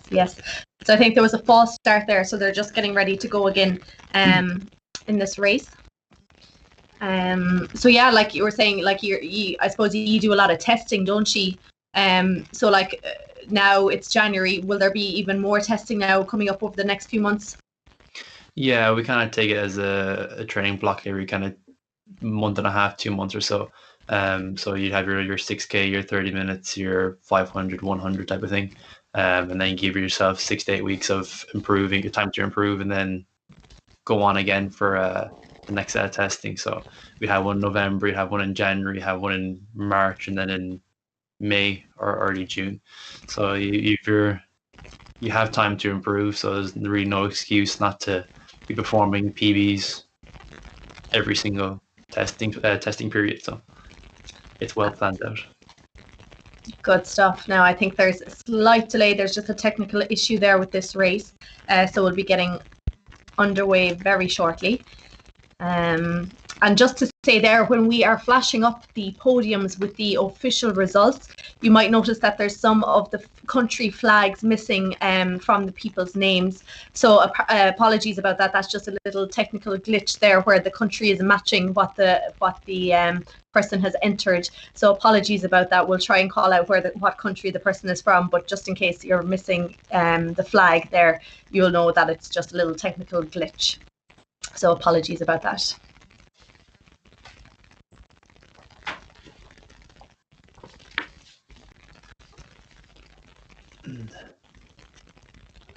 So just another couple of minutes, I think, just still a little slight delay in the start of this race. It just adds to the nerves now, trying to warm up. You don't know if you can keep paddling or if you can just stop and sit there and wait. You just kind of want to get over with and start. Exactly, yeah, you do. Kind of, the head games start to come into play now, and you have too much time to think and not enough time to get going and row. You kind of have to shake the arms out and take a few deep breaths to get a sip of water and get ready to go again. Yeah, I think you just can't let it get to you mentally, because it can, like, especially there was a false start there, not only a delay but a false start as well. Like, you know, you're all geared up, you take off, you might have pulled your first 5 strokes and then you have to put the handle down again, and that adrenaline rush, you just kind of have to bring it back down and gear up for round 2. Yeah, definitely. Our man in the sky is reminding everyone to make sure you have your buckets ready there next to you, just in case after the race. Yeah. Don't start getting sick on the carpet in the living room or anything. No. The mother would want, I'd say. That's the one advantage to the event in the physical event in UL. The buckets are there ready for you, and you don't have to worry about. You can just walk away afterwards. Yeah. And the race is off there. We have the men's under 23 and the men's 30 to 39 categories. They have started, and already we can see one of the boats is after turning white there, Finn O'Sullivan. That means he's had a problem with his connection, but I actually think he's back online now again. So just remember, Finn there, if you're having difficulties, just keep rowing and send us in a picture at the end of your race. So as you can see, James O'Donovan there. James is one of the UL rowers there. So Ryan, is he one that you would have said would go out hard at the start? Yeah, he's been to Junior Worlds twice in 2018 and 2019 in the men's Cox 4, so he's well experienced in racing, and he has a 6:09 2K. I think he's his personal best, so he's not a man to fear going after a big score, and a man to handle nerves pretty well. So he's a good athlete to have in UL, and we'll see how he fares up now in this 2K of the training that he's done over the past couple of weeks. Will show now in this test. Good stuff. So yeah, James there holding on to his first place in the under 23s, followed by Sam Nugent, who is representing Skibbereen and Oxford Brooks, followed by Luke Sutton there sitting in 3rd place, and Killian O'Brien. And again, Finn O'Sullivan seems to have lost connection there. So just finish out your race, Finn, and we will sort you out afterwards. Then in the men's 30 to 39, very close there between the top three. Marcus Madden currently in 1st place, followed by David Duggan and Tom Stafford. They're well used to rowing with each other, and they're there side by side on our screen now. We can see them. You can probably tell which one's the stroke man by the ratings going on, I'd say, throughout the race. So no, it's close rankings there. They're all similar now, getting into their mid-race pace, settling into their rhythm, and they're all pretty bang on similar with their splits. So it's quite impressive that they're that much in sync, and 2 meters are separating them now as they come into the 1250 into the dark 500. And for those of you who are watching at home there, you will see 2 columns on the right-hand side of the race. So the very right-hand one is your split. So that's how long it would take you to row 500 meters. So we see there James O'Donovan. It's about 1:36 there at the moment. So that means he would row 500 meters in 1 minute 36 seconds. And then the second column in from the right is a smaller number. James there has 30, so that's how many strokes he is rowing in a minute, so 30 strokes a minute. So you can see as you look right down, all their stroke rates are quite similar, aren't they, Ryan? Yeah, it seems to be the rounded number, the average probably around 32 for the whole group. So no, it's the more standard of the number, should we say, is the kind of the 28 to the 32 rate strokes a minute is the most popular, I think, and then anything above that is just down to your personal experience and personal preference with how you race. And Sam Nugent showing us that he prefers to rate a little bit higher. So he could be on the lighter side of being an under 23 heavy, but he could be a middleweight rower and just likes to rate high. Yes, and you see there, he's actually creeping up there a little bit on James O'Donovan. So, you know, he's been sitting in second place there steadily all along, but you can see now he's really putting on a push, and those meters between them are coming down. So James currently with 800 meters to go, sitting in first place, but Sam Nugent is has it down to 5 meters now between them, followed by Luke Sutton. Then in the men's 30 to 39, we have Marcus Madden is still holding first place, followed by David Duggan and Tom Stafford in second and third place respectively there. So Sam Nugent there just down to 2 meters between them now. Do you think he's going to take James? Yeah, it looks like it. I think James is kind of slowly falling off the pace on the rates there, and the splits are slowly coming back up, and Sam Nugent's kind of going through his gears. Hopefully he hasn't gone too early on the rates there, because I saw him go up to 39 for a while. Hopefully he hasn't kind of gotten a second wind and kind of went too hard too quick. Hopefully he's pacing it right and has somewhere to go for the last push. Yes, absolutely. So Sam Nugent there now after moving to first place, followed by James O'Donovan and Finn O'Sullivan, who seems to have come back online to us. And then in the 30 to 39, Marcus Madden still holding out first place, followed by David Duggan and Tom Stafford. Then we have David Cullen, Michael McCurtain and William Collingwood Bell coming up then. So we're 5 minutes into the race, about 400 meters left. Is it too soon to start going now, Ryan? Should they wait another 100 meters or so? I think if you're that close to a top spot or a podium finish, I think you have to kind of take it now and really kind of step up. Even if it's dropping 1 or 2 splits, it'll just make that last sprint that much easier to bring down the numbers. Then I think you have to start moving, or at least bringing up the rate to kind of keep things flowing nicely. And I think Luke and Finn there are stepping through the gears now, rating 33 and 34. They're building up, doing it nicely. I think if they can push Sam now, Sam doesn't have much of a place to go rate-wise unless he starts shortening his strokes. But he's pulling rate 40 at 129. He's in a really good place and has really paced it well. He really has. Yeah, like his rates went up quite early there, but he's kept it going. He's coming up to about 200 meters left there, even less. And his rate, like he's up to 42 there now. And his split is under the 130. So it looks like he can hang on there now, even rating higher again, 45, 46.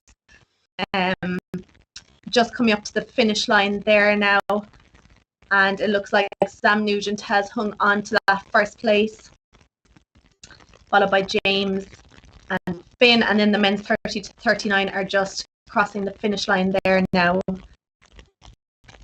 So unofficially at the moment in the men's under 23, Sam Nugent 6:16.5, superb time there, followed by James O'Donovan 6:20, Finn O'Sullivan 6:22.7, and Luke Sutton 6:26.7.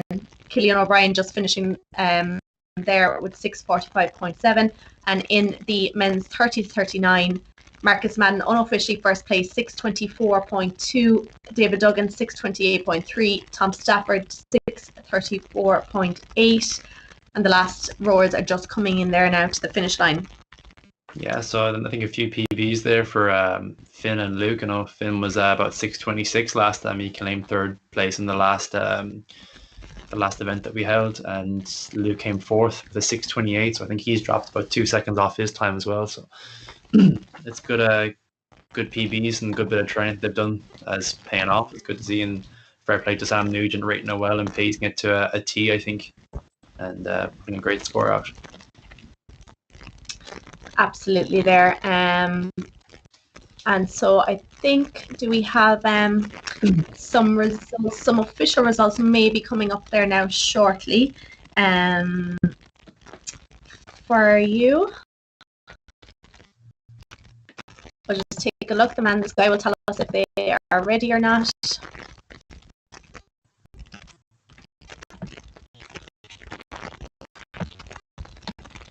So again, massive well done there to all rowers in that race there. That was race number 13, and we'll be going on to race number 14 there now shortly. Podium here for the men's junior 18 2,000 meter race was a win for Owen Gilmartin, climbing first with a time of 6:29.0, narrowly beating Fergus Bryce with a time of 6:31 flat, and Alec Ahern rounding off the podium, taking a bronze medal at 6:32.7. So Owen Gilmartin first, Fergus Bryce second, and Alec Ahern third in the men's junior 18 2,000 meter piece. Brilliant stuff. Well done there to everybody.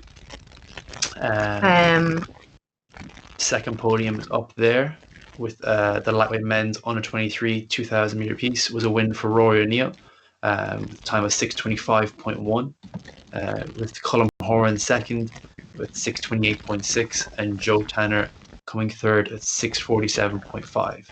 The lightweight men's under 23 2,000 meter was Rory O'Neill first, Colm Horan second, and Joe Tanner in third. Brilliant stuff. Well done there to everybody. So they're the official results there at the moment. Just where we are in the schedule now, we'll take a look. So we shortly will be moving on to race number 14 of the day. That is the women's junior 16 and women's junior 18 2,000 meter race. I'm sure it'll be another highly competitive race. Lots of names down there for that. But we are going to go to a video first. The next one is Philip Doyle, and he's chatting about how he balances training, work, life, everything.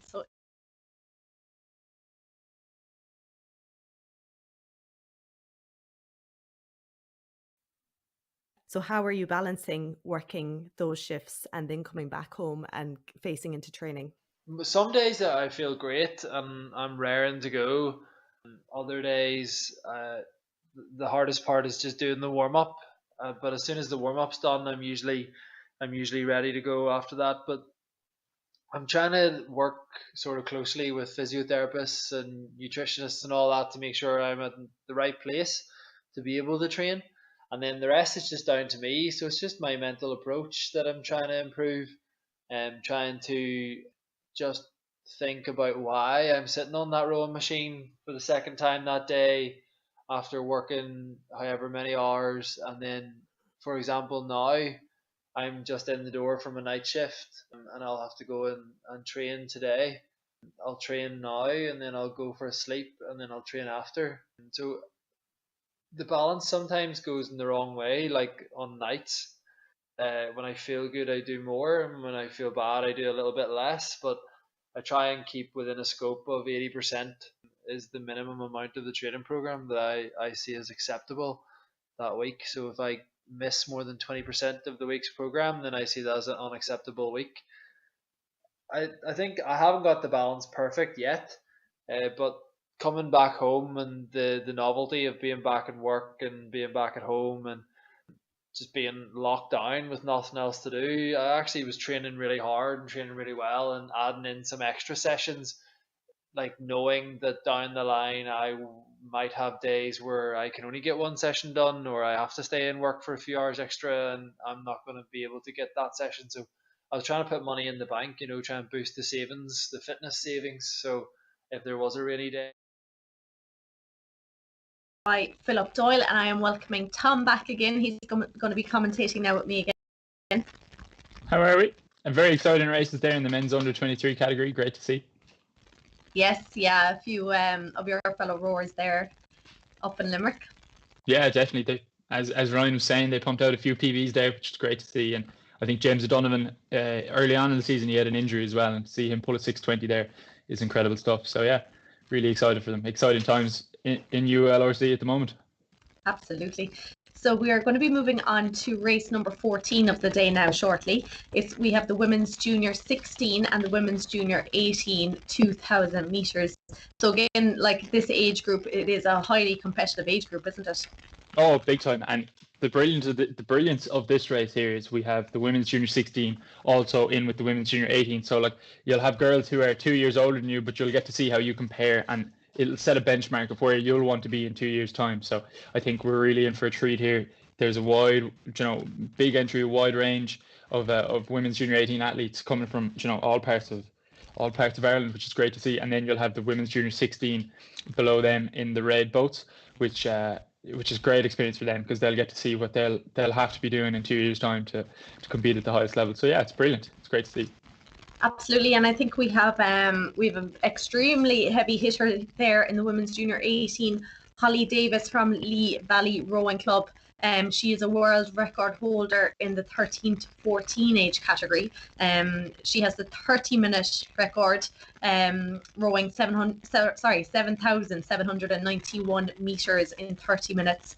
She holds the 6,000 meter record, rowing it in 22.49, and she has a load of Irish records as well. In the 13 to 14 age category, she has 4 records there, and 4 records in the 15 to 16 age category as well. So she's definitely one to watch. Yeah, Lee Valley, as you said, I think back in when I was the junior rower, they had a gentleman called Cathal Cummins. So he held many Irish records as well. He always showed up to the indoors and came first. Just came naturally to him. So obviously they're doing something right down in the water. They have something in the water down in Lee Valley Rowing Club. So it's great to see. Hopefully she'll go on here and maybe she might take another record here. You never know. She might. Yeah, her 15 to 16 2K record is 7:13.3. Like savage time there for that young rower. So hopefully, who knows what sort of work she's put in there now over the last few months. So we might see her beating that now today. In the women's junior 18 category as well, we have Giselle Coulter. I hope I'm pronouncing that right. She is the Irish half marathon erg record holder as well. So fiercely competitive late 18 category, which is, and she'll be tough to beat. You wouldn't bet against her. Yeah, sorry now, but there is a slight delay again in this at the start of this race, but we'll be coming to you shortly. But we also have there in the women's junior 18 Izzy Clements. So she rows for George Watson's College in Edinburgh in Scotland. She's half Irish, but she is the Scottish champion and recently came third at the Scottish time of 7:29.1 for her 2K. Again, another great time, for these such young rowers. Definitely. And will she be able to beat that again today? Is the question. Super stuff. So we're just getting lined up there for the start of this race. Again, on your screen, you'll see the little yellow boats are the women's junior. So you have Karen Carey representing Cappoquin Rowing Club. We have Tomei Slevin from New Ross Boat Club, and we have Annick Schwartz from Castleconnell Boat Club. So they're the yellow. Sorry, there's just a fourth one coming up on the screen, and that is Annick Froberg and Mabel Schwartz. So they're just getting ready to go. And then, Tom, the women's junior 18, do you want to run through those rowers? Yeah, definitely. So we have Holly Davis from Lee Valley Rowing Club in the women's junior 18 category. We have Emer Hunt. We have Gabriella Fitzgerald. We have Amy Barrett, Izzy Clements, Ellie Kehoe, Giselle Coulter, Eve McMahon, Shauna Kelleher, Rachel Bradley, and Patty Mullen as they just get off the starting blocks there. Yes, they are just off in their 2K race. And as you were saying, it's so good that the junior 16s are racing against the junior 18s because it will kind of tell you where you need to be in the next few years. And as you can see already, you can see Karen Carey there in the women's junior 16. I think she's after taking off ahead of everybody else in the whole thing. Yeah, definitely. She's pumping out a nice high rate of 31, and she's well able to keep up with Shauna Kelleher there. Obviously, as you progress into the race, we're only 200 meters in. As you progress into the race, you would expect to see the women's junior 18. You'd expect them to kick on a bit from the women's junior 16 category. But obviously, that's not to say Karen Carey won't keep up with them for the whole race. But it's just the 2 years, the 2 extra years are pretty, they're pretty huge for your development. So you would expect Giselle Coulter now to kick on and, really put a couple of meters into Karen Carey. But again, Karen Carey, brilliant start for a junior 16 athlete. Absolutely, yeah. Like those couple of years make such a big difference. You know, you might be getting those couple of inches taller. You know, you might kind of start training a little bit more. You might start some more kind of strength training and things like that as you get older, which does make a huge difference to your overall training. Yeah, definitely. You might do morning training and evening training after school. You just take on a couple extra more sessions because your body's more able for it really. And then you definitely start to see the difference between the J16 and J18 category then when you're ticking all those boxes. But that's not to say Karen Carey isn't made of tough stuff. She could, like, her race plan might just be to go off as hard as possible and stick with the J18 women and just see where she ends up, and that might do wonders for her. Or she might go off and fall back towards the finish, which we hope she doesn't, because she is really, really putting down a good race here. But yeah, as you said, the weights is a big difference. Like, you don't want to get into it too early, because it does. Well, studies have been shown that it affects your growth, and overloading the body at such a young age isn't ideal. But then when you're 17, 18, you mature physically and you're able for that training. So you can definitely see now Holly Davis pushing out ahead, right? 32, holding 146. She is separating herself from the women's junior 16 category. She is, absolutely. But then you can see, like, she's a world record holder, and you have Rachel Bradley there and Giselle Coulter, who are very close to her. They're Rachel, they're only 14 meters behind her. So for if I was in that race against Holly and I was that close to her, that's a big deal. That's if you're that close, that'll do your confidence good. Definitely, you'd take a lot from that. You'd be 1,200 meters to go, and you're saying to yourself, I'm only a couple, maybe 2 lengths down from a world record holder, and a competitor steeped in great experience. So you're kind of saying to yourself, you know what, I'm actually in a good place here. So that'd definitely give you a lot of motivation to kick on and maybe go for home that bit earlier, maybe around the 700, 600 meter mark. You're thinking, okay, do you know what? I've done really well in this race, and I'm going to reward myself here and just really see what I can do. Absolutely. And you can see there Holly just passing the halfway mark. 1,000 meters done, 1,000 to go. Her split, she's staying lovely and consistent. 145 there at the moment, 146. She's rating around 33. And you can see her rate even all the under the junior 18s there, it's that little bit higher than the junior 16s, isn't it? Yeah, they just have probably that bit more experience at those high rates. I think you're introduced to it in your J16 year, your J15, J16 year, you're introduced to the high rates. But then I would say Holly has 2 or 3 years of pieces under her belt, so like she's well able to command those high rates, and like it's not a case of just throwing herself up and down the slide. It's controlled, and she's able to apply her power. Whereas at those younger ages, you're just kind of, it's a bit of fun getting up to those rates, but it's not something you can sustain for a long period of time because you don't have the technique to back it up. So Holly Davis, definitely, with the years she has under her belt, she's well able to command those high rates.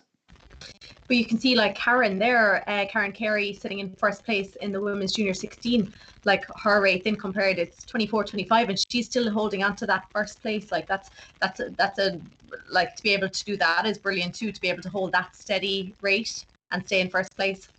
Yeah, definitely. And it just shows her efficiency. If she's able to rate that low and still push out that power, that's incredible to see, because once you transfer that out onto the water, she's going to be very efficient. She can make a boat move and disturb it as little as possible.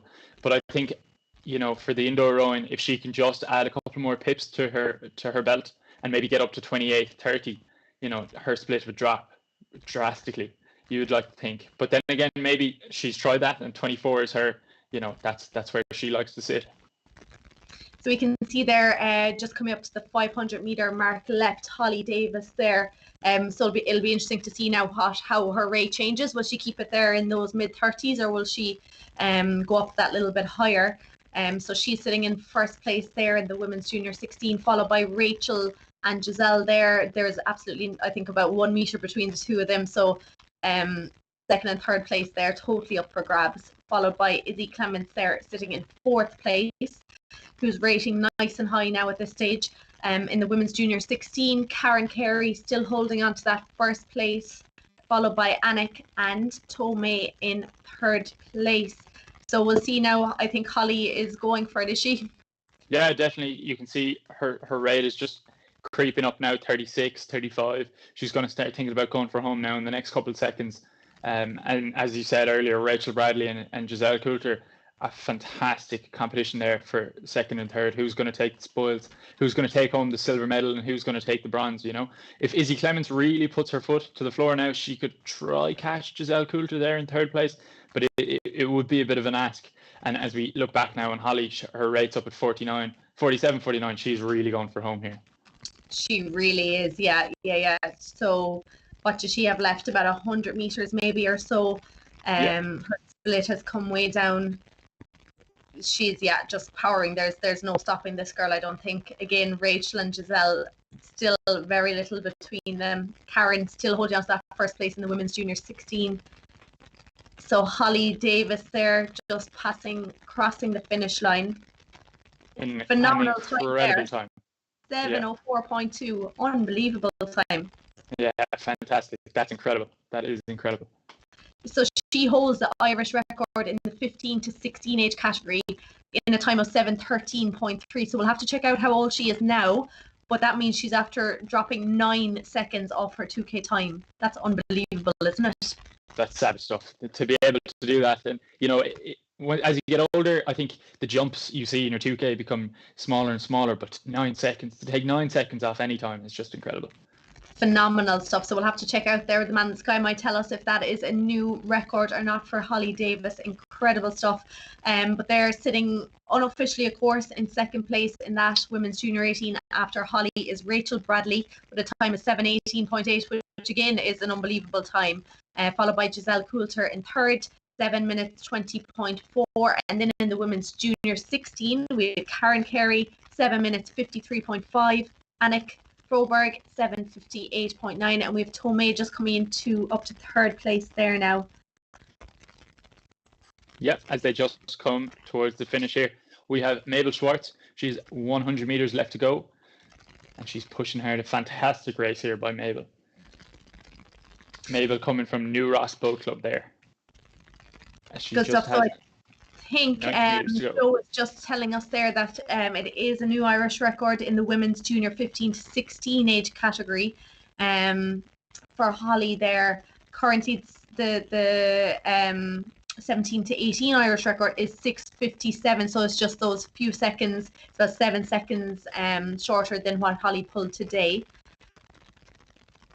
And as we just draw to a close there in the women's J16 category, unofficially, of course, we have Karen Carey taking the women's junior 16 category in a time of 7:53 and in a fantastic time of 7:04.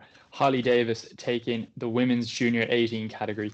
And just to reconfirm with you guys at home, these race results are unofficial for 30 minutes after the race, just to allow time for any disconnects or any technical problems you may experience at home. But if that does happen to you, don't worry. Just take a photo of your ERC screen and send it to V-IIRC support@rowfit.ie, and the guys here will take good care of you and they'll make sure your race result is incorporated. So yeah. Absolutely. So I have some podiums coming up for you, some official results from earlier on. So I have men's junior 16 2,000 meter race podium. We have in first place James Young with a time of 6:48.9. Olin Bradley in second place, 6:51.6, and Liam Walter with a time of 6:54.3. So well done, James, Olin, and Liam, first, second, and third there.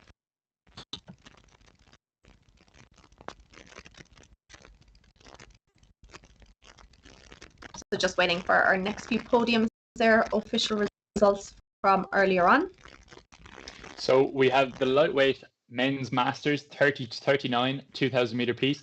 We have Tony Byrne taking the spoils, bringing home the gold medal in the masters 30 to 39 2K, a time of 6:42.2.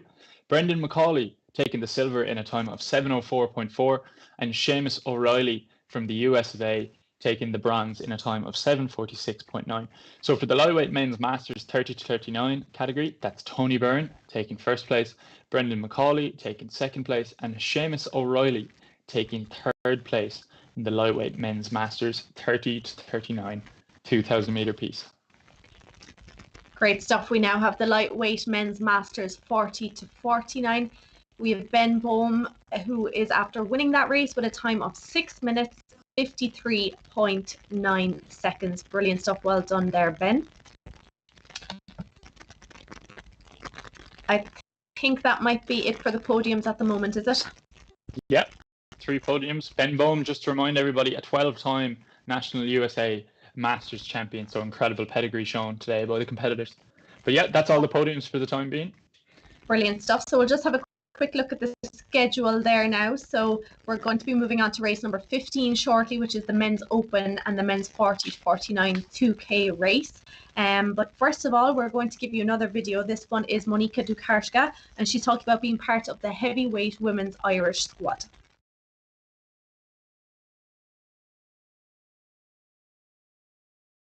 What we see, especially on social media, from that women's squad, the big strong girls, as you like to call yourselves, you know, it looks like that you have a great group, but it must get competitive, does it, between you? Oh, it is, yeah. But I suppose what's great about us is that we are competitive on the water, and off the water we are great friends and we get on with each other. So at least we can, you know, whatever happens on the water stays on the water. So that's a great quality of the group. And we really enjoy spending time with each other, so it's great. And because there is such a big group, like, are you constantly being monitored, and is your progress, you know, and trials and tests, are they constantly ongoing? Yeah, they are. So I suppose we would have some sort of test or trial of some sort once a month at least. Sometimes we would have tests on the rowing machine followed by water assessments. And again, on a weekly basis, there would be 2 or 3 sessions that are being monitored, so we would get ranking after those sessions. And I suppose every water session or any session on the rowing machine's course would be usually noted, so that coaches get good profile on us, you know, they see whether we are improving or not, and I suppose they can address then what needs to be done to make us better. So yeah, it's definitely, the monitoring is ongoing, and even during the lockdown we had regular Zoom sessions, so they could still watch our technique and see how we are getting on, and they were there for the tests and for the monitoring sessions as well. Is that ranking system, is that something that might, you know, is it a good thing or a bad thing? Does it make you want to try harder the next day, or can it upset you sometimes? I think it's a bit of both. So personally, I suppose I would strive to be on top of the ranking all the time.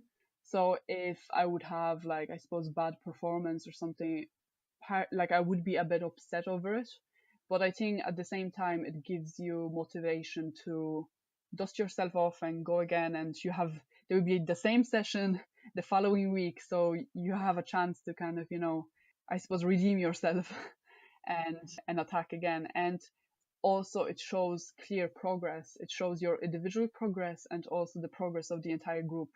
Because sometimes there is really nothing between 4th, 2nd, and 3rd. So it's, you know, then you could work, let's say, if you are finishing 4th and then you end up being 2nd, it mightn't be even your physiological, you know, kind of work or what you have to change, but you might have to be more aware of your technique or your mental state, you know, during a piece. So it's like, I suppose it shows you that there are other areas that you may have to work on to stay on top.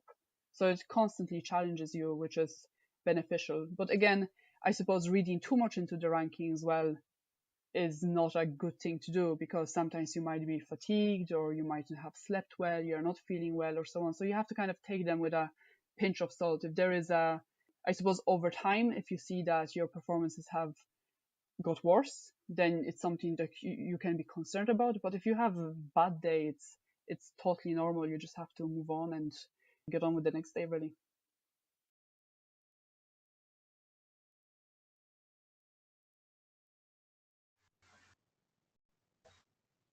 Brilliant stuff there from Monika Dukarska, talking about rowing in the women's squad down in the NRC. So next race, I have Ryan back with me commentating for this race. Niamh has just taken a little break. We have the men's open and men's 40 to 49 2,000 meter race. Again, we have a couple of friends racing in this race. This is going to be a bit of fun, don't you think, Ryan?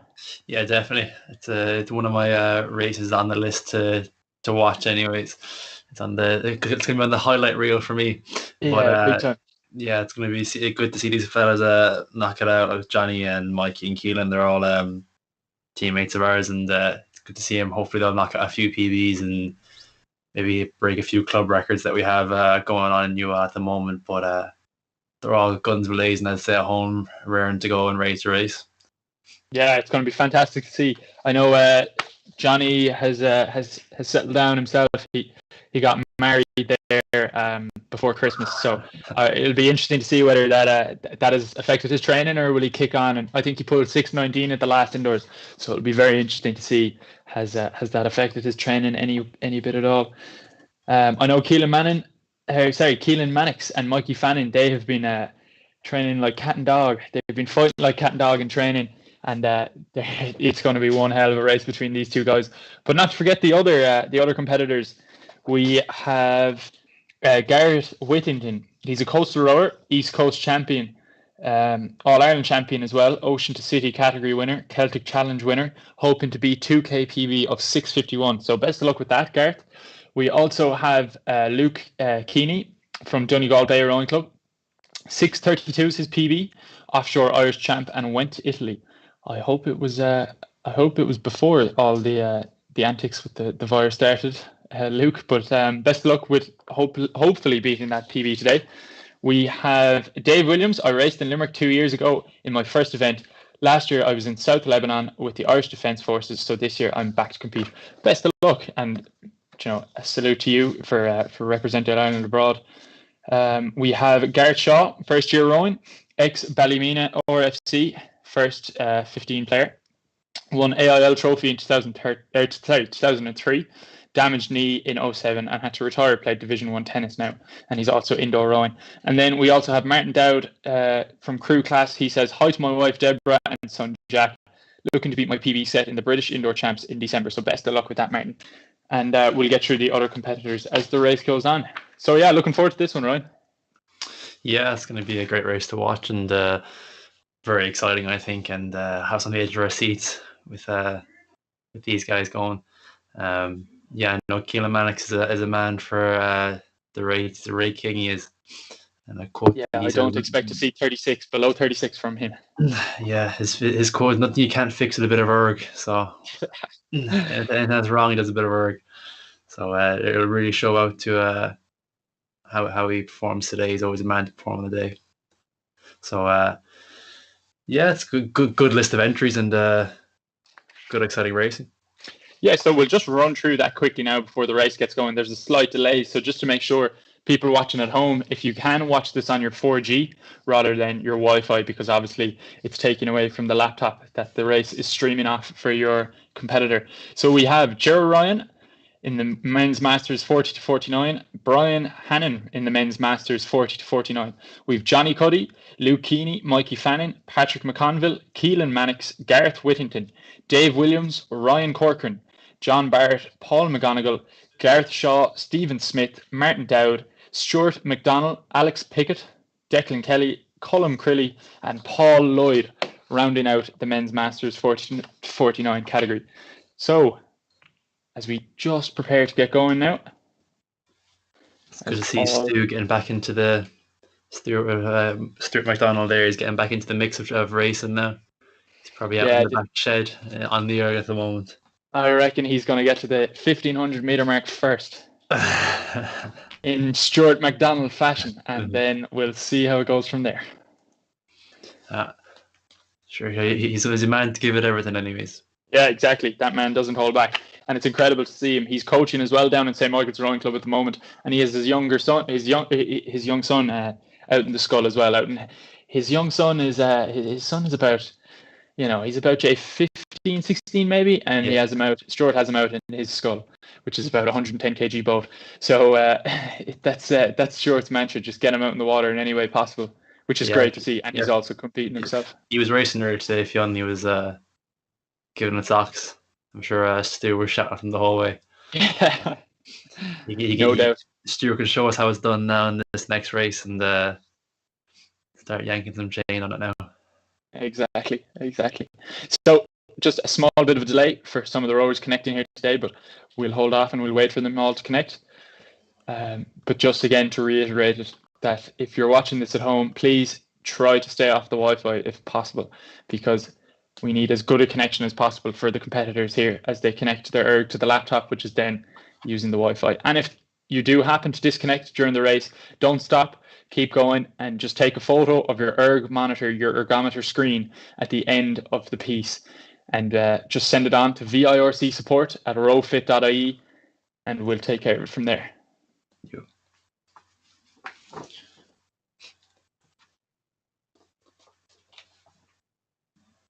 So yeah, we'll just do a quick rundown again of the competitors. We have Johnny Cuddy, Luke Keeney, Mikey Fanning, Patrick McConville, Keelan Mannix, David Kelly, Ger Ryan, Brian Hannon, Gareth Whittington. Then we have Dave Williams, Ryan Corcoran, Paul McGonigal, Martin Dowd, Stuart McDonnell from St. Michael's Rowing Club, Alex Pickett from GB, Declan Kelly, Colin Crilly, and Paul Lloyd, wrapping up the men's 40 to 49 category. We have a quick shout out there to Hannah Fitch, who's captain of Limerick Boat Club there. I think she's watching the live stream at the moment. And thank you for all the viewers watching on the live stream and bearing with us. We may not have the most pleasant of voices or prettiest of faces, but sure, we're doing our best here. Hey. I speak for myself. Okay, all right. I can't speak for Tom and Neve. No, yeah, quick shout out to Hannah Fitch there.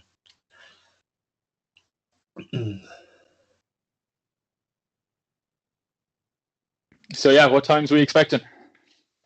6:05.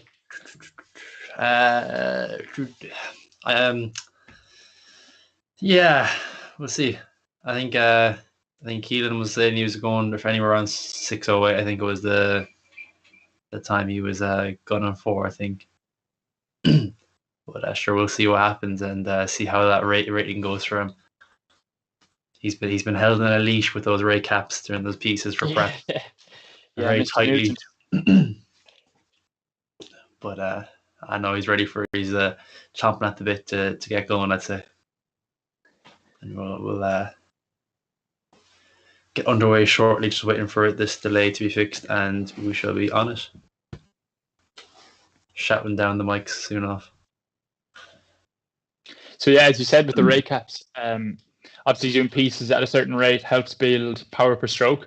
Yes. That would kind of be the whole point behind that. Which would you prefer? Would you prefer to be just told, go off, do whatever you want? Or do you like the whole idea of just putting maybe a small bit of a cap on yourself and just say, okay, I'll stick to this rate because I know it's going to build, power through the stroke? There's a reason for everything. There's a point why there's a data behind it that shows that putting rate caps on things really does emphasize you maxing out each gear. There's no point going through the rates when you haven't maxed out rate 28, max out rate 30. There's a reason for everything. I think you'll find ways, especially out in the boat. It's probably more effective when you're in a rowing boat rather than on an erg for rate caps, because when you're at rate 30 and you're paddling against someone beside you, it's not that you have to lay down more power. It becomes down to a thing of how do I not slow the boat down more than the person next to me. It's becoming really efficient with how you row. And then once you're rowing efficiently, you go to 32, you're even faster now because you're effectively slowing the boat down less. So it becomes a key part to rowing at high rates. Yeah, makes plenty sense. Just a few questions coming in here from some of the competitors here in this race. They're just asking about the delay. The delay is just being sorted behind the scenes.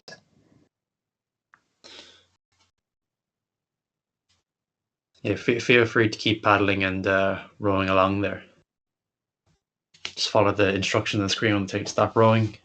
Keep warming up, shake out the legs, shake out the arms if you have to. Keep taking on your water. For those at home watching the live stream, we're just going to skip to a quick video of, I'll tell you now, who is this video of?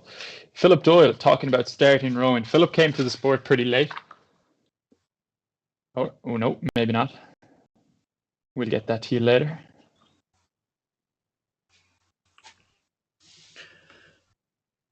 Just some technical difficulties going on in the background, but nothing that can't be solved here.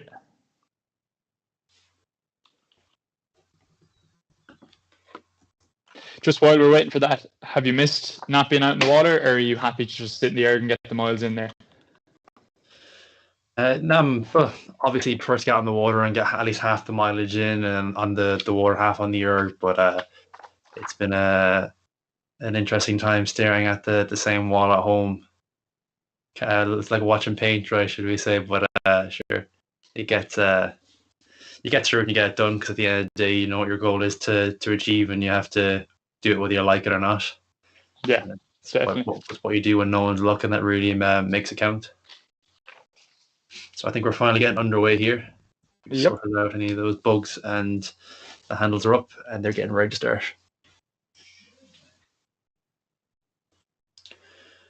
And they're off. All the way, no false starts. Great to see.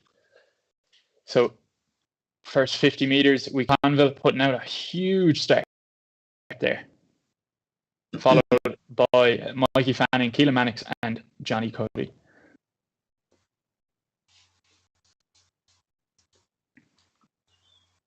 So, in the men's open category, we can see Patrick McConville taking the lead early over Mikey Fanning, who has just 6 meters over Keelan Mannix, and then followed by Johnny Cody and Luke Keeney. In the men's 40 to 49 category, we can see Martin Dowd taking an early lead over David Kelly, but David Kelly is pushing back as we just passed the 250 mark. So for anybody watching at home, you can see the different coloured boats. The yellow boats represent the men's open category, and the red boats represent the men's 40 to 49 category. First 500 meters of this race, Ryan, what do you think? Yeah, well, Keelan's sticking to his guns anyways. He's rating 39, and they're fairly consistent with Mikey there. They're both hitting the same splits. A little bit different in the rates now. Mikey's more of a long and strong type of guy. Just keeping the fan moving. But they're holding consistently enough. 133 split, tipping on the 132. So it's pretty good start so far. Hitting up to 500 meters in, they're in a good place, I think. Yeah, definitely. And you can see Johnny Cody back in third place there. He's pumping out right 37. He's not a man. He's not shy of the. He's a man who's not shy of the high rates himself. No. He's also, along with yourself, he's the 2019 Club 4 champion of Ireland with Dec O'Connor, Dermot Hartney, and Karen Rose O'Gorman there. Tell me a little bit about that as we pass the 1400 meter mark. You certainly weren't coming down the course at rate 28. No, sure, Johnny was stroking it, so you want to be rating high. You have to kind of, when you're in a Cox 4, you have to kind of keep things moving, keep it light when you're carrying an extra a body in the boat for the Cox. So it's really something you have to kind of master of keeping it effective. I think Johnny knows that, and he's bringing that experience he's had in the past into rating by himself here. And he's a very independent but consistent stroke man to have in the boat and to have on the erg. So he kind of just tunes into what he wants and does it well. Just don't bother him, really. Let him do his thing. Definitely. And we see Ryan there in the men's 40 to 49 category. His boat is just flickering between red and white. If a boat goes white in the middle of the race, just to explain to you at home, that means that the erg has disconnected. But just to keep rowing, keep doing your thing, just take a photo at the end and send it into V-IIRC support at rowfit.ie. So, and the lads here will take good care of that. As we just come up to halfway mark now, we have Mikey Fanning ahead of Keelan Mannix by 10 meters. Johnny's marriage hasn't affected him at all. He's still pumping out those high rates and low splits. So as he's sitting there nicely in third place, followed swiftly coming up from the rear, there we have Luke Keeney and Patrick McGonigal. Pardon me. And in the men's 40 to 49 category, we have David Kelly out in front, neck and neck with Ryan Corcoran, and in third place we have Alec Pickett and Paul Lloyd fighting for that third place spot. Martin Dowd, Declan Kelly, Brian Hannon, Paul McGonigal, Gareth Whittington, Dave Williams, Ger Ryan, and Stuart McDonald there, just finishing out the men's 40 to 49 category. So these gentlemen, they have a lot of training under their belt, Ryan. What do you reckon? Do you think they're going to go for home early, or are we going to see a late sprint? I think it's more of these fellas like to stay hard on themselves throughout that middle 1,000. And they really kind of just pick their split and they go for it and they hang on to it for as long as they can. So I'm not sure if they'll have much of a sprint left in them. They will go up through the gears, but I think there won't be much of a big change in splits, only a small bit as they go through them. But no, they're hanging on well, and they're producing some good numbers at the moment. So all going well, they hang on to it. Yeah, definitely. Definitely. So as we come up to the last 500 meters, Mikey Fanning has stayed consistent the whole way through. He's even brought up the rate a bit there in the last couple of 100 meters. As you can see, he's been holding 133 the whole way through. I think he'd like to be seen at 132 in the last 500 meters. Keelan Mannix, much the same. His rate has dropped a small bit, but there's, I've no doubt we're going to see a big sprint there towards the finish. Johnny Cuddy, same as. He's kept it nice and consistent, 36, 37. Holding that 135, 136. And the same can be said for Luke Keeney and Patrick McConville. They've both kept it very consistent there through the middle 1K. David Kelly, still neck and neck with Ryan Corcoran. A fine battle there going for first and second place. And then we've Paul Lloyd and Alex Pickett fighting hard for third place there. Only 3 meters separating those gentlemen in the men's 40 to 49 category.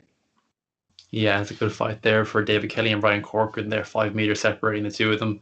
Coming to the last sprint, Ryan Corcoran, though, has 5 pips in the rate that he can come up to match David Kelly. I think if he can bring that gear up and bring the rate up, he'll be able to close that gap. It's only 6 meters. He can get that within a couple of strokes if he really tries to wind it up. So last 250 meters, all these gentlemen will be going for home.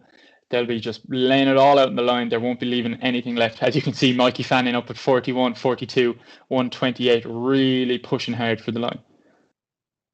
Yeah, he's really going through the gears now, and he's impressive enough to go sub 130 now in these last couple of strokes. He's really maxing out each gear as he changes. You notice as he goes to rate 42, it dropped down by 2 splits, and he's hanging on to each step. It's good. Yeah, it's fantastic to see as he has about just less than 100 meters left.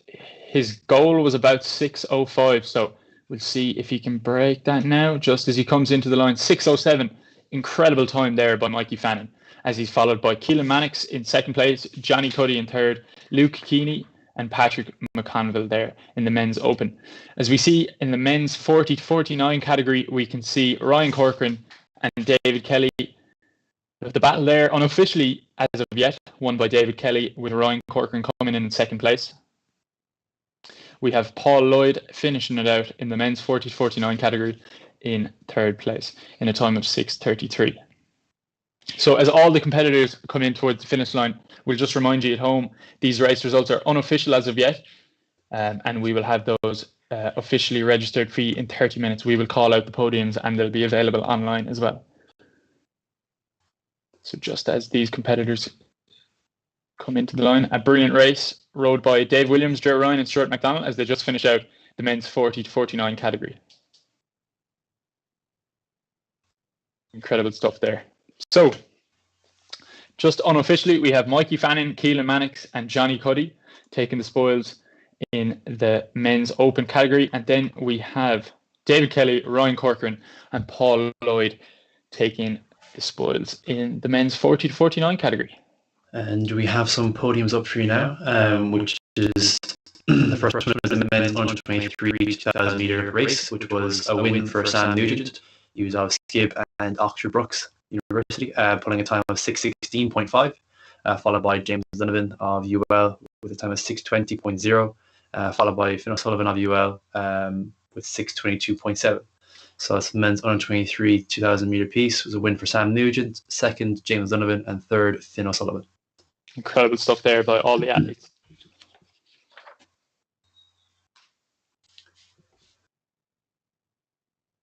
So I think we have another podium here for you guys at home. We have the men's masters 30 to 39 category, the 2,000 meter piece. We have Marcus Madden taking first place in a time of 6:24.2.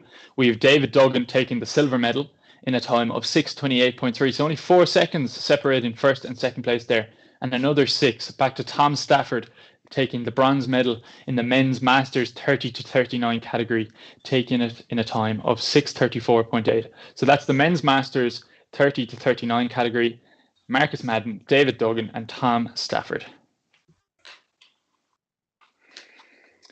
So that's our 2 podiums done. Yeah, so I think we'll bring back Niamh Hayes now to bring us into the next race and get us back on schedule. So thanks, Tom. Enjoy. I think you're still on mute there, Niamh there.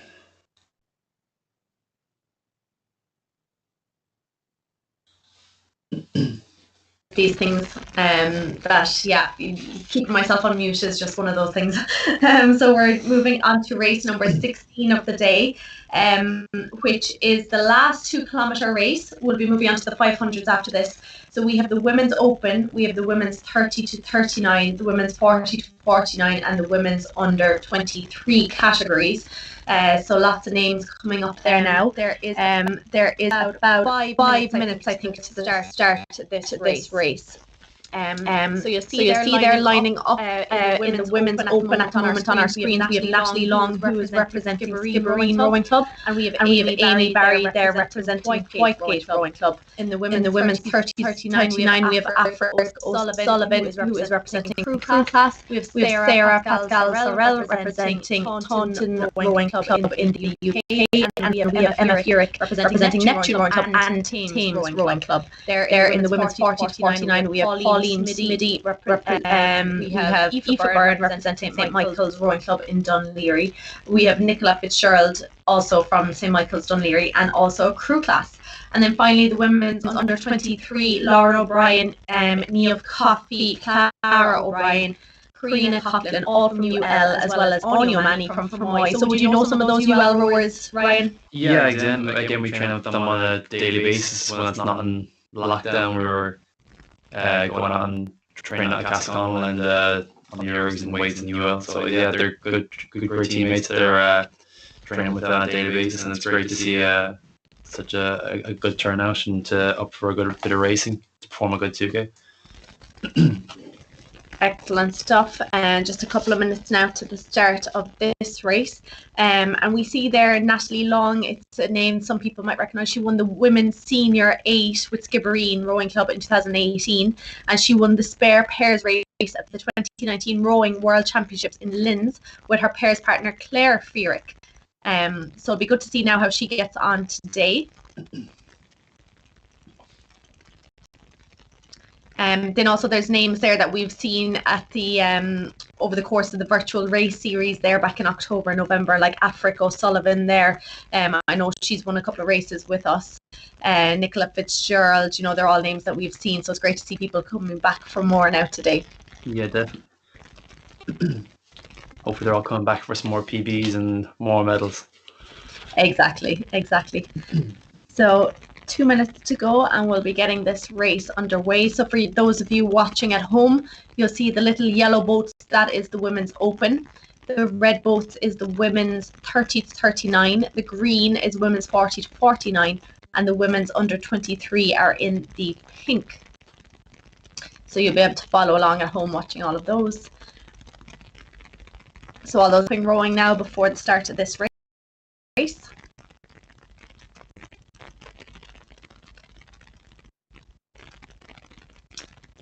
The handles are going down. They're letting the fly wheels come to a stop.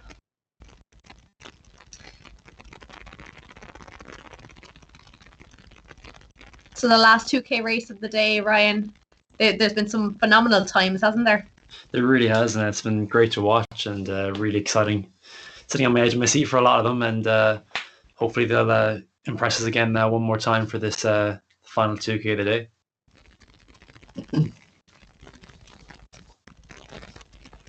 I have no doubt about it. So I think we are just about ready to start. Again, for any rowers who might be watching the YouTube feed, just make sure that when your race is coming on, forget about what we're saying, because there's a bit of a time delay between what you're seeing on your laptop screen and your EIRC screen and what you're seeing with what we're saying. There's a little bit of a lag. So we just tell everyone to just turn off the YouTube stream if you are racing and just follow along with your EIRC.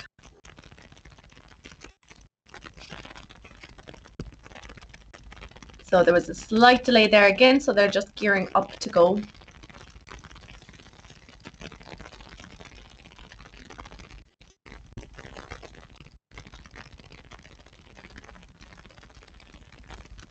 Shaking out those last minute nerves again.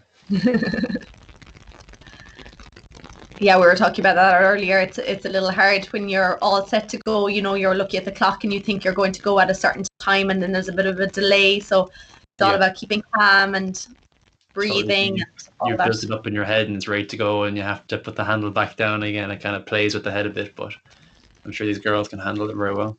Absolutely, and they're off there in this race, the final 2-kilometer race of the day.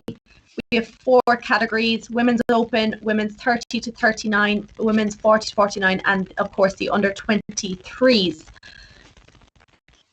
So as you can see there in the women's open, Natalie Long there representing Skibbereen Rowing Club, taking off in first place, followed by Amy Barry. Amy has rowed with us before. She's representing Whitegate Rowing Club, and all along she's been in the last few virtual events, she's been in the junior 18 category. So it's great to see her now in the women's open, taking on a strong rower like Natalie Long.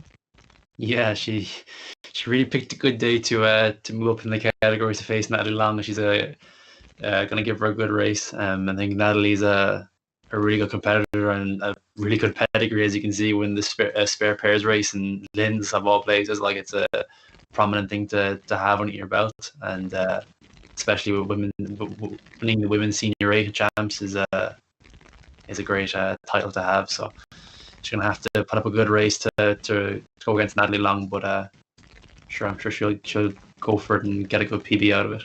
Absolutely. I think she pulled a 7-minute 55.3 the last day in her 2K race. So hopefully we'll see a little bit of an improvement now today. Definitely, yeah. And then we can see Afric there in first place in the women's 30 to 39. Again, Afric is no stranger to these virtual events, and I'm pretty sure she won it the last day, the 2-kilometer race, in a time of 7:23.3. So again, Afric there, who's representing crew class in Dublin. I'm sure Niall O'Toole has been giving her all the hints and tips on how to improve her 2K time. Definitely, yeah. And there, Clara O'Brien just overtaking Anya O'Mahony to take the top spot in the under 23 side of things. Really pushing along that, kind of getting used to her experience and going to the under 23 European Championships in the women's Cox 4 there in 2019. That she's used that to her advantage now, settling into a nice hard pace and a more consistent rhythm than probably Anya O'Mahony has at the moment, and closely followed by Niamh Kofi and Lauren O'Brien. Yeah, they're all very strong at the moment. But as you can see, Natalie Long and there in the women's open, out ahead with a split of 1:46 as she's just approaching 1,250 meters in. Like, it's very obvious she's a very strong rower. So I'm sure she is, at this stage in the year, she's hoping to PB now today. Yeah, and I don't want to take it away from her, but we can also compare that to Holly Davis earlier on the day with the women's junior 16. She's pulling a 7:04. That's a 1:46 split as well.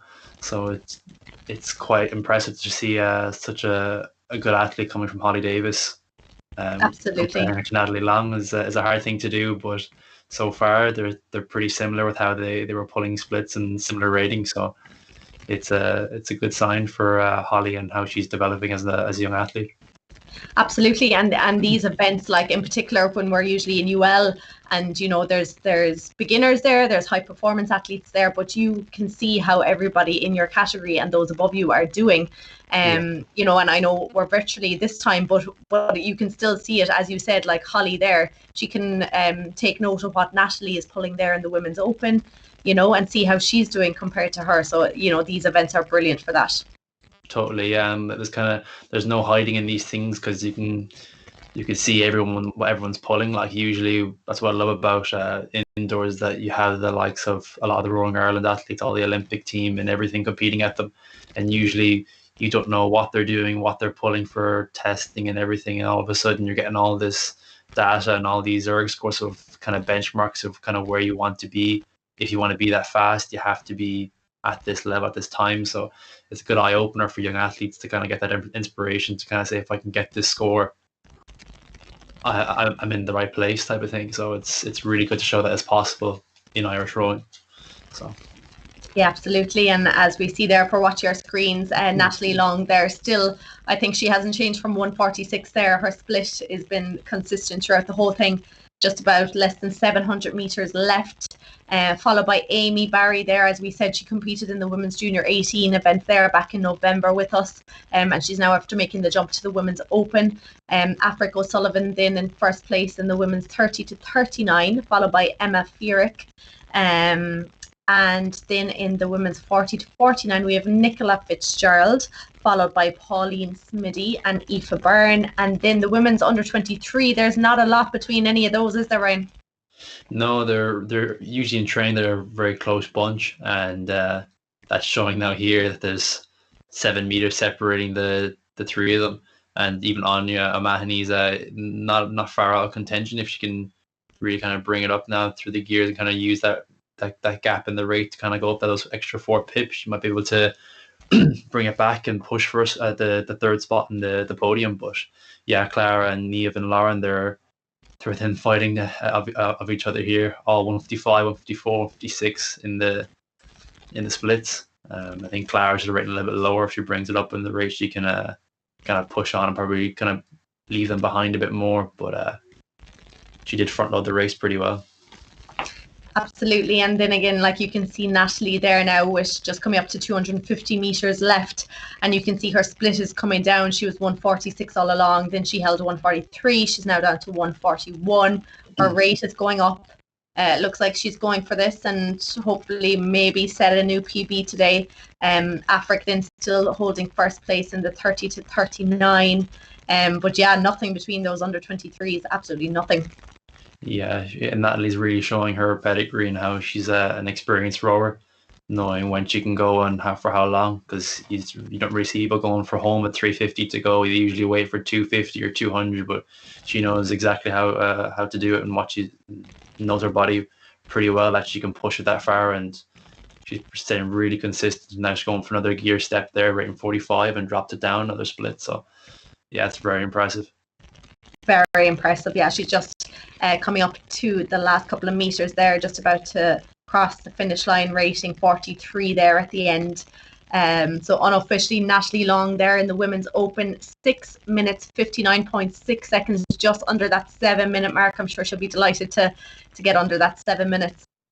Yeah, it's a race between Clara and Lauren O'Brien, the two sisters here, both rating similar enough, splits the same, 1 meter between them. They're pushing for the line. They're both trying to break 7:30 here, and I think they will if they can keep this pace up. Absolutely, just 1 meter between the two of them. Africa there just passing the finish line in the Women's 30-39. I think 0.3 of a second between the sisters there, Clara and Lauren. Yeah, Clara is the older of the two, so she has that over now over her little sister. So really good though. It's fair play to them. They didn't let up. So yeah, unofficially in first place there in the Women's Open, Natalie Long, time 6:59.6, followed in by Amy Barry in 8 minutes flat. Then we have Africa O'Sullivan in the Women's 30-39, 7:29. Brilliant stuff there, Africa. Emma V-IIRC, 7:36.6, followed by Sarah Pascal Sorrell, 8 minutes 9. We have Nicola Fitzgerald in the Women's 40 to 49 with a 7:45.1, followed by Pauline Smitty, Aoife Byrne.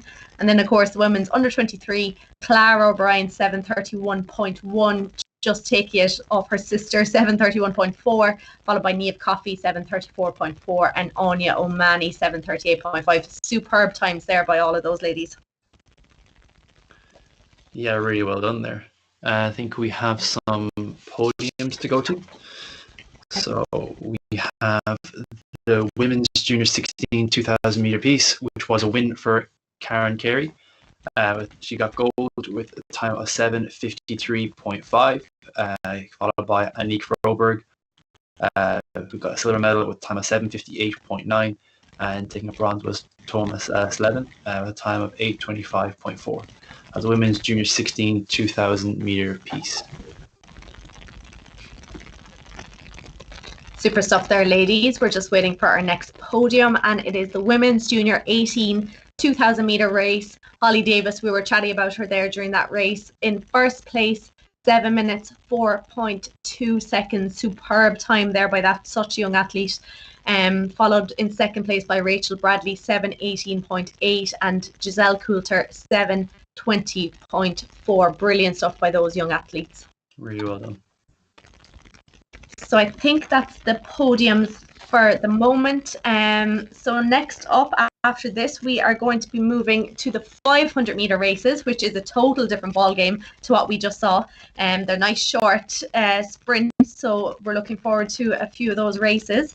The men's junior 13 and men's junior 14 are the first ones up in those 500 meter races.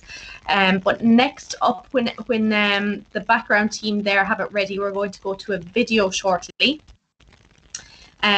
The video is going to be Paul O'Donovan, of course, High Performance Rower, and he's going to be chatting about how he got into rowing first day.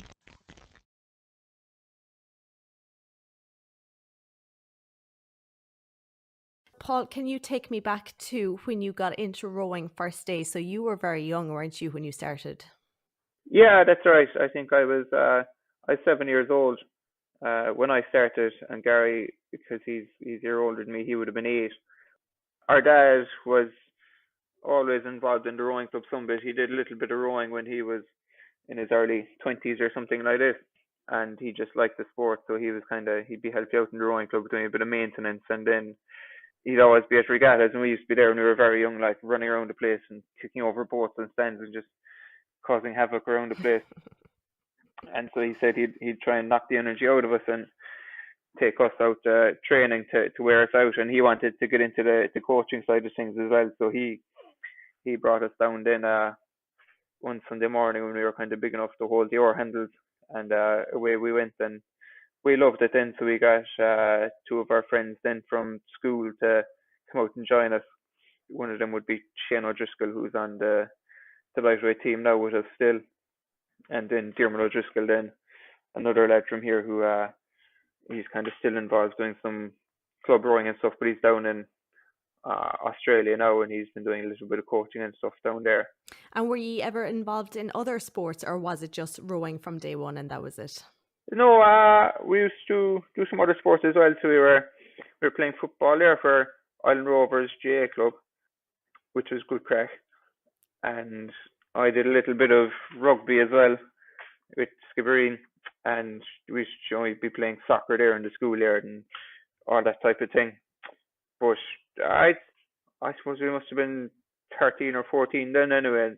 We were just trying to take the rowing very seriously for that age, and we were like, we'd have to give up the other sports now and just focus full time on the rowing. And we all kind of came to that decision ourselves. Like, it wasn't like our dad was coaching us and stuff, and I think he probably wanted us to stick out with the rowing in the long run, but he never forced us to or put any pressure on us to cut back on the other sports or anything like that. But we know ourselves that this is what we wanted to do, and we wanted to spend more time out in the rowing boats, and we did that anyway, and it's not working out too badly for us. Not too badly at all.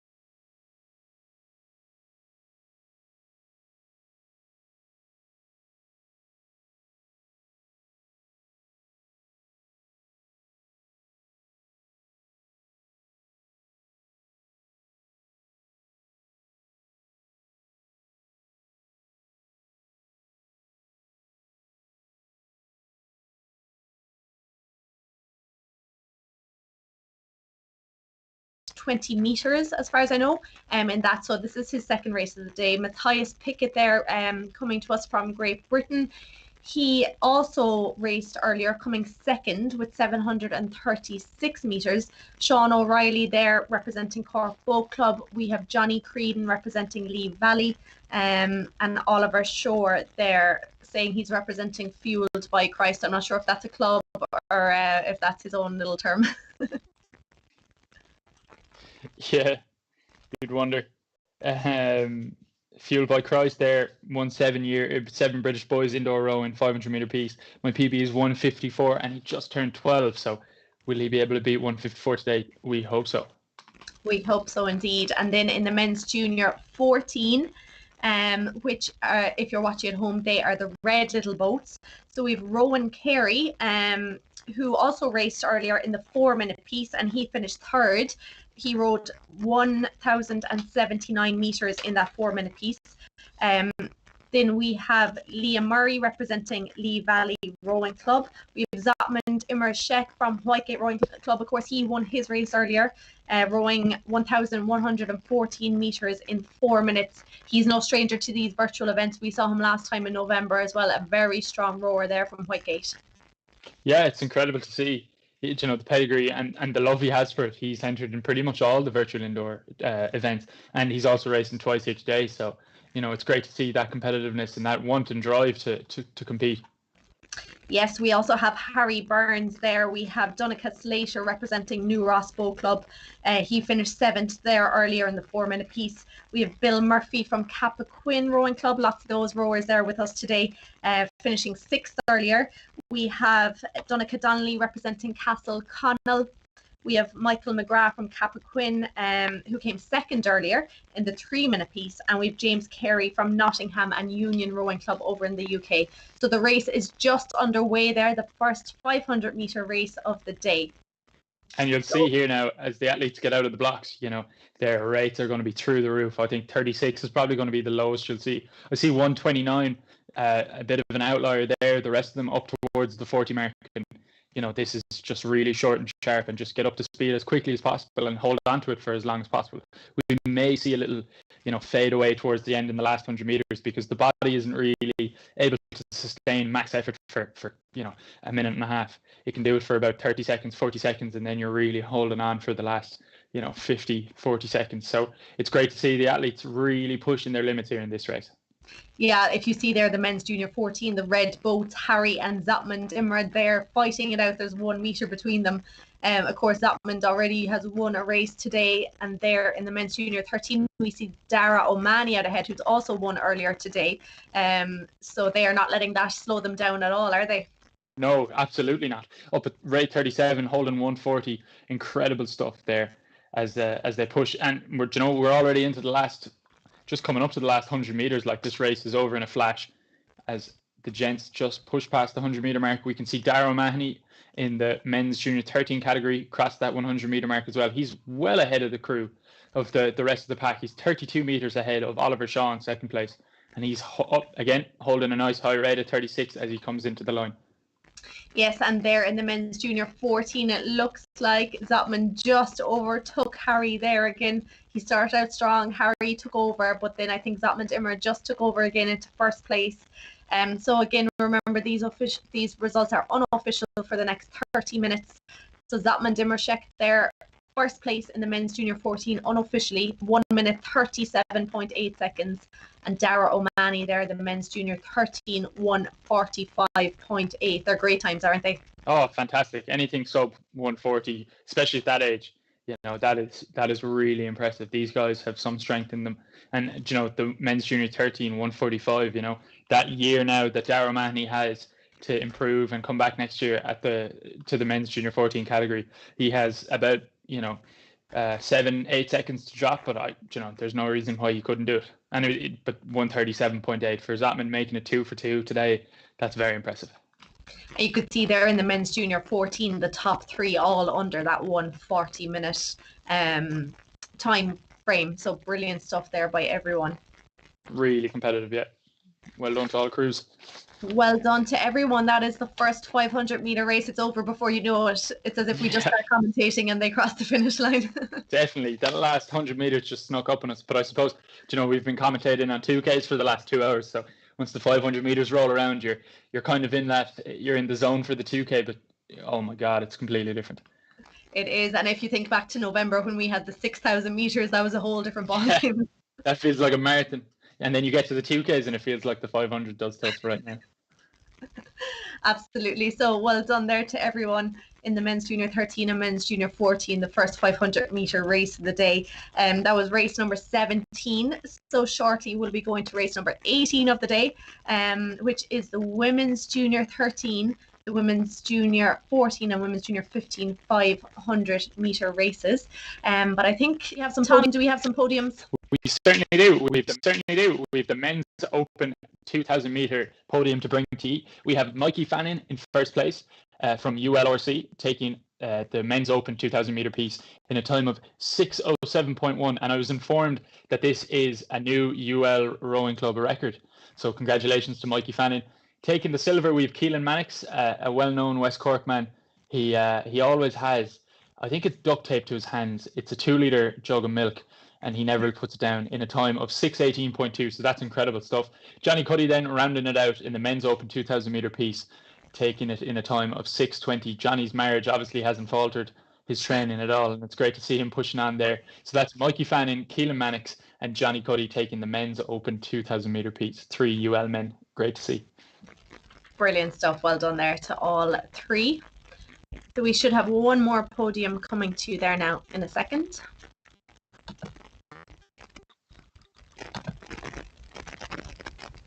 So we have the men's masters 40 to 49 2,000-meter result. David Kelly there in first place, 6 minutes 19.6 seconds. Ryan Corcoran in second place, 6 minutes 22.5 seconds. And Paul Lloyd in 6 minutes 33 seconds, taking the bronze there. So well done to David, Ryan and Paul in the men's masters 40 to 49 category. So I think that's the podiums at the moment.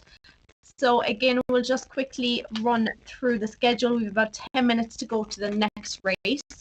So we'll be moving on to the women now, the women's junior 13, the women's junior 15, I think. And do we have the women's junior 14 and 15? No, I think it's just the women's junior 13 and women's junior 14 500-meter piece. I think coming up at 3:15.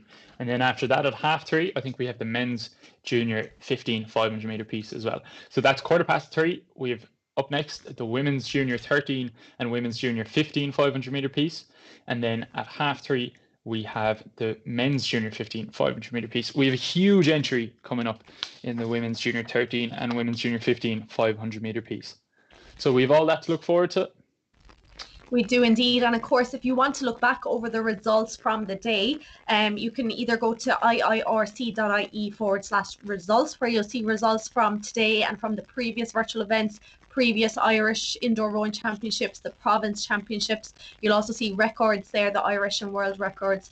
But if you want to see some data from today, you'll see everybody's splits and how they did throughout the race. If you go to time-team.nl and just click on the RowFit logo, that'll bring you to all the data. And as we were saying there earlier, Tom, rowers just love data, don't they? Yeah, big time. Whether it's the heart rate monitor, the ERG data, and then out in the boat, it's getting more and more complicated. Now you can get fancy setups for watts and stuff like that. So definitely data is a big thing for rowers. And well, from my experience anyway, coaches are getting more data, are becoming more data driven as well. In the past, it was very much a case of, just go hard and, don't give up. Whereas now it's like, how do you feel in the morning? How do you feel before training? What are you eating? How many calories are you expending? All this kind of stuff that, wasn't it was overlooked for a good while. But yeah, data is definitely, it's a driving force in the sport nowadays.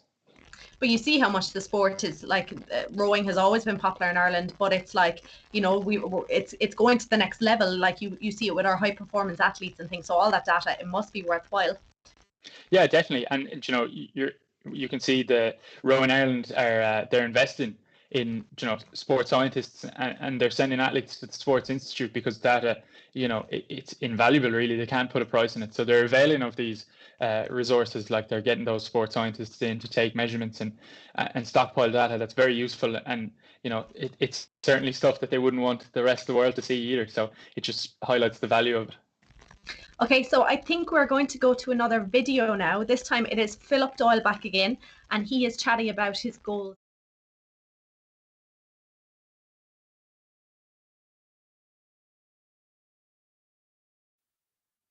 Finally, tell me, what is your ultimate goal in life? And it's kind of two questions: your goal in life and your sporting goal. My ultimate goal in life is to leave something behind for someone else to gain from.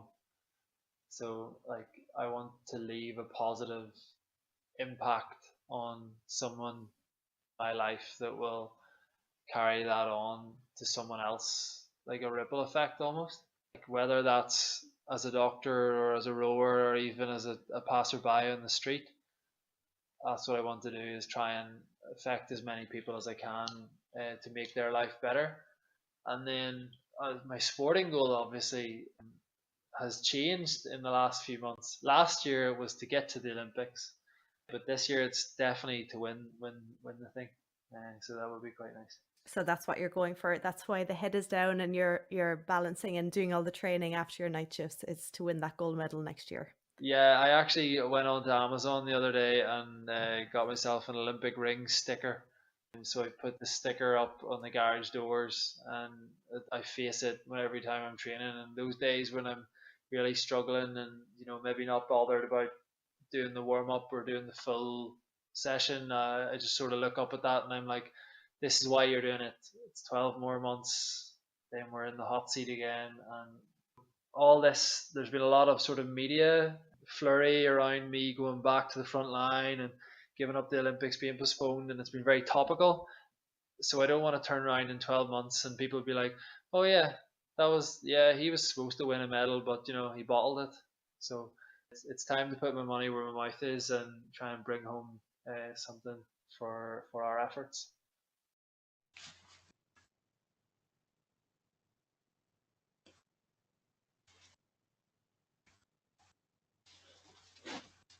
There's another good video there by Philip Doyle, talking to us about his career in rowing. Next up, we have the women's junior 13 and the women's junior 15 500-meter piece. So another quick one for us now is a good 500-meter sprint. You can go flat out for that one, Tom, can't you? Yeah, big time. There's no settle, as myself and Niamh talked about it there while you were off, drinking your coffee, sipping on your wine, putting your feet up, taking your break. I see how it is. As you said, like, there's no settle. It's just flat out the whole way. What's interested me here is you see the entry list for the women's junior 13 and women's junior 15. It's huge. It's massive, and it's actually bigger than the men's junior 13 and 14 entry list. Do you reckon, because we can't deny the fact that Rowing Ireland's women's squad is really up and coming, and you see huge success at the junior level, under 23 level, and now at the senior level with Sunita really pushing on.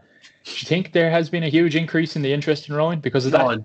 Definitely. I think there's a huge popularity now in a big breakthrough in women's rowing, that they've kind of got a more established squad, and there's been a forefront of head women there that have kind of really pushed on to go and win medals and Olympic qualification for the women's pair and the scull and everything, and the women's forward is narrowly missing out. I think it's huge, and they're medaling on 23s consistently enough as well. So I think it's a good inspiration for young women to get involved in the sport and really take it to the next level, which is great to see.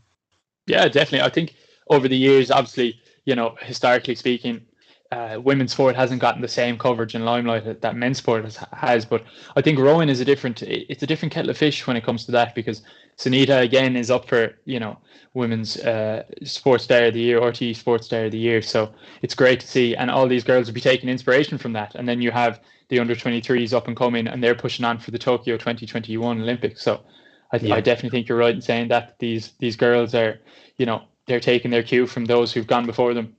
Totally, and you can see it now even with the Olympics. They have equal equal events in both men's and women's races, and they're racing on the same day rather than different days. It's as fair as you can really make it now at this stage with getting the same amount of coverage, same amount of publicity and marketing. So it's a great step forward, and it's great to see such a good group of athletes coming through, and it's a big plus, I think. Yeah, exactly. And it's the television coverage has been so in depth and very comprehensive that they get to witness it. They get to witness Anita Pushpor winning world championships and the like. So it's brilliant to see. Just before the start of this race, we're going to run down quickly. We have about 2 minutes to get through the athletes in this race. So we have Anya Cronin from Cork Boat Club. She's a beginner. So best of luck in your first race, or possibly not your first race, but best of luck today, Anya. We have Chloe O'Sullivan from V-IIRC Rowing Club. We have Bridget Mahan, Roisin O'Donovan, Isabella Monaghan, Anya Bowen, Barry Tompkins, Aveen Fox, Orla McAvoy Lusty, Emily Weston. We have Siebel Nia Flaherberg. I absolutely butchered that one, but I haven't done Irish since 6th year, so it's been a couple of years. I apologise for the pronunciation of that. We have Abigail Bates, Ellie Mahan, Anya Gaffney Keelan Keating.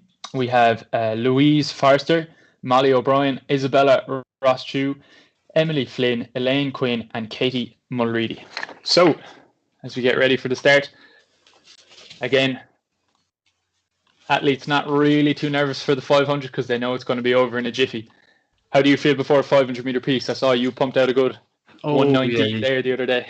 You have to be an animal on that. You have to tear it apart. Like, you have to go in with a good bit of aggression and really attack it. So I think you can't go into this lightly because it's such a small race that even 1 or 2 strokes throws off your average hugely. So you have to make sure that each stroke is with a lot of power, a lot of aggression, and you're applying it properly. Has to be efficient though as well, so that you can last the 500 meters. Definitely. Talk me through your piece as the rowers are asked to stop rowing now. Talk me through your piece there during the week on Wednesday. How'd it go? My 500. Yeah, your 500. You're big. Big power bank. You have to. You never really hit peak power, I think, in your 500 because it just takes too much out of you at the start. You kind of have to just negative split it for a stroke so that you can get the average down to where you want it, and then sit on whatever you want to get in the end. You have to be about 2 splits lower than it. So I was going to break 120, so I started at 118, and lucky enough, I held that for a long length of time. Kind of got to the last 100 meters, 150 meters, and part of the chain actually broke on it. One of the safety pieces, so it kind of threw me off my seat a bit. So I had to kind of scoot back on, so it threw me off for about 2 or 3 strokes and threw the average off. But managed to hold on to it in the end. So happy enough with how it went. But you really just have to attack it from the get-go, and realistically, your last 100 meters of your 500 meter piece is going to be the slowest because you're at maximum fatigue. Yeah. So you have to make the most, make each stroke count at least in the first 350. So we just have a slight delay in the setup here. We're just waiting for those to connect. But yeah, as you said, like last 100 meters, there's a small bit of a fade. Would you call it? Yeah, it's a bit of a fade away. You're trying to deny it and tell your body to keep going with it, but it's just a thing that's going to happen. Because for me, like your anaerobic sprint will only last about 90 seconds, 75 to 90 seconds. So that's a minute and a half maximum. So when you get to that stage, your body's going to be slowly starting to climb, and you've hit your max peak fatigue. So it's nothing you can do about it, but at the same time, you're trying to hang on to it for as long as you can, even as for another stroke or two that holds the average down is the key, really, because it's going to happen no matter what you do, as long as if you've done it hard enough. But you just have to make sure that can you delay it for another stroke or two when you get past that 350. So just to let you know, at home, there's a slight delay due to people's connections. So if you're at home watching this on YouTube, just make sure, if at all possible, you could use your 4G or 3G, whatever you have, instead of the Wi-Fi, because it is slightly affecting the connectivity between. Sorry, there now, I'm just after getting a message in from the guys above. it's affecting the connectivity from the laptop to the Wi-Fi router, which is also connected to the ERG. So just if you're supporting someone and you're watching this live stream in another room, just make sure that you're using 4G or your wireless, your mobile data, if at all possible. Just as we wait for others to connect here now.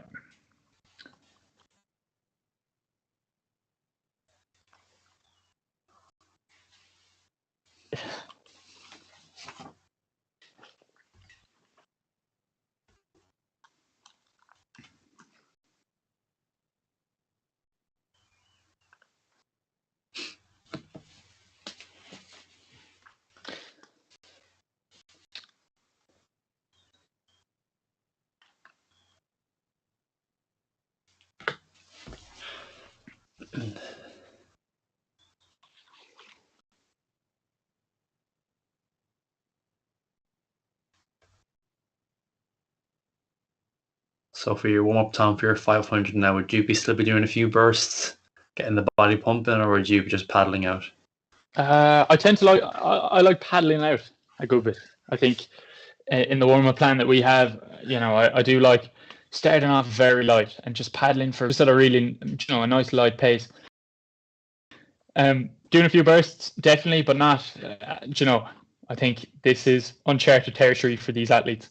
Obviously, when it comes to virtual indoors, you are relying on the connection to work perfectly as they're asked to stop rowing now. But I think maybe 3 to 5 bursts, maybe 2 at max. But you don't want to be going too hard for too long, especially before the race. I think you just want to definitely rev the engine, but you don't want to have it revving for too long. So maybe 1 or 2 at max, but then 3 to 4 at your sweet spot. And how many people at home did you have holding down your ERG, did you? None, unfortunately. I'm not that strong. The whole family holding down the fan? No, unfortunately not. Not quite for me yet. But we'll get there someday. Yeah. So we will, possibly. How many people were holding down yours? No one, Tom. No one's allowed near me. It's a pandemic. 2 meters. Yeah, so you got me there. I had some weights around the house to throw around the ERG and hold it down. So as we get underway, we're just through the first 50 meters, and we can see Barry Tompkins out in front in the women's junior 13 500-meter piece. And we'll be able to tell now who's out in front in the women's junior 50-meter piece. We have Elin Keating taking the lead, rating 41. So the rate is up nice and high, holding a split of 139. She's really pushing hard now. And before we know it, we're already edging on 250. So we're already nearly at the halfway. What do you think of this race so far, Ryan? Yeah, Barry Tompkins seems to be in a demanding position to be taking out Isabella and Bridget Mahon there. She's a really showing her pedigree here, rating even lower than the rest of them. It's quite a low rate for a 500-meter sprint, but it's paying off for the 148 split going on. It's quite a lower rate, but sure. She is the British, Welsh, Scottish current women's junior 13 virtual champion in the 3-minute and 500-meter piece. Incredible stuff there from Barry Tompkins. She's really showing up well now. And Ellie Mahon there, she came third in the last indoors event, so hopefully she can retain her title there, overtaking Molly O'Brien actually, and sitting in third place. So it'd be a fight to hold her spot in the podium, I think. Oh, sorry, start overtaking for third place.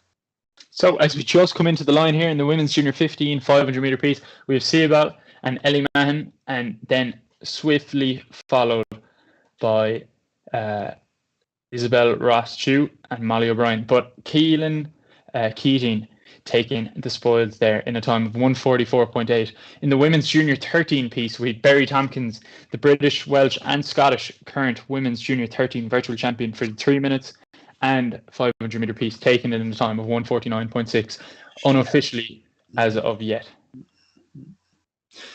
The title to add to the list, so isn't it?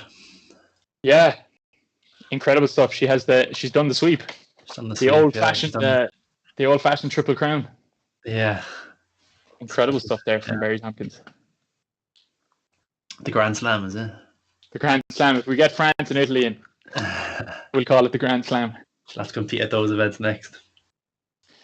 But just unofficially, just to remind you at home, for people who haven't raced today, these race results are unofficial because in case there is any connectivity issues amongst the rowers, if they disconnect, they can take a picture. We'll give them time to take a photo, send it on to V-IIRC support at rowfit.ie, and then the guys behind the scenes here will incorporate it into the race results. So I think we have a couple. Yeah, we have some podiums. Yeah, we have the Women's Open 2000 meter, which was a win for the great Natalie Long, breaking the barrier of 7 minutes, pulling a 6:59.6, and coming second was Amy Barry with 8 minutes flash, just narrowly missing out on breaking that 8-minute barrier, but a silver place finish nonetheless. And it's congratulations to Natalie Long claiming the Women's Open title, along with Amy Barry coming in second place. She's a former Senior A champion of Ireland, I think, Natalie Long. She is Skibbereen 2018 Women's Senior 8. As we move on to the Women's Masters 30-39 category in the 2,000 metre piece, we have Africa O'Sullivan taking the spoils in a time of 7:29, followed by Emma V-IIRC taking silver medal in a time of 7:36, and then we have Sarah Pascal Sorel taking the bronze in a time of 8:09. So that is Women's Masters 30-39, Tuthak O'Sullivan, Emma V-IIRC, and Sarah Pascal Sorel. And then we have the Women's Masters 40-49 2,000 meter piece, which was a win for Nicola Fitzgerald, putting a time of 7:45.1. Second place was Pauline Smitty with 7:59.8. And coming in third, rounding off the podium, was Aoife Byrne, pulling a time of 8:17.6. The Women's Masters 40-49, gold for Nicola Fitzgerald, silver Pauline Smitty, and bronze Aoife Byrne. We have one more there for us. Rightio, so we have the women's under 23 2,000 meter piece. We have Clara O'Brien taking it in a time of 7:31, but Karina Coughlin, a bit of a wild card thrown in there. I got a text off Karina's friend Ava. She, exactly what we've been saying all day, had a connectivity problem, but she kept going. She stayed strong and she pulled a time of 7:31. And what she did was took a photo after her piece and sent it into V-IIRC support at rowfit.ie. And just as I said, we verified the race result, and there's Karina up on the podium with Clara. So two incredible ULRC athletes coming in joint first place, and then Lauren O'Brien taking the bronze in a time of 7:31.4. So 0.3 separated really into three good races racing, all three there. And we're not biased. No, not at all. So that's the podiums for now. Our next race would be the men's junior 15 500 meter. But next we are going to have a video of Sunita talking about her role models and indoors. So can we cue that video, please?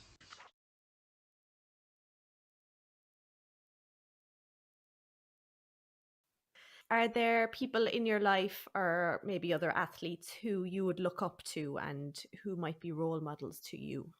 Like when I was junior, I used to look up to another girl, and she used to go to the same boarding school, and her work ethics was amazing. So, and I was lucky enough I got to race a double with her at the university championships that we won. Yeah, she was the girl I used to look up to when I was growing up as an athlete. These days, I look at my teammates and I see how hard they work. You know, I don't really need to look for some celebrity or really famous person to look up to, because I don't know what they do on a daily basis. So it's more beneficial to me to look up somebody who's working beside me. How are they handling all that? And yeah, it'd be again teammates, I suppose.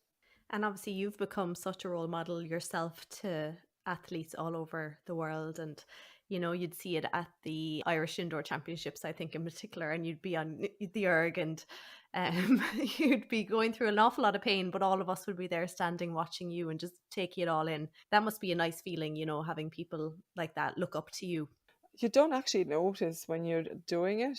Let's say you mentioned indoors there. I had no idea, like, yeah, there's people, but they're always there, so I didn't really notice. And God, the facial expressions are so embarrassing. Yeah, I suppose hopefully people can take something away from my journey, then that would be nice for me to know, and if I can inspire a few people, then my job is done. And it is always quite nice to go to indoors and kids want to take photo. It does take a long time to get from the changing rooms to the doors, but it is really nice that kids want to take a picture with you, and I know it's not going to last forever. They're very precious moments that I'll be remembering probably 20 years from now, when I'll be sitting at home alone, retired, looking at pictures and all that, and just thinking how nice it used to be. I have no doubt in 20 years' time you'll still be going to the indoors and you'll still be breaking records. As a spectator, probably. And I'll be asking people, come take a photo with me, please. I used to be good 20 years ago. Take a photo with me.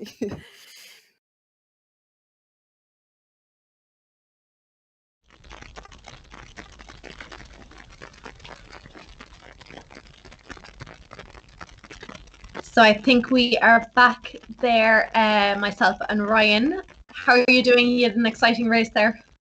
Yeah, it was great. It was more fun to watch, and hopefully some more PBs all around for them. And yeah, we're getting through the day just fine, and I think everyone's happy with how it's going.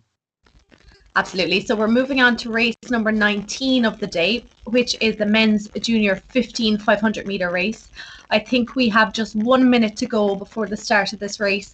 And just like to say that we know there has been a few delays throughout the day with races, but that's down to people's connections at home. Some people are having difficulties, and we really want everyone to be able to have a chance to race. So we're giving everybody every possible chance. So apologies if there was a little delay throughout the day, but we're getting there, and I think we're back on schedule now. So I think we have 12 competitors now in this next race, don't we? Yes, we do. And we are running the men's junior 15 500 meter.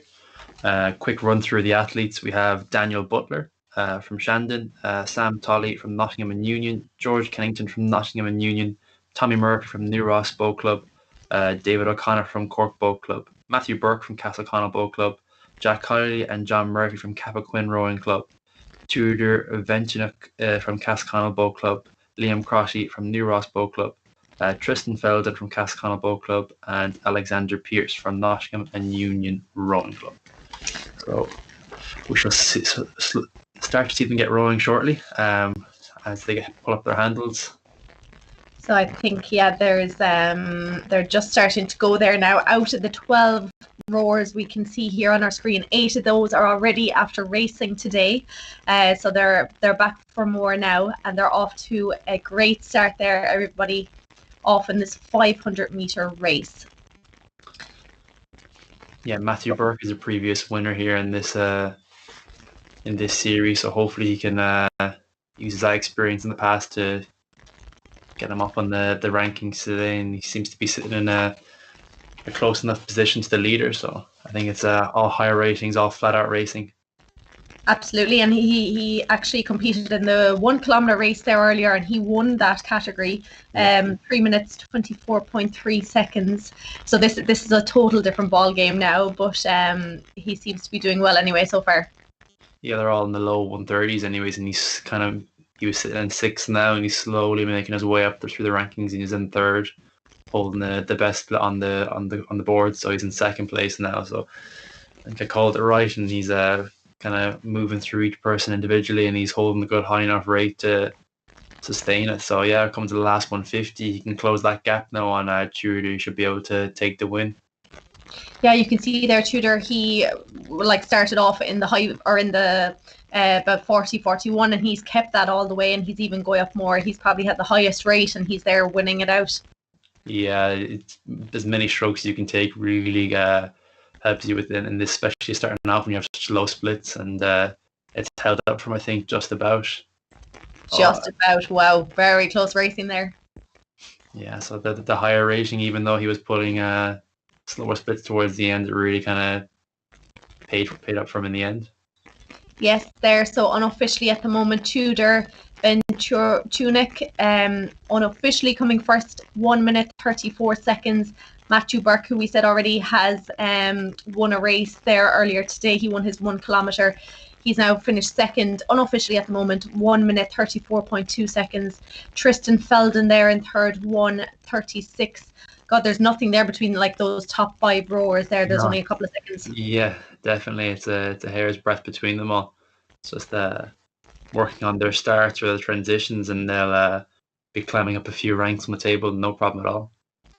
Absolutely. So huge well done. Of course, lots of those rowers already competing today. So brilliant stuff there by all those junior 15 rowers. So when we're ready there now, we're just going to get some official results from earlier today. Yeah, we have a podium there for the men's junior 13 500 meter. And that was a win for Dara O'Mahony.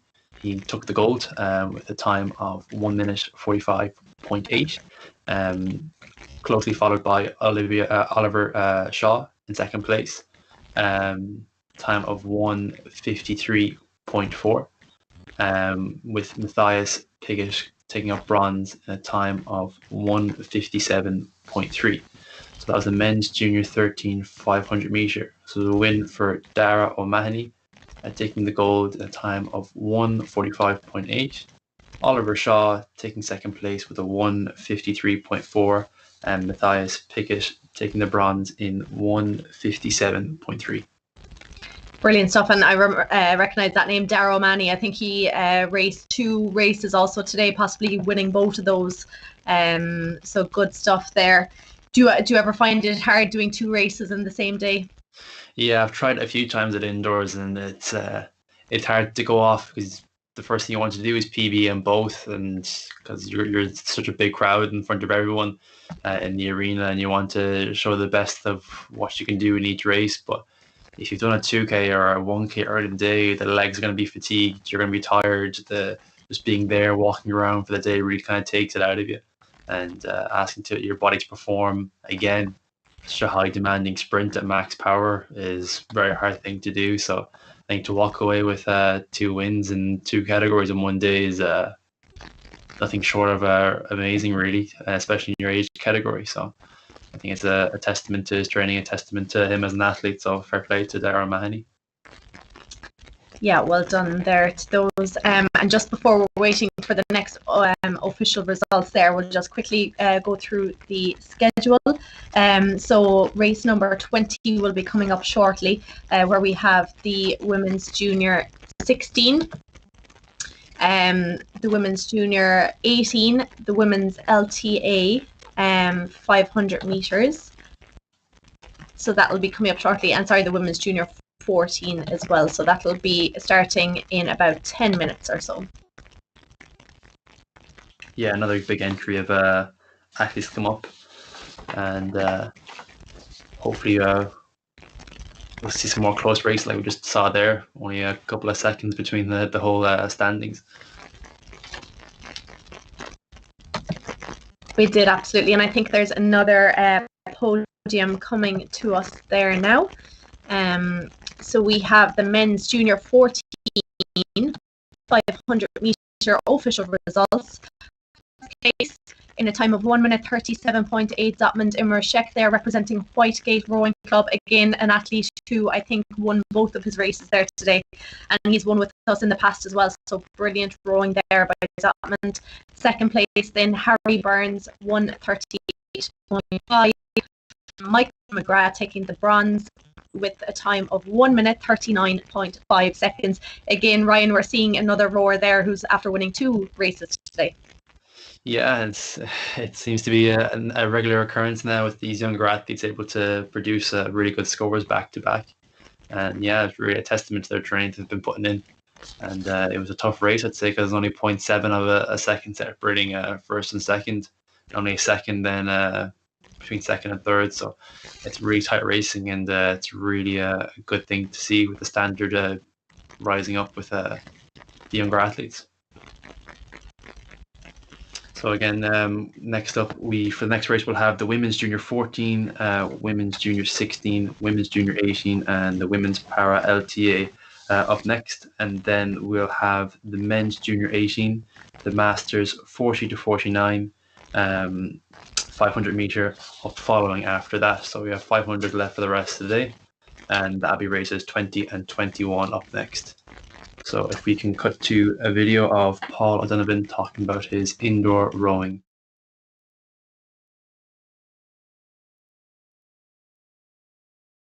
I've seen you rowing at the Irish Indoor Rowing Championships, and you have a very interesting technique during your 2K. So tell me, where did that come from and what's it all about?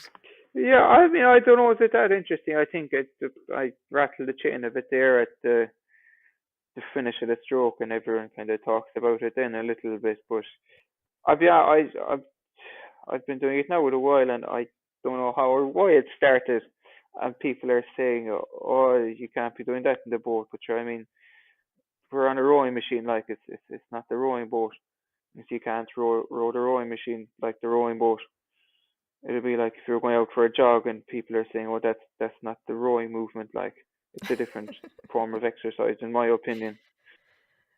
Like you've a chain on the rowing machine there that just goes up and down, and the oars in the rowing boat then are kind of the angles are changing on those. So it's a different machine altogether. So I mean, I try not to read into it too much. Like I think once you have sound technique in the boat, that's the most important thing, and it doesn't really matter what you're doing on other modalities of exercise then too much. I wouldn't be advising people to do what I do, to be honest. Just whatever they kind of feel they get the best rhythm from is probably the best thing to go with.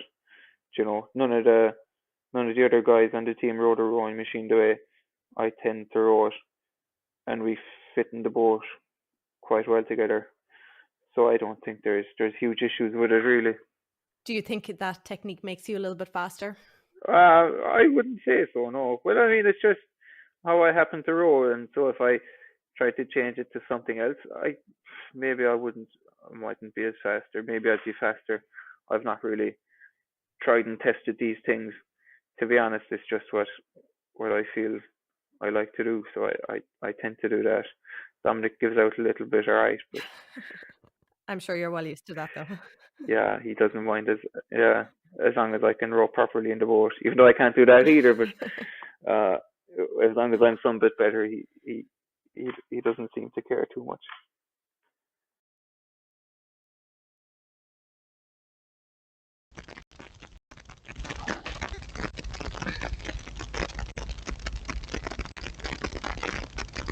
Great. We had Paul O'Donovan talking about his very interesting indoor rowing technique there. So I have Tom back with me now for the next race.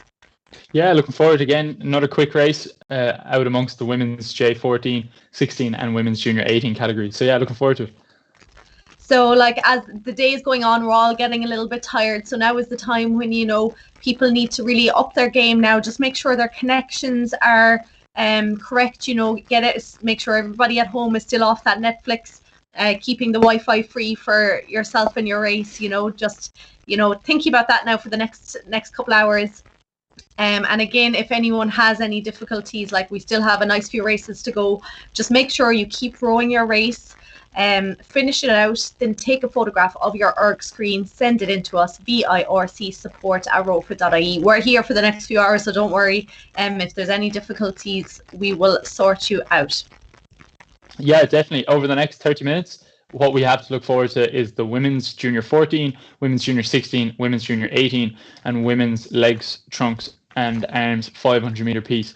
Then at 4 o'clock, we have the men's 40 to 49 and men's junior 18 500 meter piece. So we'll be expecting some big power to be put down there. And then at 4:15, race 22, we have men's 50 to 59, men's 60 to 69, and men's 70 plus. And then the lightweight men's open 500 meter piece, all to look forward to in the next 30 minutes. And again, just like the previous races, a huge entry here in the women's junior 16, 14, 16 and 18 category.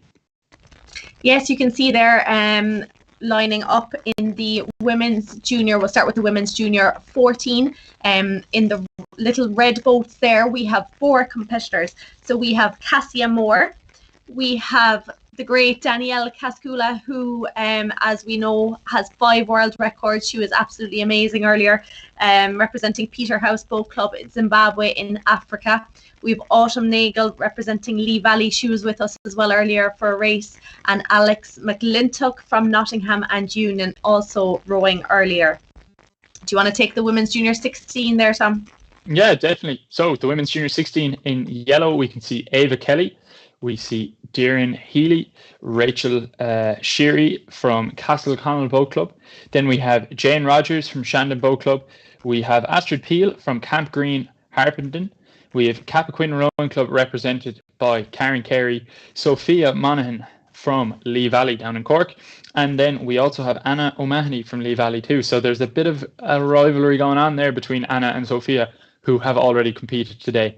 And if you just tuned in, you can see Gaynor Martin entry. She just connected there in the women's legs, trunk and arms category. And she has achieved Sportswoman of the Year, also Disability Sportswoman of the Year 2020. She holds 5 British record categories with Concept 2 as a PR3 50 to 59. So that's incredible stuff. Gaynor Martin there has some serious experience in the sport. And I did remind you there a couple of minutes ago, but I will just remind you there again about broadband usage at home. Just make sure if you are racing over the next hour or so, just ask the people in your house to kind of stay off, maybe go on their 4G for a little bit, just to maximize your connection, because that we're finding there's a few delays, and we want everybody to be able to race today. We don't want to leave anybody behind. So we're doing our best to try and get everybody's connection up and running, but just make sure that the Wi-Fi broadband connection is yours only. Exactly, and that if you do happen to disconnect during the race, to keep going, stay nice and relaxed, just finish out your race, and just take a photo of your erg monitor, your ergometer screen at the end of the race, and just send it into V-IIRC support at rowfit.ie. That's V-IIRC support at rowfit.ie, and the guys here will take good care of you, and they'll make sure your result is incorporated into the final results. So we're just getting ready now to start of the women's junior 14, 16, 18, and legs, trunk, and arms 500 meter piece. And we can see 2 of the ladies there in the women's junior 14. 2 of them are after winning races already today. Danielle there, as well as Alice, both came first in their category, so they're back for some more there now. And Autumn also finished 3rd in her category. So brilliant stuff there now. So we'll see how they do. And we are off in this 500 meter race. Yeah, fantastic to see Daniela Kushkula there as she sprints out ahead of Cassia Moore. We'll just be able to get a better picture of it now as we cross the 400 meter mark. We can see who's leading in each category. We have Daniela Kushkula there in the women's junior 14 category. We have Astrid Peel in the women's junior 16 category, taking an early lead over Karen Carey. And then in the women's junior 18 category, Giselle Coulter taking a nice early lead over Ciara Kiley by 10 metres. And then Gaynor Martin in the women's legs, trunk and arms category, she is up at 36, holding a split of 158. So she's doing really well there. And we can actually see Danielle's boat turned white there for a second, so it seems like she lost her connection, but she seems to be back online. But again, what we'd advise people to do in that situation is to send in a picture once you're finished, just to make sure we get the correct result. But as you can see, Danielle there just powering out, just still under, her splits are in the 130s, 140, 140, 142 sort of thing, with about 100 meters to go. Phenomenal stuff by that 13-year-old. Yeah, fantastic. And I think, is she 6'4"? Would I be right in saying that? I think so, yeah. 6'3", Yeah. 6'4", yeah. Incredible stuff. Shows great power. And being that height, you're just so suited to the sport. Rowing is a sport where height is it gives you a massive advantage. And she's really leveraging that advantage here now. As we see, her boat has just turned white, and it's back to yellow now. That just means there may have been a connectivity issue, but it won't change the end result. She still comes across the line in a time of 1:37.6, which is a fantastic result there for any competitor, but particularly for a women's junior 13 or women's junior 14 athlete. Incredible stuff there by Danielle. Alice there as well, 1:44.9, officially sitting in second place, followed by Cassia 151.5, and Autumn 158.3. Brilliant times there. The women's junior 16 as well, 145.3. For Karen Carey there, Astrid Peel 146.1, Anna Omani, I think she was rowing earlier as well, 148.2. Then down to the women's junior 18, we have Giselle Coulter 141.6, Kira Kiley 149.3, and Gaynor Martin, of course, there winning her category earlier, and again winning that 500 meter. Now remember, they're unofficial. We saw that some of the boats turned white there, so there might have been a few disconnections or connection problems. So just make sure, if you are in any doubt, make sure you take a photo of your ERG and email it into us, V-IIRC support@rowfit.ie. And we're also being told that Joe, our man in the sky, would love for you to call him and give out to him, or give him a little bit of hassle. So make sure you do that too. Yeah, I think it's all his fault. He's intentionally upsetting the country's broadband system, so people can't connect here today. I think if you get onto him, he'll sort you out, or you can sort him out. You know, I can also pass on his address as well. So yeah, just something I noted there: the women's junior 14 category, second place was 144.6, which would have held high regard in the women's junior 16 category. It's incredible to see such young athletes being able to compete, you know, across multiple different events. Like, if you know, the brilliance of this here is you can compare your time to older girls, and you can see you can compare your time to years gone by, how you would have faced when you were 14. I think it's incredible to see. It is brilliant. And of course, like as we said, Danielle, of course, is a world record holder. So she's kind of out on her own, and, you know, she's a complete different standard, you know. So anyone coming second or third to her, you know, that's an amazing result. You're really doing well there. I think we have some podiums. I think we might have some. The women's junior 13 500 meter race. Official results: Berry Tompkins from the UK, 1 minute 49.6, winning that women's junior 13. Second place then Isabella Monaghan in 2 minutes and 0.4 seconds. Aveen Fox and Emily Weston there finishing joint third, 2 minutes 5.3 seconds. Massive well done to Berry, Isabella, Aveen and Emily there in the women's junior 13 500 meter race. Phenomenal times for such young athletes again.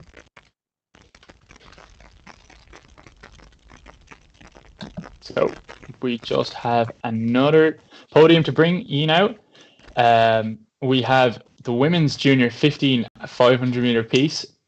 We have gold taken by Keelan Keating in a fantastic time of 144.8. We have Siobel Flaherty taking silver in a time of 148.5, and we have Ellie Mahan taking bronze in a time of 150.8. So that's the women's junior 15 500 meter piece. We have Keelan Keating coming in first place, 144.8. Siobel Flaherty in a time of 148.5, and Ellie Mahan in a time of 150.8. So congratulations to those three girls.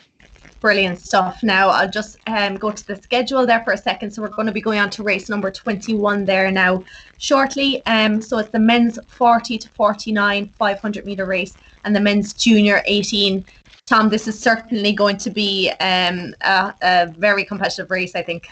Definitely, this will be over in a flash, I think. Especially the men's masters 40 to 49. I know it has the word masters in it, but I wouldn't say there's anything old about these competitors. These guys are going to be pumping out some serious watts, and I think a lot of the men's junior 18 lads will be coming into this race trying to show the old guns how it's done. But I think you know, these masters rowers, masters in inverted commas, they'll really show the youngsters how it's done. So I'm really looking forward to this race. Yes, indeed. And we can see names there coming up on our screens. You know, a lot of these have rowed already again today, earlier today. So great to see people coming back for more. Again, it's always a good sign when they enter a second race, you know, second or even a third race. Yeah, definitely. There's a few names there. Martin Dowd from crew class. You know, where else are we? Alex Pickett, another name that we're familiar with. But anybody who hasn't competed here today. Just remember that connectivity has been a bit of a problem throughout the day, so just to make sure that you're the only person, if possible, using your Wi-Fi while you're racing. And also, if you do have a problem with the ERG connectivity during the race, don't stop, keep going, take a photo and send it on to V-IIRC support at rowfit.ie. We're just getting news in there that we have some world-class competitors in the next race. Actually, Zoltan Bogar came second in the worlds in Paris, which is incredible stuff. There shows great pedigree in the racing today, and some of the entrants just have some serious experience. Yes, and I remember Zoltan was at the Irish Indoor Rowing Championships in UL this time last year, you know, so he's one of these competitors who goes around the world to these things. So I'm sure he's happy out now, sitting at home about to getting ready to row this race. Yeah, definitely. Maybe if his preparation has been good, he could go on and PB. We'd like to see that. But just checking the schedule then. After that, then we have the men's masters 50 to 59. We have the 60 to 69 men's 70 plus and lightweight men's open 500 meter piece. So I think that leads us into the next video, doesn't it? It does indeed. So this one is about the World Rowing Coastal Championships. Enjoy.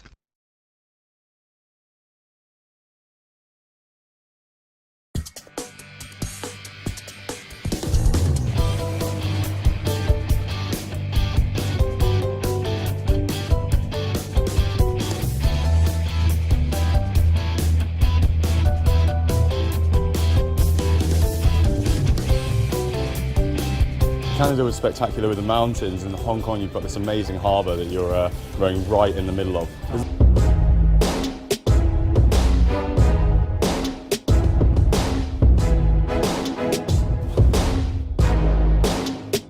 That just is small waves like kicking around, and then there's the boat waves that really come up and over.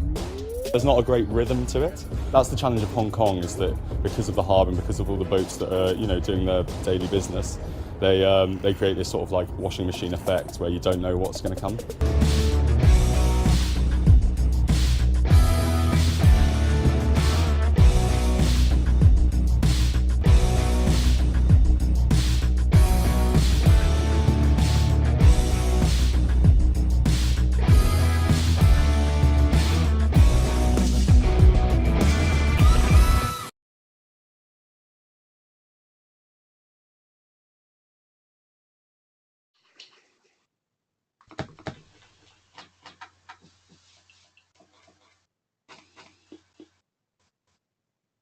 Lovely stuff. Great video there for the World Rowing Coastal Championships in 2019. So up next, as we said previously to that video, we have the men's 40 to 49 and men's junior 18 500 meter piece coming up. At quarter past four, then we'll have the men's 50 to 59, men's 60 to 69, men's 70 plus and lightweight men's open 500 meter piece. And at half four in the next half an hour, we have race 23, women's 50 to 59, women's 60 to 69, women's 70 plus, women's lightweight open category in the 500 meter piece. I welcome back my co-commentator and good friend Ryan Spellman. He's mitching his job again, and he's decided to come back in for another race. Welcome back. Always. I'm back for another good one now. The men's junior 500. I think some good names there, especially looking at David Foley. He's a good competitor. Came to sprints an animal on the ERG, a horse for the watts. So we'll see what time he throws down for the men's junior 18. I'm pretty sure he holds a record to himself in his categories. So yeah, we can see how he holds up against some of the other junior 18 lads, see if they can take him on. He's a pair of fresh legs. The men's masters 40 to 49 category. What times do you think we'd be expecting from this category here? I'd say I would be surprised. Alex Pickett is a man that we've seen before, and they produce some good times. So I'd say anywhere sub 135 would be a good score to see. I start seeing them pull. Sub 125 if they could. Anywhere around the mid 120s would be a great time for them. I think it'd be very impressive. Any names stand out to you there, Tom, that you should be looking out for? I would say besides Zoltan Bogart. Zoltan Bogart, we were informed, is world champion. He came second at the World Champs in Paris. So anybody who can do that, that's incredible stuff. Alex Pickett, another name we saw earlier, he raced very well this morning or this early afternoon. So I'd be watching that name. There's a few new competitors as well. I see Daniel Moore. I've rode for Portadown Boat Club for 3 years now, and I'm wanting to set a new PB. So hopefully he'll be able to pump out a good 500. Gareth Shaw, his first year rowing, so he's must have taken up the sport during the lockdown, I guess, to help pass the time. I probably think of a few other things to help pass the time, but I guess he chose to be sitting on an erg but fair play to him. Each to their own, as they say. I see we have Matthew West, a former V-IIRC competitor, medalist in V-IIRC 2, either 2 or 3, I can't remember, but definitely has great pedigree in the indoor rowing scene since September, really, since this all kicked off. I see Gary O'Donoghue from Shannon, a few more men's student. David Foley, as you mentioned, we both know how powerful David is. David's not a man for the high rates, but he does like to just pump out big watts. He's one of Joe Cantelin's proteges. Joe took him under his wing and showed him how to row. So we're expecting a big result here from David.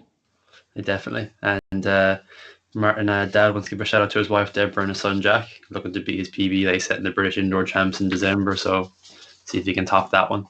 Don't know what PB is, but I'm sure he's gunning for it and he's going to take out a good score. So just for the people at home, we're just going to run through quickly all the competitors. So in the men's junior 18, we have Kieran O'Connell, David Foley, Gary O'Donoghue, Tomas Moynihan, Adrian Suda. Then we have Joseph Cunningham, Michal Cormac, Daniel Moore, and finishing it out in the men's junior 18 category, we've Patrick Mulkern. Do you want to run through the men's 40 to 49 category there, Ryan? Yeah, men's 40 to 49, we have Cathal O'Grady, we have Ian Wilde, Nigel Osborne, Gareth Shaw, Mike Reardon, all the way from Japan. He's throwing down another score again today. And we have Brian Hannon, Cian Burke, Colin Crowley, Alex Pickett, Martin Dowd, Matthew West, Laurent Siski, and Zoltan Bogart. And then the 16th athlete is Darren Roberts. So you have 16 in the men's 40 to 49. And what was it? About 10 in the men's junior 18. So it's a full listing of athletes here. It's packed full to the rim. So we will see some close finishes, and I'm sure there'll be only a second or two between most of the athletes here. I can't imagine this race lasting too long, as we mentioned earlier. So just as the rowers are asked to stop rowing, just a reminder for anybody whose first race it is, if you have us playing in the background, you'll notice that there's a small bit of a lag, and just to follow what your ergometer screen is telling you to do, which would be stop rowing at this point.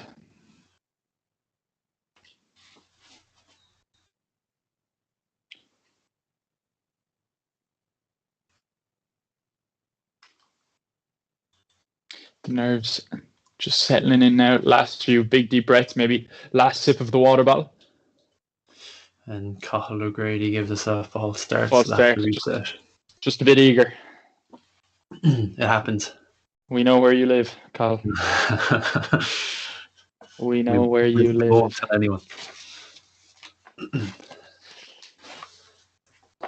good to be eager. It is, yeah. So, as the flywheels, the fans just come to a halt now. Shake the hands and legs back out again. Yep. Second time taking those last few deep breaths as we get ready to go. And we're live. No false starts this time. We can Zoltan Bogart getting a 110 split. Yeah, he's pumping out hard. We saw Ian Wild's boat just go yellow, or went white there. So there was a small connection error, but he kept rowing, and now he's back in the race. So we can see coming swiftly into the 300 to go, we have Zoltan Bogart holding 113, rating 40, really pumping out some big power there. What do you think, Ryan? Yeah, it's massive. It's very impressive. He's hitting halfway now, and he's still sub 115 is a quite impressive score to behold. He's slowly ticking back as the 50 meters pass. He's going up a split each time, but seems to be 115. Seems to be his comfortable pace to hold at rate 40. Incredible stuff there. The fatigue is slowly setting in now. As you said, that last minute, it's your body is just saying, please turn me off. Yeah, and as you hit the last 100, the splits will slowly start to climb again. Whether you like it or not, it's going to happen. And as you see, his splits are hitting 120 now and 121 in the next stroke. I'd say he'd be hanging on to as much as he can. But still coming in a fantastic time, unofficially as of yet, in 116.3. Jeez. So we have in the men's junior 18 category, if we look, we can see David Foley, a St. Michael's man, coming in first place unofficially as of yet, but in a time nonetheless of 126.3, which is incredible stuff from David Foley. Micheál Cormac coming in second place there in a time of 128. And then third place, we have Daniel Moore in a time of 128.5. So you see a lot of junior 18 athletes coming in there at the 128 mark, 129. Nothing separating them. Yeah, and it's really impressive to see the top 6 of the men's 40 to 49 category are all sub 125, and 3 of them are sub 120. And Zoltan Bogar showing us why he's come second at the World Championships in Paris, pulling a 116.3. That's something else. That is incredible. Incredible stuff. I think that's one of the Irish records for men's 19 to 29 is a 116 point something. I think it's 0.6 or so. But yeah, it's a savage score to be pulling. Yeah, huge power. We can see as well Alex Pickett, a man who raced earlier, just showing no signs of it, pulling a 127.4. Incredible power there displayed by Alex in the men's 40 to 49 category. Mike Reardon, another man who competed earlier, 129.9. Again, an incredible score there by Mike. I see David Foley again, as you mentioned earlier, coming in 126.3. Savage power for such a young athlete. Yeah, and it's closely second, third, and fourth there. 128.1, 128.5, and 128.8. There's a 0.7 separating 3 athletes. It's a whisker, like it's nothing really. Just nothing at all. No, just a matter of kind of keeping the rate a bit higher or hanging on to your max split for another 1 or 2 strokes off the blocks. Half a stroke, like yeah. There's very little separating them. So it's great to see. Just do we have a podium coming up? I believe so. Perfect. So we have the men's junior 50 and 500 meter piece podium to bring you. We have Tudor Ventuic in a time of 134.0, taking the gold medal in the men's junior 50 and 500 meter piece. We have Matthew Burke in second place, taking it in a time of 134.2, and we have Tristan Feldon taking the bronze medal in a time of 136.0. So that is the men's junior 50 and 500 meter piece. Tudor Ventuic in a time of 134.0. Matthew Burke taking second place in a time of 134.2. And Tristan Feldon taking third place, taking the bronze medal home, virtually, of course, in a time of 136.0. We're just going to take you through the schedule, what's coming up in the next half an hour. So, yeah, next 2 races is the men's Masters 50 to 59, the men's Masters 60 to 69, Masters 70 plus, and the lightweight men's Open. That'll be kicking off at 4:15, and then after that, then we have the women's Masters 50 to 59, the women's Masters 60 to 69, women's Masters 70 plus, lightweight women's Open, and that'll be on at 4:30. And then we have the men's junior 16 and the men's Open 500 meter at 4:45. So more exciting racing to come. We're on to the last 4 races of the day, and we're slowly coming to the end, but we're going to stay on it, and we're going to keep you delivering a good live stream as best we can for you. Yeah, but good racing all around, and a cracker race we just watched there, wasn't it? Yeah, it was fantastic. Incredible stuff. I think we have a video to bring you now as well, talking about the importance of mental well-being. Snida Pushpur talking about the importance of mental well-being. So we will bring that to you now.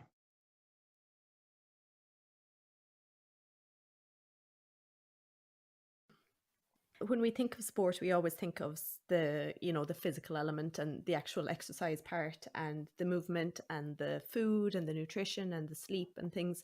But how important is it to look after your mental health? You mentioned that there, that's a huge part of the sport. And you mentioned about how you have access to psychologists and things. So how important is mental health and coming up, especially to race time and things, being in the right headspace? How important is that to you as an athlete?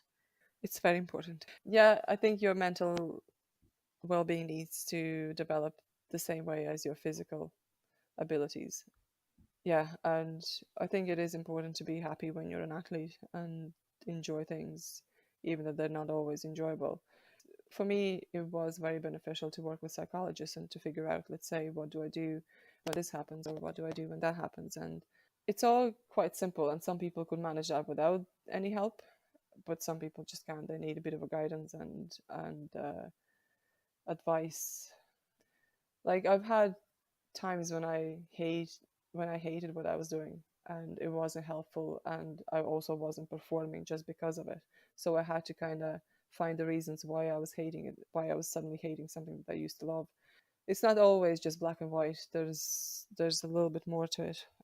I suppose if people are struggling mentally, not enjoying it, or some other reasons, they definitely should find somebody to talk to. Sometimes even talking to a teammate can be as good as talking to a psychologist, just not holding it all in and stuff. So I think happy athletes definitely perform better.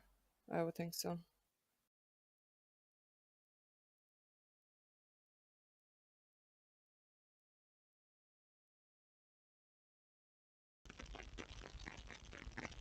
Stuff there. I think we are back there, Ryan, about to move on to our next race. I think it's the fourth last race of the day. So we have the men's 50 to 59, men's 60 to 69, the men's 70 plus, and the lightweight men's open 500 meter race. I feel like this is going to be highly competitive. Oh yeah, definitely. I think we just saw there the men's 40 to 49. They gave the junior 18s a good run for their money, and showing them how it's done. I think the men's 50-59 and 60-69 will confirm that again, and hopefully pull some good competitive scores for us, and we can always count on a close finish when it comes to a 500 meter sprint. Absolutely. So there, if we run through the athletes at the moment there in at the top of the screen, the yellow boats are the men's 60 to 69. So we have Kenneth Cunningham representing St. Patrick's Rowing Club, Chris O'Connor from Courtmacsherry Rowing Club, Julian Kennedy from Lifestyle Fitness, Oliver Short, St. Pat's Tug of War and Rowing Club, and Paul Gallen from Athlone Boat Club. Now, a few of those have raced already today, and I believe there was even a record, Paul Gallen there,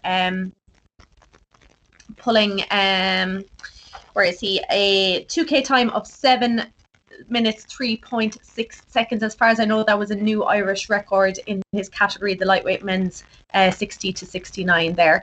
Of course, there Oliver Short as well. He has been with us throughout all the virtual events and back for more now again today. Same with Julian Kennedy. He's been here all along, and great to see him here. Chris O'Connor there from Courtmacsherry, and Kenneth Cunningham, who was rowing as well earlier. I think he did quite well as well. So do you want to run through the 50 to 59?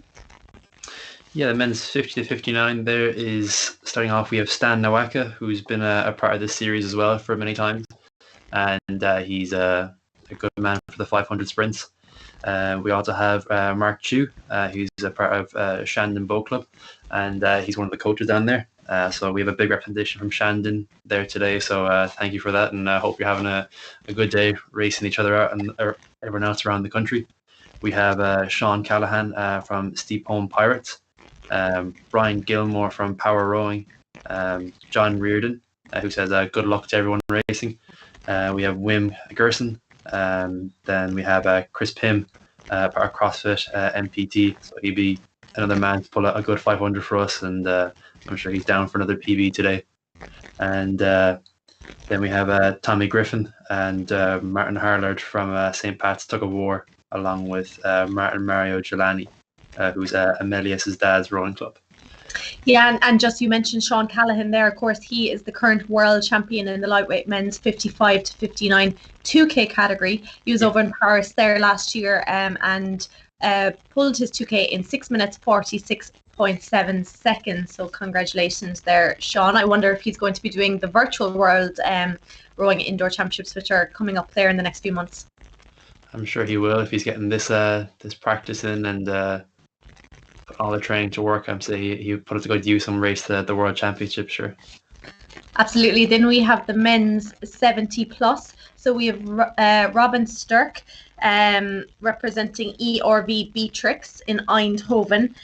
So he won his race earlier as well, 2K rowing 7 minutes 38.7 seconds. Brilliant stuff there. We also have Tony Corcoran. Again, he's been with us every single virtual race, I think. And we have Hugh Conway, another Conway's there up in St. Pat's Tug of War and Rowing Club. They've been joining us as well over the virtual race series, so great to see him here. And then in the lightweight men's open category, we have 2 rowers. We have Philip Healy representing Killock Rowing Club, and we have William Legg representing Mercantile Rowing Club in Melbourne, Australia. So brilliant to see him here with us today. Yeah, Philip Healy there raced 2K earlier in the lightweight category for the 50 to 59 against Niall O'Toole, and he pulled a good time of 6:32. So I'd say he's a bit tired now, but if he's done his recovery right, I'm sure he's as he said, a man to watch, as he said himself, to pull out a good score for this 2K, for this 500, as he did in his 2K earlier on. So yeah, we'll see how he goes. Absolutely, and of course he was he rode in the 50 to 59 category, and now we see him in the lightweight men's open. Of course, like, you know, I'm sure he'll be highly competitive in that category. Oh, definitely. Great stuff. So we're about about 2 minutes to the start of this race, which is the 4th last race of the day. So again, if you're watching at home, you will see on your screen the little yellow boats there, the men's. They're just actually starting to get ready there now to go. But the yellow boats there are the men's 50 to 59. The red boats there are the men's 60 to 69. The green are the men's 70 plus, and the pink ones there are the lightweight men's open, if you're following along on screen.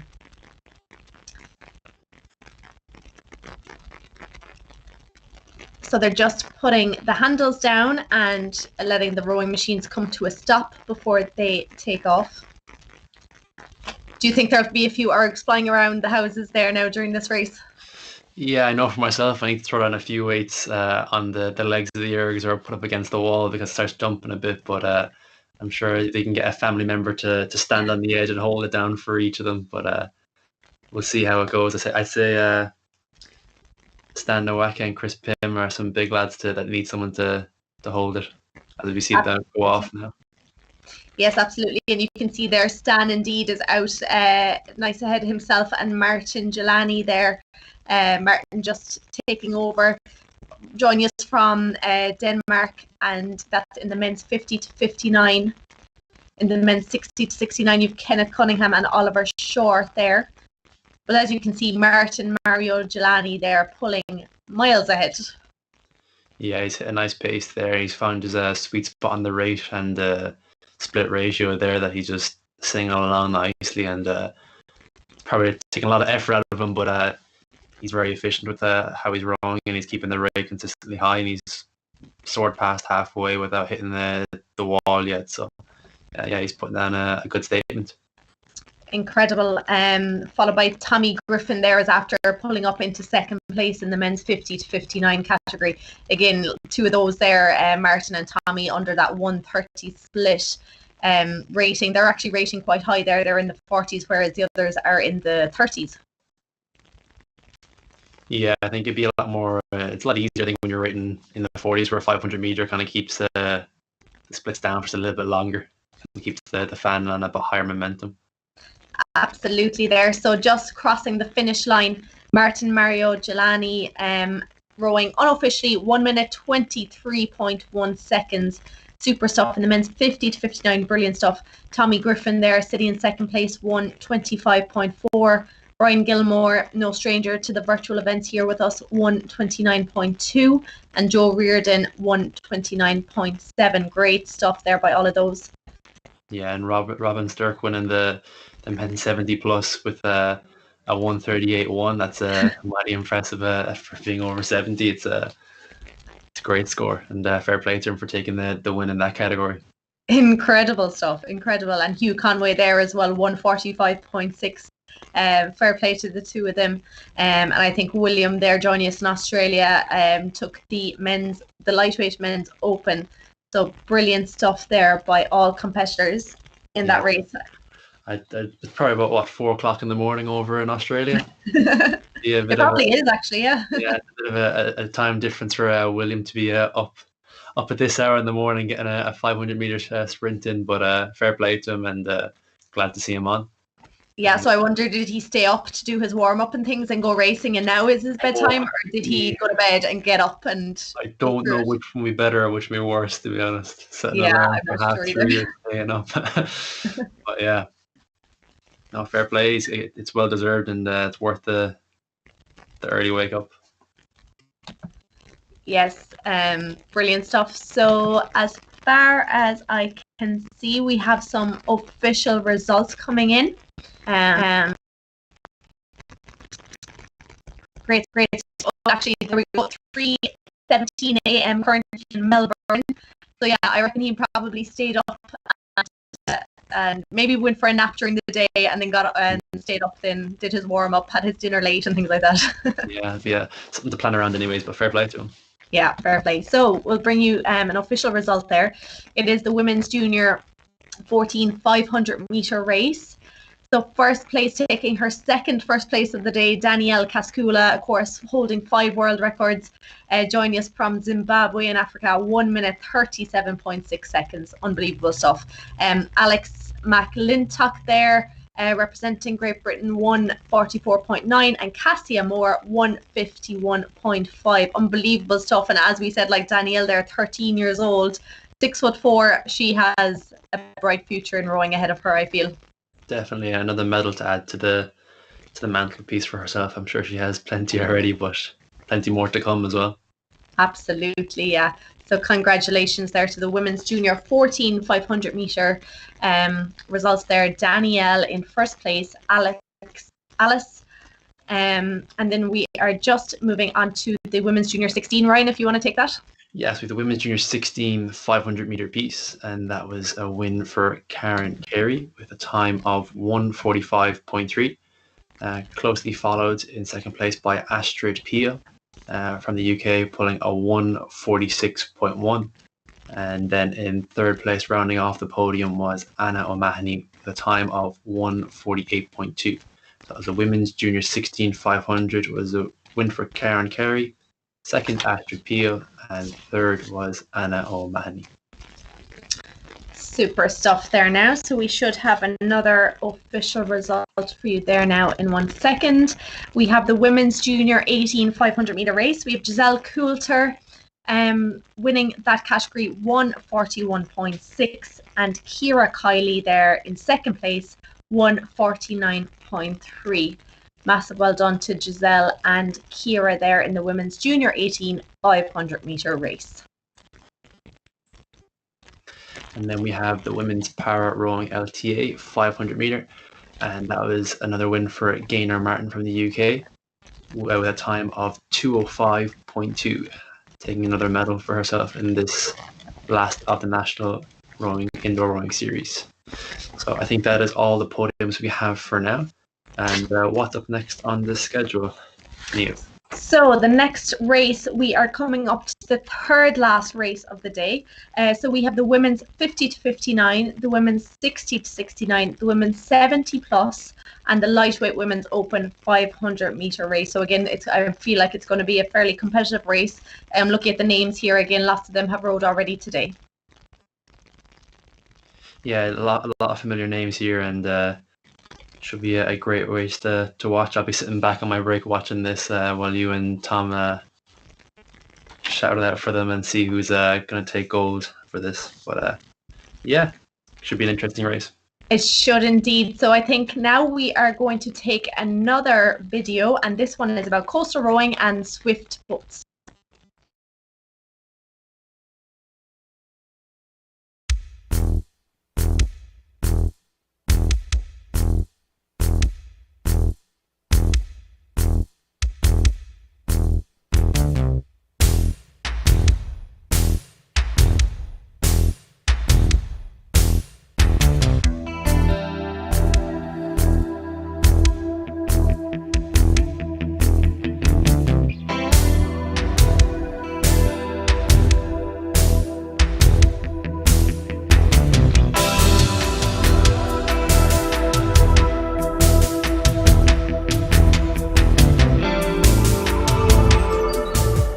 American Samoa has been rowing sweeping for over 100 years.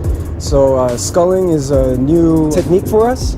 And we just got the boats back in August, so we've been pretty tight on training.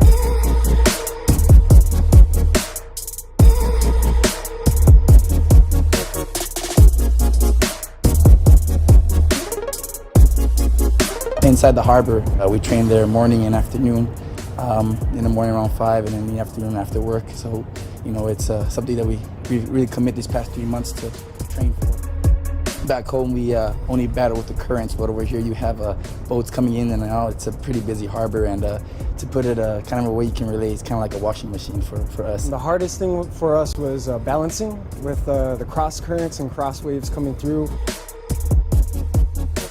We're really close, training for that long, that quickly, and that hard really brought us together. We're friends back home, and it helped, knowing that to bear each other's burdens and just row, and that we're all here, we're all suffering, but to go together and just push all the way through.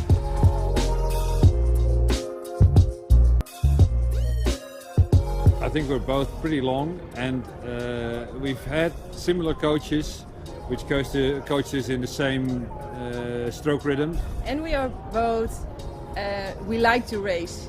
So if the beep is on, the start of the race, we are both very aggressive. So that's a good match.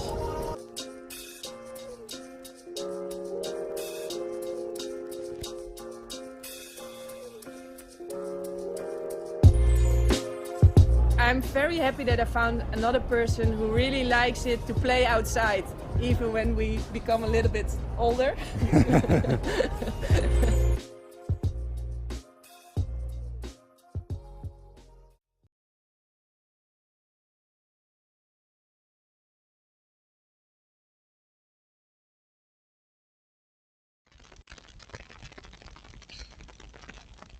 Great stuff there. So I'd like to welcome Tom back.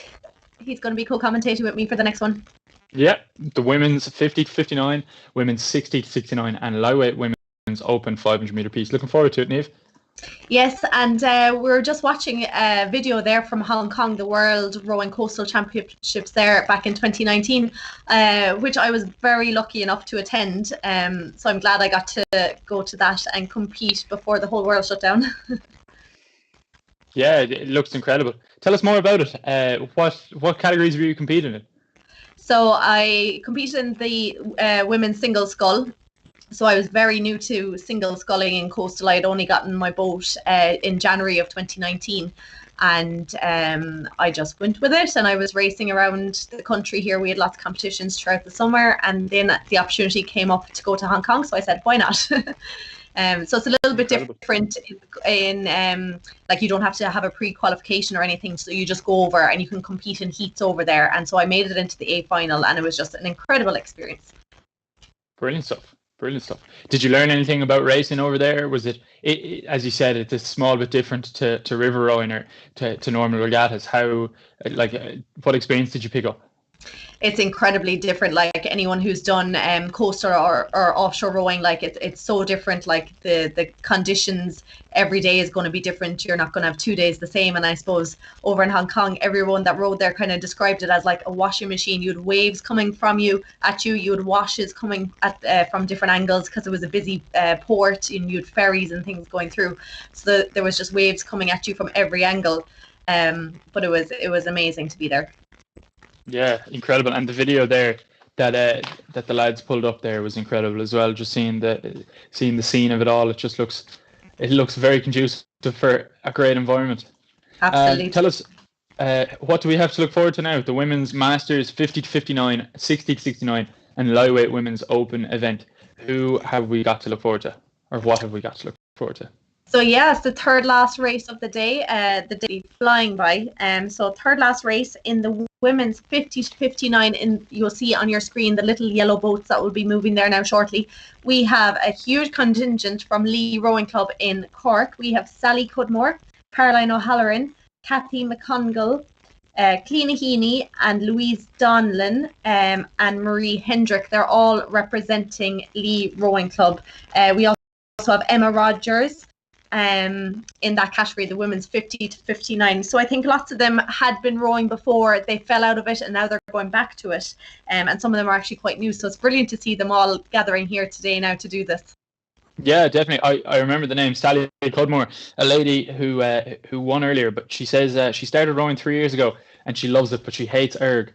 I think Ryan was commentating with me at the time, and it's funny how she hates erg so much she decided to come first just so she could spend as little time on the erg as possible. In the women's 60 to 69 category, we got Jeanne O'Gorman, we got Martha Owen, and we have Maureen Brown from King Castle Rowing Club.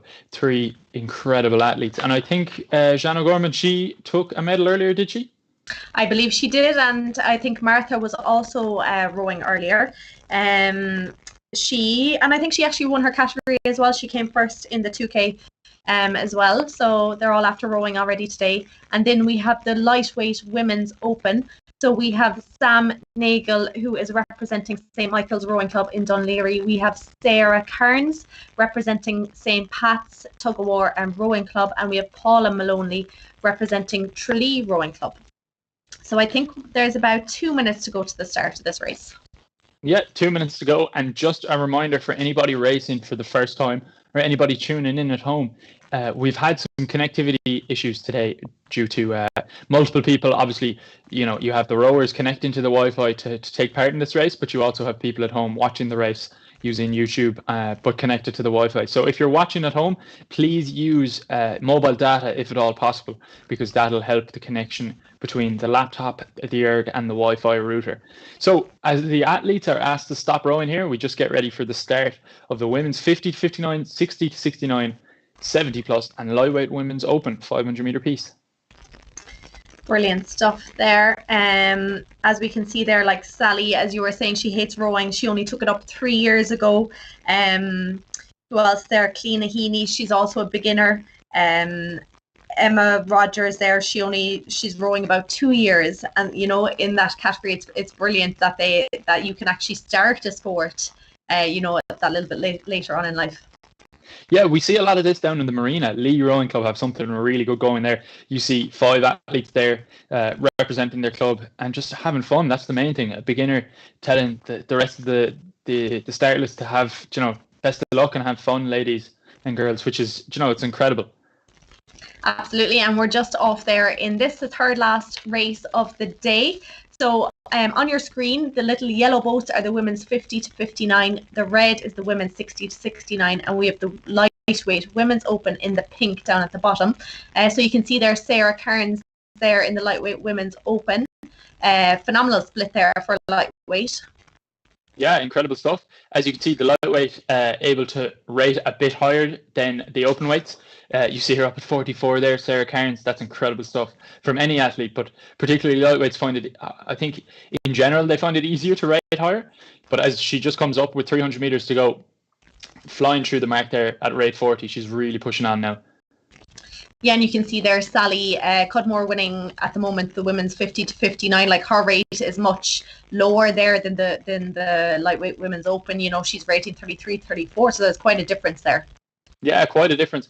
And you're taking, especially over the short course of 500 meters, that rate does make a big difference. You're taking far fewer strokes. Mm-hmm. Sally would find she's taking 10 strokes, maybe 15 strokes less over the course of the race than Sarah Kearns. Sally, I just find it hilarious. The woman who hates erging, just absolutely demolishing the field here. She's 23 meters ahead of Cliona Heaney, who's also run a fantastic race. But just passing the 100 meter to go mark, Sally really holding on here now nicely, rating 32. And if we see the lightweight women's open, Sarah Kearns hasn't budged a bit. She's still out in front, rating nice and high at 41. That's incredible. Sally hasn't even upped her rate. And look at how well she's going. Like, she stayed there around 31, 32, 33 for the whole race. Didn't even need to sprint at the end, and kept her split consistent. So yeah, for a woman who hates erging, fair play to her. Sally Cudmore there, unofficially first place in the women's 50 to 59, 145.7, followed by Cliona Heaney, 153. Caroline O'Halloran, 153.9, Marie Hendrick, 154.1, Emma Rogers, Louise Dolan, Kathy McColgan there in the women's 50 to 59. Congratulations to all of them. We can see the women's 60 to 69 as well, unofficially. Of course, for anybody tuning in, the race results are unofficial until 30 minutes after the race. So we have Martha Owen spoils just ahead of Jeanne O'Gorman, followed by Maureen Brown there in the race for the women's 60 to 69. Brilliant. And Sarah Cairns there pulling unbelievably in the lightweight women's open. Brilliant stuff. Followed in by Sam and Paula. So well done there to all of the rowers. So we are down to 2 races left today. Yeah, the day has absolutely flown by. You know, starting the day with the 3-minute pieces with the men's junior 13 and women's junior 13. You know, that feels like a half an hour ago, but realistically speaking, it was 6 hours ago, and I don't know where the time's gone. It's just been an incredible day of racing. It has been. So after this race, we will give you some results there shortly. But before that, coming up next, men's junior 16 and the men's open 500 meter race. So do you think, Tom, there, like you've the men's junior 16 and you have the men's open, will times be similar between those 2 categories? I think this will be similar to the men's Masters 40 to 49 and men's J18 race, where you would see the men's J18s do well in the men's 40 to 49 in comparison to the men's 40 to 49 times, but they certainly wouldn't be leading it. I think the men's open times, they're full-grown adults. They're going to be, you'd like to think they'd be stronger than the men's junior 16 times, but the men's junior 16 entrants, they'll do well in comparison, but I wouldn't say the first place in the men's junior 16 will be a small bit behind the men's open winner. Well, we will soon see. So that race will be on there at 4:45, and then that will be followed by the final race of the day, which is the women's 40 to 49 500 meter race. So I think, Tom, do we have some podiums ready? Yep. We certainly do. We have the men's Masters 40 to 49 meter category. 500 meter category. Zoltan Bogart in taking first place in a fantastic time of 1:16.3. We have Darren Roberts taking the silver medal in a time of 1:19.2. And then in third place, we have Matthew West taking third place in a time of 1:19.4. So that is the men's Masters 40 to 49 500 meter piece. We have Zoltan Bogart taking it in a time of 1:16.3, Darren Roberts 1:19.2, and Matthew West 1:19.4. Incredible racing there by the 3 athletes. Great stuff, and it's great to see the 3 flags there, no Irish flag in between them all. Unfortunately not, but it just shows you how popular these indoor races are, that an athlete from Hungary and 2 athletes from Great Britain just enjoy racing so much, and they're so eager to race that they enter in the Irish indoors, so that's great to see as well. And the Irish lads and the Irish ladies, they'll definitely get good experience from racing these international athletes. Absolutely. And we have the men's junior 18 500 meter podium there. David Foley winning that in a time of 1:26.3 seconds. Micheál Cormac there 1:28.1 seconds in second place, and in third Daniel Moore 1:28.5 seconds. Massive well done to David Foley, Micheál Cormac and Daniel Moore there in the men's junior 18 500 meter. Super stuff by all of them. So the last 2 races of the day, we have coming up at 4:45, we have the men's junior 16 and men's open 500 meter piece, as Niamh referred to earlier. And then at 5 o'clock, the last race of the day, race 25, we have the women's open and women's 40 to 49 500 meter piece.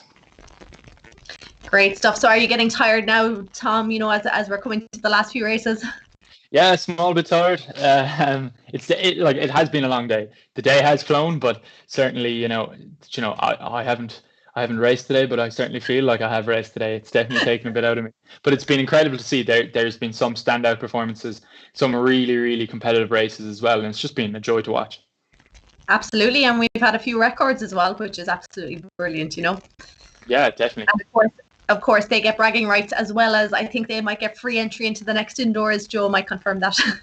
Yeah, Joe, and also if you are experiencing any more connectivity problems, Joe is the man to contact. As we said earlier, he's causing all the problems, so don't be afraid to hassle him at V-IIRC support at rollfit.ie. So yeah, I think we have a video coming in, do we? I think we do. So this one is going to be, of course, Niall O'Toole, who we saw rowing earlier. He set up crew class, and usually he runs classes where he teaches people how to row on a erg, but of course he's doing it virtually now at the moment. So this video is going to be about an introduction into what crew class is. Hi everyone, and welcome to Crew Class Indoor Rowing Channel. First, a quick intro. My name is Niall O'Toole. I'm 3-time Olympian, former world champion and former world record holder. And for the last decade I've been teaching people how to row both on and off the water using the Concept 2. So what is Crew Class? Well, Crew Class is an indoor rowing class, and I'm taking my world championships and international experience and bringing it onto the gym floor in a very condensed format. And what you're going to find on this channel, you're going to find loads and loads of pro tips about how to row really correctly, because it's important to row correctly. And you're going to find a bunch of really different level workouts as well. We're going to be adding to it every week. So hit the subscribe button and I'll see you in class.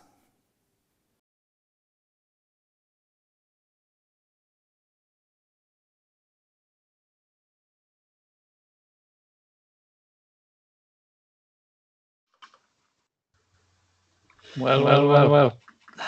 Look what the cat dragged in, huh? Back for one more. I love it. So next up, quarter to four, we have the men's junior 16 and men's open 500 meter piece. What are you expecting, Ryan?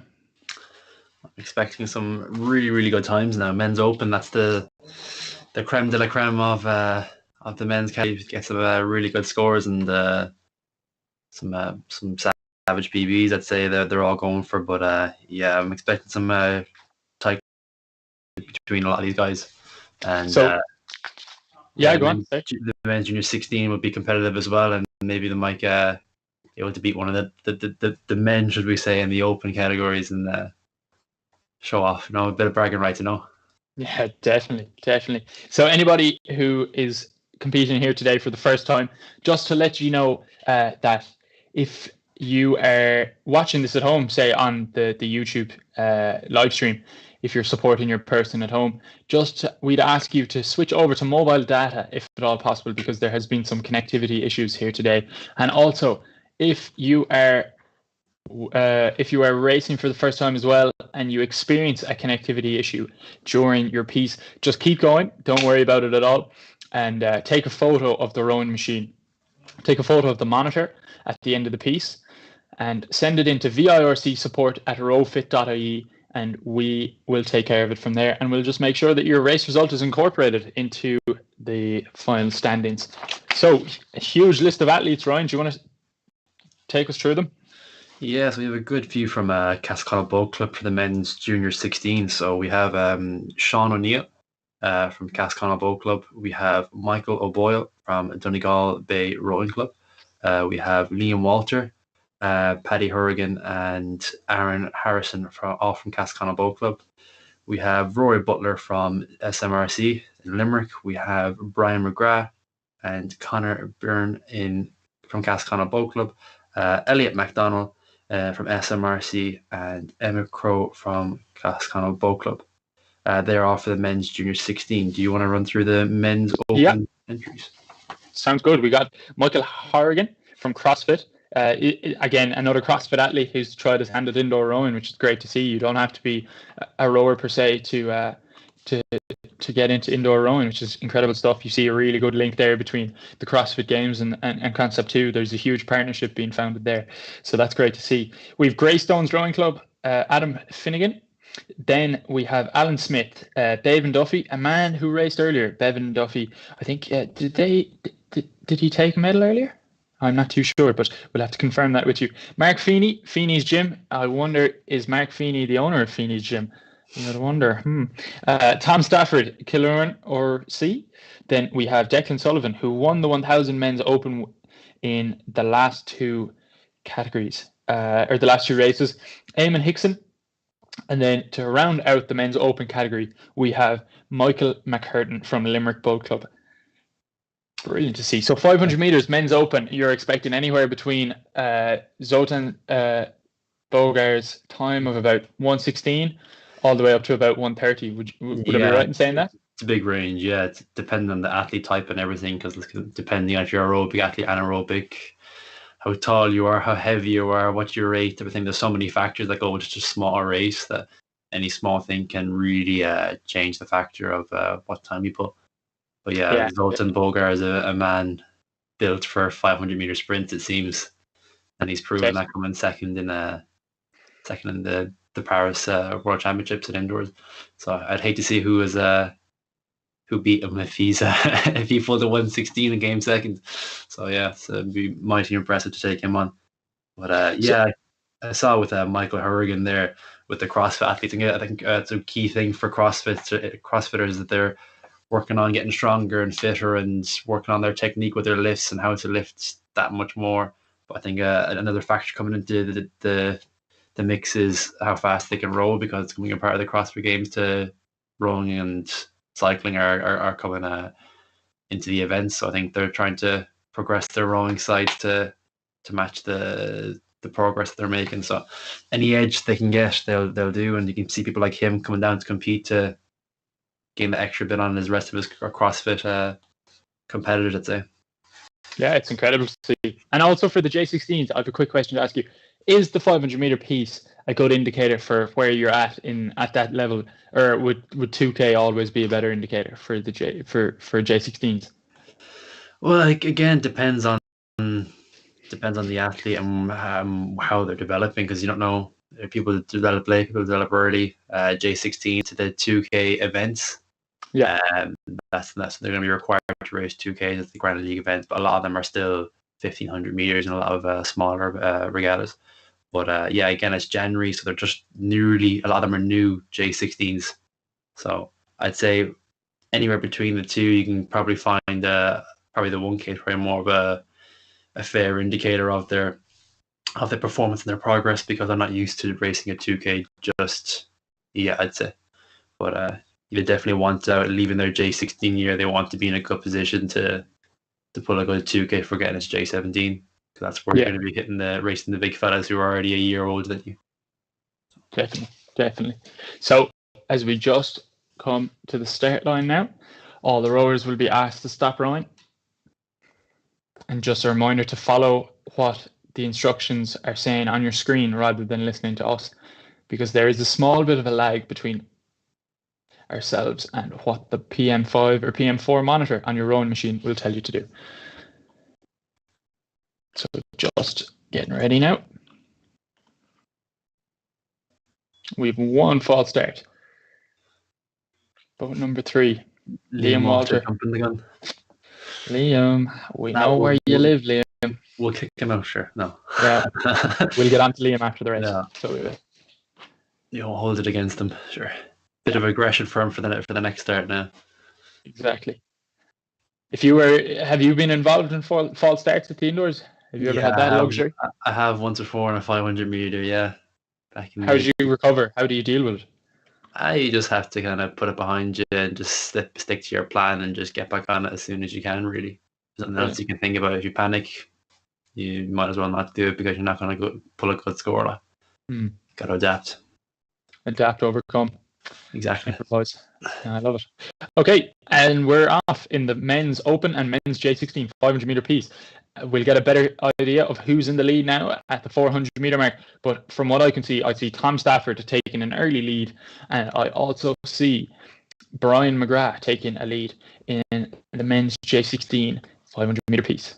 What are you seeing, Ryan? Yeah, Tom Stafford really made a good blast at there, hitting a 117 there as low as split, and he's hanging on to a 120, a 121 pretty comfortably. So he's well into the lead and pushing along now, keeping Mark Feeney and Declan O'Sullivan away. But yeah, Declan Feeney, Mark Feeney, Declan O'Sullivan, and Michael Horrigan are all 125, 126, 127. They're all within a split of each other, so it could be a close race between those three guys for the rest of the medal table. But Tom Stafford's really taking charge, holding the rate 46 at a good 123, 124 split now as he comes into the last 100 meters. So yeah, again, another race that has just flown by. Last 100 meters, last 20 seconds for the athletes, less even. As we come in towards the finish line, we see Brian McGrath holding a wonderful split of 129 showing it's just incredible power, really. I'm kind of lost for words. Incredible power here in the men's junior 16 500 meter piece as Tom Stafford takes the spoils unofficially in the men's open 500 meter piece in a time of 124. Liam Walter taking it in the men's J16 category in a time of 129. Some close racing. The 129 there from the men's J16, that compares nicely to the men's open. Yeah, it does. Yeah, and it's really competitive. And Liam Walter pulling out a really good time of 129 compared to David Foley winning the men's junior 18 at a 128. It's not much in between it, and there's nearly 2 years in between the athletes. So yeah, Liam Walter must be a fairly good sprinter. He's really kind of himself and Brian McGrath in a class of their own, breaking the 130 there. Yeah, incredible stuff. Very tough barrier to break. As you can see there with Tom Stafford as well, he is a coastal rower, I am being told in my ear here, from Killearn Coastal Rowing Club. So he shows some doggedness there in his performance to pull a time like that. Great racing again. Another race, Ryan, would you say, that just went in a blink of an eye? Yeah, Declan O'Sullivan and Mark Feeney there, close racing between them, only 0.2. They were fighting for the last position for the 100 meters there. They were dogging it out back and forth, but I think Mark Feeney got the better of him and took the win by 0.2 of a second. Yeah, incredible to see. Did you race against Tom in Portmagee at the Coastal Championships? I believe I did. Yeah, and how did you get on? I don't mean to put you on the spot now. No, I'm new to the coastal scenes. I'm not well versed in everyone's names down there and where everyone's from. But no, we did race against them, and but the lads that beat us were from upwards. So I think I just about took them out. I think. But okay, you took them out at the knees, did you? Yeah. Well, Keelan was dragging me down the course. I was dying with Popeye forearms. They were swelling up bad. Was Keelan drinking milk during that race? No, he was before and after. Yeah, he was. Yeah. Nice. That was key to recovery. His pint of milk. Disgusting. So we have just one more race to go. Race 25, the last race of the day. We got the women's 40 to 49 and women's open 500 meter piece. So we do. Yeah. Exciting stuff. Last race of the day. Any standout moments in the 500 meter pieces? 500. Oh, well, they've all been close races. Like, I love seeing race finishes that are a second between 3 or 4 athletes. It's a nail-biting finish. But no, with the 116 today, I think no one's going to really top that. But again, he's a higher class athlete with being coming second at the Paris World Championships there. So yeah, anything for you? I'd say Zoltan Bogart for me, but we'll get to that in just a little while. We have a podium to bring you in the meantime. We have the men's masters 50 to 59 500 meter piece to bring you. We have Martin Mario Gelani in a time of 123.1. We have Tommy Griffin in a time of 125.4 and Brian Gilmore in a time of 129.2. So that is the men's masters 50 to 59. Martin Mario Gelani, Tommy Griffin and Brian Gilmore. Incredible stuff there by the 3 athletes. Another Danish flag at the top of the leaderboard, followed by 2 Irish flags. So incredible to see more international racing or international competitors competing here today. Yeah, and then we have another podium just coming up now. The men's masters 60 to 69 500 meter. We have taken the gold is Kenneth Cunningham with a time of 130.6, closely followed by Oliver Short, claiming another medal to add to his collection of the virtual series of a 131.2. And then Paul Gallen, the time of 132.6. So a bronze medal to add to his Irish record there from this morning. So that's Kenneth Cunningham from first place, Oliver Short in second, and Paul Gallen in third for the men's masters 60 to 69 500. I think we have one more podium, men's masters 70 plus, which is the 500 meter race as well. We have Robin Sterk, who competed earlier. Robin is a multi-time Dutch champion in the indoors. He won today in a time of 1:38.1. He pipped Hugh Conway, who came second in a time of 1:45.6. And then we have Tony Corcoran rounding out the men's masters 70 plus 500 meter category in a time of 1:45.8. So that is Robin Sterk in a time of 1:38.1, Hugh Conway in a time of 1:45.6, and Tony Corcoran in a time of 1:45.8 in the men's masters 70 plus. And then we have another podium for the lightweight men's open 500 meter. And that was a win for Australia's William Legg with a time of 1:25.1. And closely followed by Philip Healy, the UK, pulling a 1:27.4 for the lightweight men's open 500. So William Legg taking gold and Philip Healy taking silver. And I believe that is all the podiums we have for now. We have up next is our final race of the day, which is the Women's Open and the Women's Masters 40 to 49 Masters 500. So last race of the day. It's going to be a good one, Tom. Yeah, definitely. And just before that, we have a video to bring you. It's Monica Dyskerska is talking about the women's squad. So if we could just cut to that.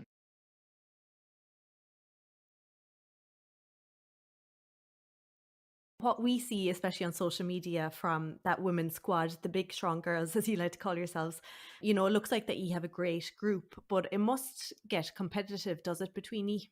Oh, it is, yeah. But I suppose what's great about us is that we are competitive on the water, and off the water we are great friends and we get on with each other. So at least we can, whatever happens on the water stays on the water. So that's a great quality of the group.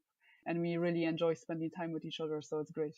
And because there is such a big group, are you constantly being monitored, and is your progress, and trials and tests, are they constantly ongoing? Yeah, they are. So I suppose we would have some sort of test or trial of some sort once a month at least. Sometimes we would have tests on the rowing machine followed by water assessments. And again, on a weekly basis, there would be 2 or 3 sessions that are being monitored, so we would get ranking after those sessions.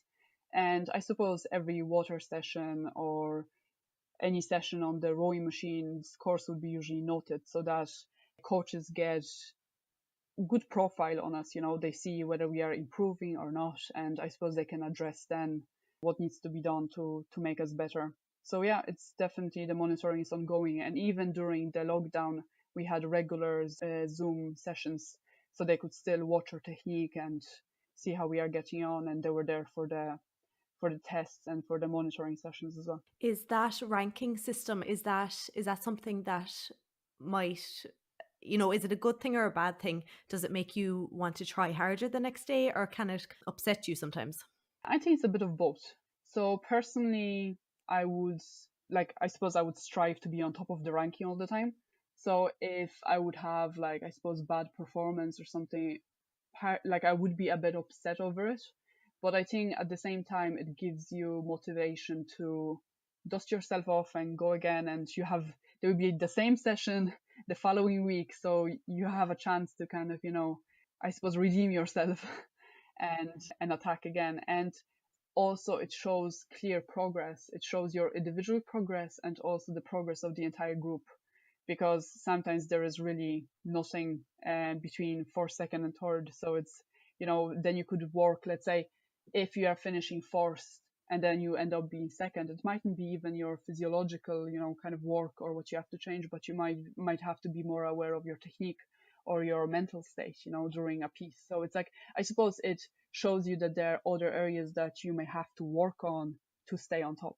So it constantly challenges you, which is beneficial. But again, I suppose reading too much into the ranking as well is not a good thing to do, because sometimes you might be fatigued or you might have slept well, you're not feeling well or so on. So you have to kind of take them with a pinch of salt. If there is I suppose over time, if you see that your performances have got worse, then it's something that you can be concerned about. But if you have a bad day, it's totally normal. You just have to move on and get on with the next day really.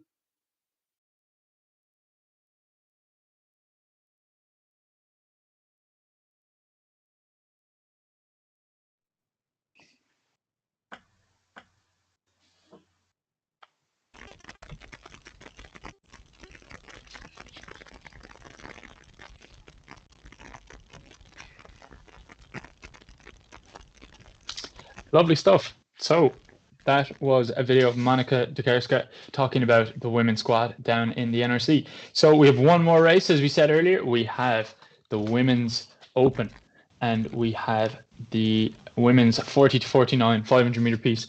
Are you all excited for the last race of the day? Absolutely, yeah. I can't believe we're at the last race of the day. Yeah, day has flown by, but no, I'm still excited for some good racing in the last race coming up for the day. So yeah, no, I'm happy out, and I think it's been a good day so far. So the Women's Open and the women's 40 to 49 500 meter piece, saving the best to last, many would say. What should we expect here? Well, I think we're going to see some fast times.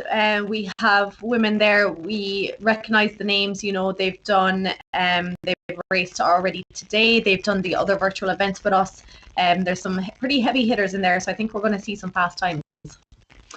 Yeah, definitely. Like the likes of Orla Gaffney from Shandon there. She came second in the 1,000 meters there earlier on today. So she's racing the 500. So I'm sure we'll have a good bit of competition between all the open women, and a good tussle for the top spot for the women's 40 to 49 category.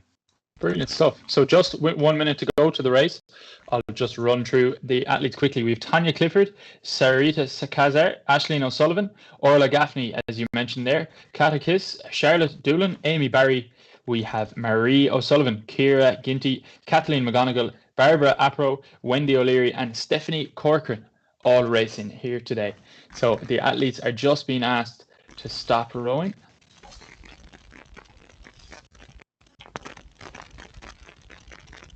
And for anyone watching at home there, the yellow boats are the Women's Open, and the red ones then, the 3 red at the bottom, are the women's 40 to 49, just so if you're following along.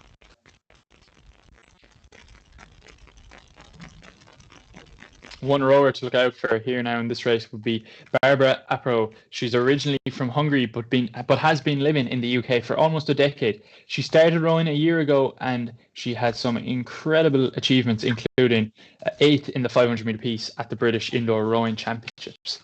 So we're off now in the last race of the day. Yeah, as you said, Barbara Apro is showing that experience now that she has in the last few competitions, and really coming out of the block strong at rating 39, and holding a consistent 132 split. She's pulling away from Stephanie Corcoran and Wendy O'Leary in the women's 40 to 49 category. And we can see there in the Women's Open, Sarita Kassar there in first place. She already raced today. Amy Barry there as well. She's worth noting. She raced with us before Christmas in, I think, October, November in the women's junior 18 category. So I think she might be just up to the Women's Open category now, and she's there sitting firmly in second place. So fair play to her. As we said before in the 500 meter piece, this is no different. Another lightning quick race. We're well into the last 250, the latter half of the race, just passing the 200 meter mark now. We can clearly see Barbara Apro out in front, leading the women's 40 to 49 500 meter category, and then Sarita Kazar in the women's open category. Yeah, the big tussle there for second and third for the women's open podium there, with Tanya Clifford, Ciara Ginty, Amy Barry, and Orla Gaffney and Kantakis all really neck and neck. They can really pull it out now. So as splits have come up now, I think we're slowly starting to get the final 3 here. But can Kantakis overtake Ciara Ginty for the last spot on the podium?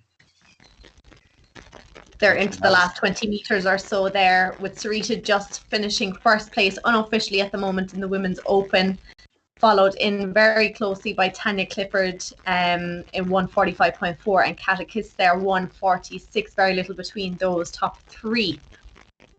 Incredible stuff by all the athletes competing here today.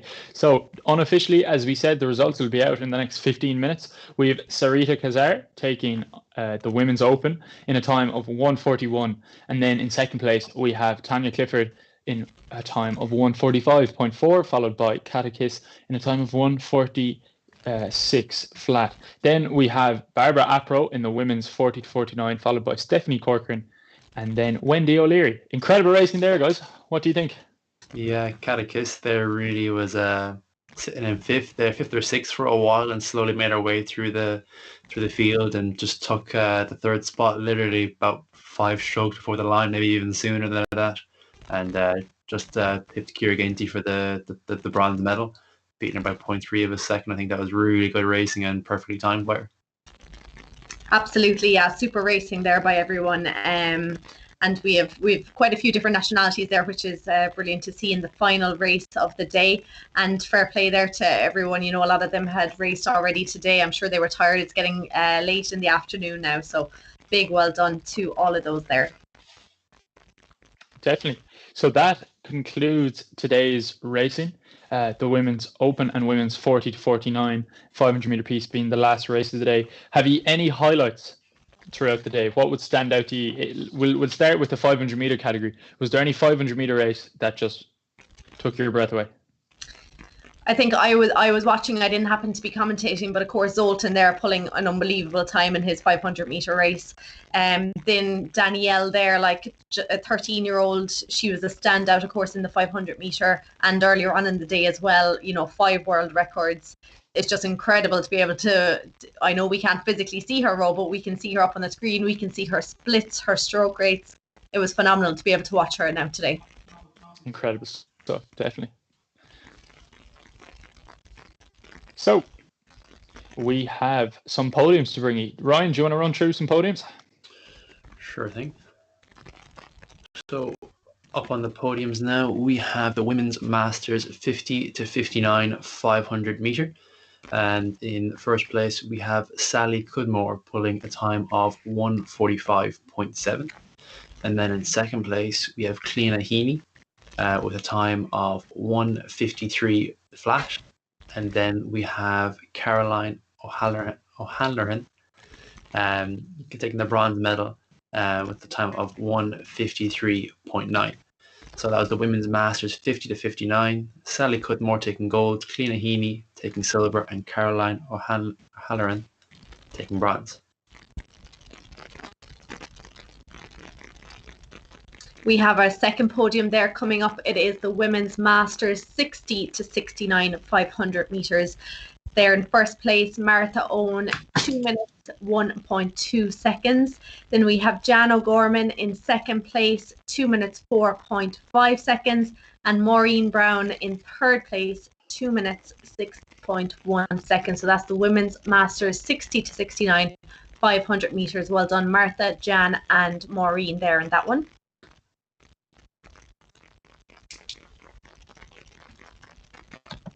So we have another podium to bring to you. We have the lightweight women's open 500 meter piece. Sarah Cairns just dominating the field there in a time of 1:47.5, taking the gold medal.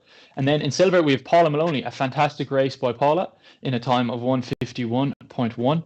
And then Sam Nagel rounding out the lightweight women's open 500 meter piece in a time of 2 minutes 3 seconds. 2 minutes 0.3. Lightweight women's open, just to confirm that is Sarah Cairns, Paula Maloney, and Sam Nagel. Those 3 athletes taking the top 3 spots there. Congratulations to them. Great stuff. I think that's it for the official results at the moment. We'll try and get you the last of the official results there now shortly in the next 15 minutes or so. So I gave my highlights for the day. Ryan, what were yours? I think mine was for the 2Ks. I kind of had 3. Was Mikey Fanning from UL pulling a 6:07 fast 2K a day. He good to see that's a UL club record for us, and it's really good to see that broken.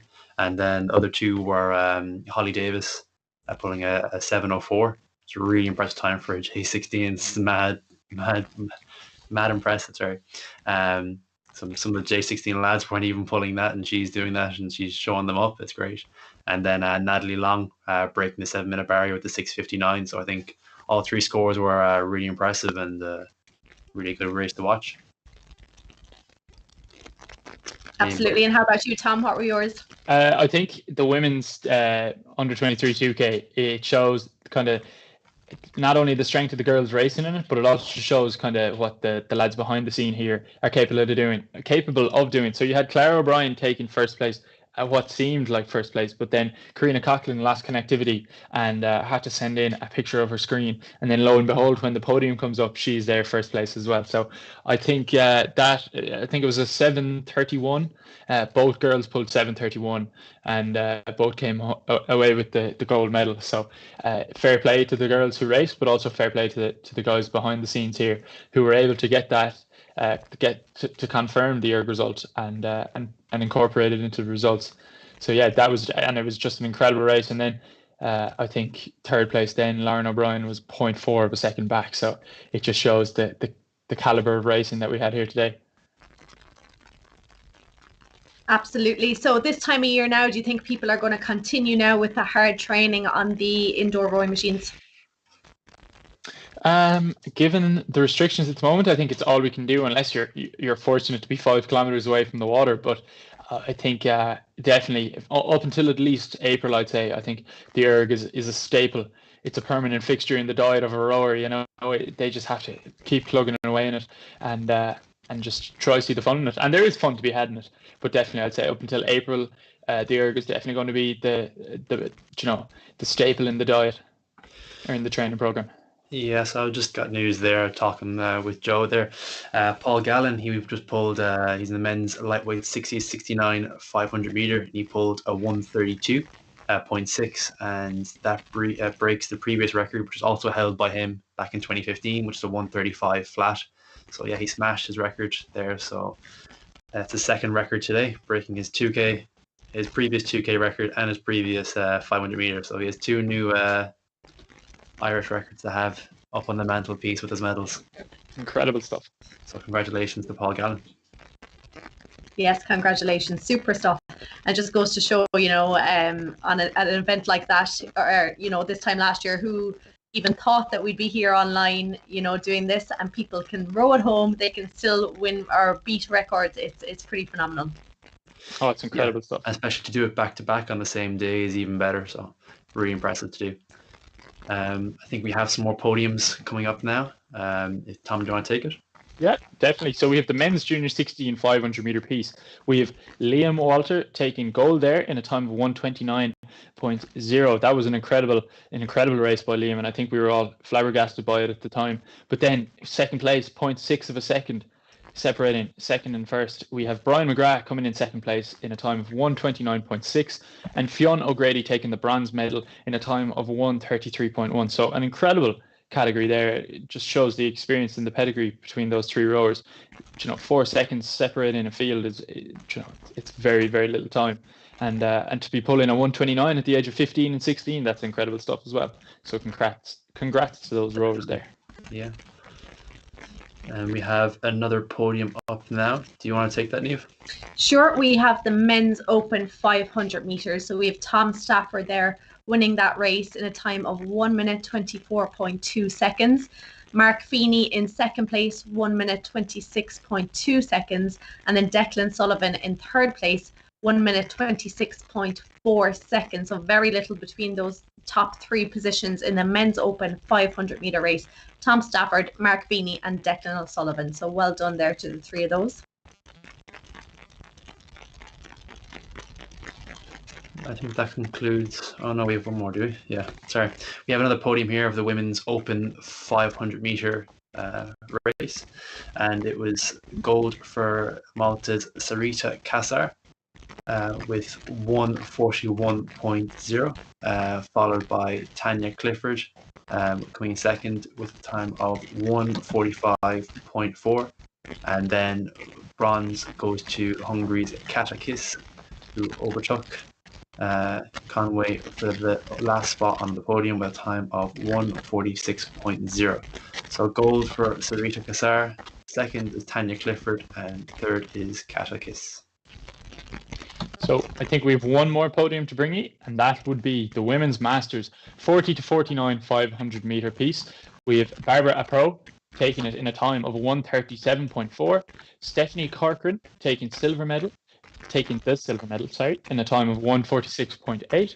And then we have Wendy O'Leary taking third place in a time of 1:52.6. So that's the women's masters 40 to 49 500 meter piece. We have Barbara Apro, Stephanie Corcoran, and Wendy O'Leary. Congrats to those rowers. So I think that's it for the results. That was the last few races there. So a brilliant day, guys. Are you glad it's all over? A bit of mixed emotions. Some mixed emotions there. Yeah, bittersweet is right. I think the caliber we saw today and the exceptional racing we saw was just it's something you definitely enjoy. But then again, it has been a long day, and I think everybody's in well need of a rest. So yeah, bittersweet. Yeah, I think it's good to have a complete, and we're happy with what we did. So I think it's time to sign off, I'd say, for another while, and hibernate till November to run the next event. Yeah, so I think we're going to introduce the man in the sky, Joe, the man we've been talking about all day. So he'll be coming on there now in a second to sign off from all of us. But yeah, as you said, coming back in November, there's still plenty of rowing to be done between now and then, with the indication that their champs will hopefully be going ahead in July. So there's plenty to train for between now and then. I think we've all that to look forward to. But as you said, that provincial indoors, that's always in the back of your mind, that November date. I think it's always around the 20th or 21st of November. It's one year that back around. Yeah, it keeps you up at night some nights, Yeah. So I think we're going to call in Joe now. Am I on? Am I there? I don't know yet, guys. Can you hear me? Yeah. Yeah, you're on, Joe. Do you hear me now? Guys, listen, I don't know what I look like, so my apologies. I haven't even gotten the makeup on and my hands are all, yourself. Listen, thank you very much to all the team for running this. Particularly, let's thank the people that are out there watching. Apparently you enjoyed it. I've been getting good feedback. The racers, lads, it's great to see international races. I love seeing those flags. Thanks for everyone pointing out that we didn't have them up initially, but we got there. It looked really good, and it was I'm really proud of it. And I'm really proud that we managed to put on a really nice regatta here, and we managed to mark the Irish Indoor Rowing Championships really well. It really brought it home. I love the colours. I love the sharpness of it, and I got a good buzz out of it. And normally this is hard work. Today was hard work. I want to thank Tom, Niamh, Brian. I want to thank Ryan, Ivan, who no one ever gets to see because he lives in a box somewhere out there. But no, Ivan, thank you very much. I want to thank Nick and a few of the other lads. We had Alex and we had Ritten over in Holland. They're probably gone to bed now, but they're also running other regattas as we speak. But guys, number one, I really want to thank all the actual the competitors. They came, they gave serious socks, loads of Irish records, one or two question marks over world records. It'd be great if afterwards we find out we broke some. And guys, all in all, what a fantastic day. I'm really pleased with how it went, and I want to thank you. Give you a big hug and all that kind of stuff. But listen, let's get out of here. Let's go have a cold pint of milk, Tom, is it? Yeah. Yeah. And let's enjoy ourselves, folks. And thank you very much, everyone. Peace out, and I'll see you at the next indoors, wherever and whenever that may be. Okay.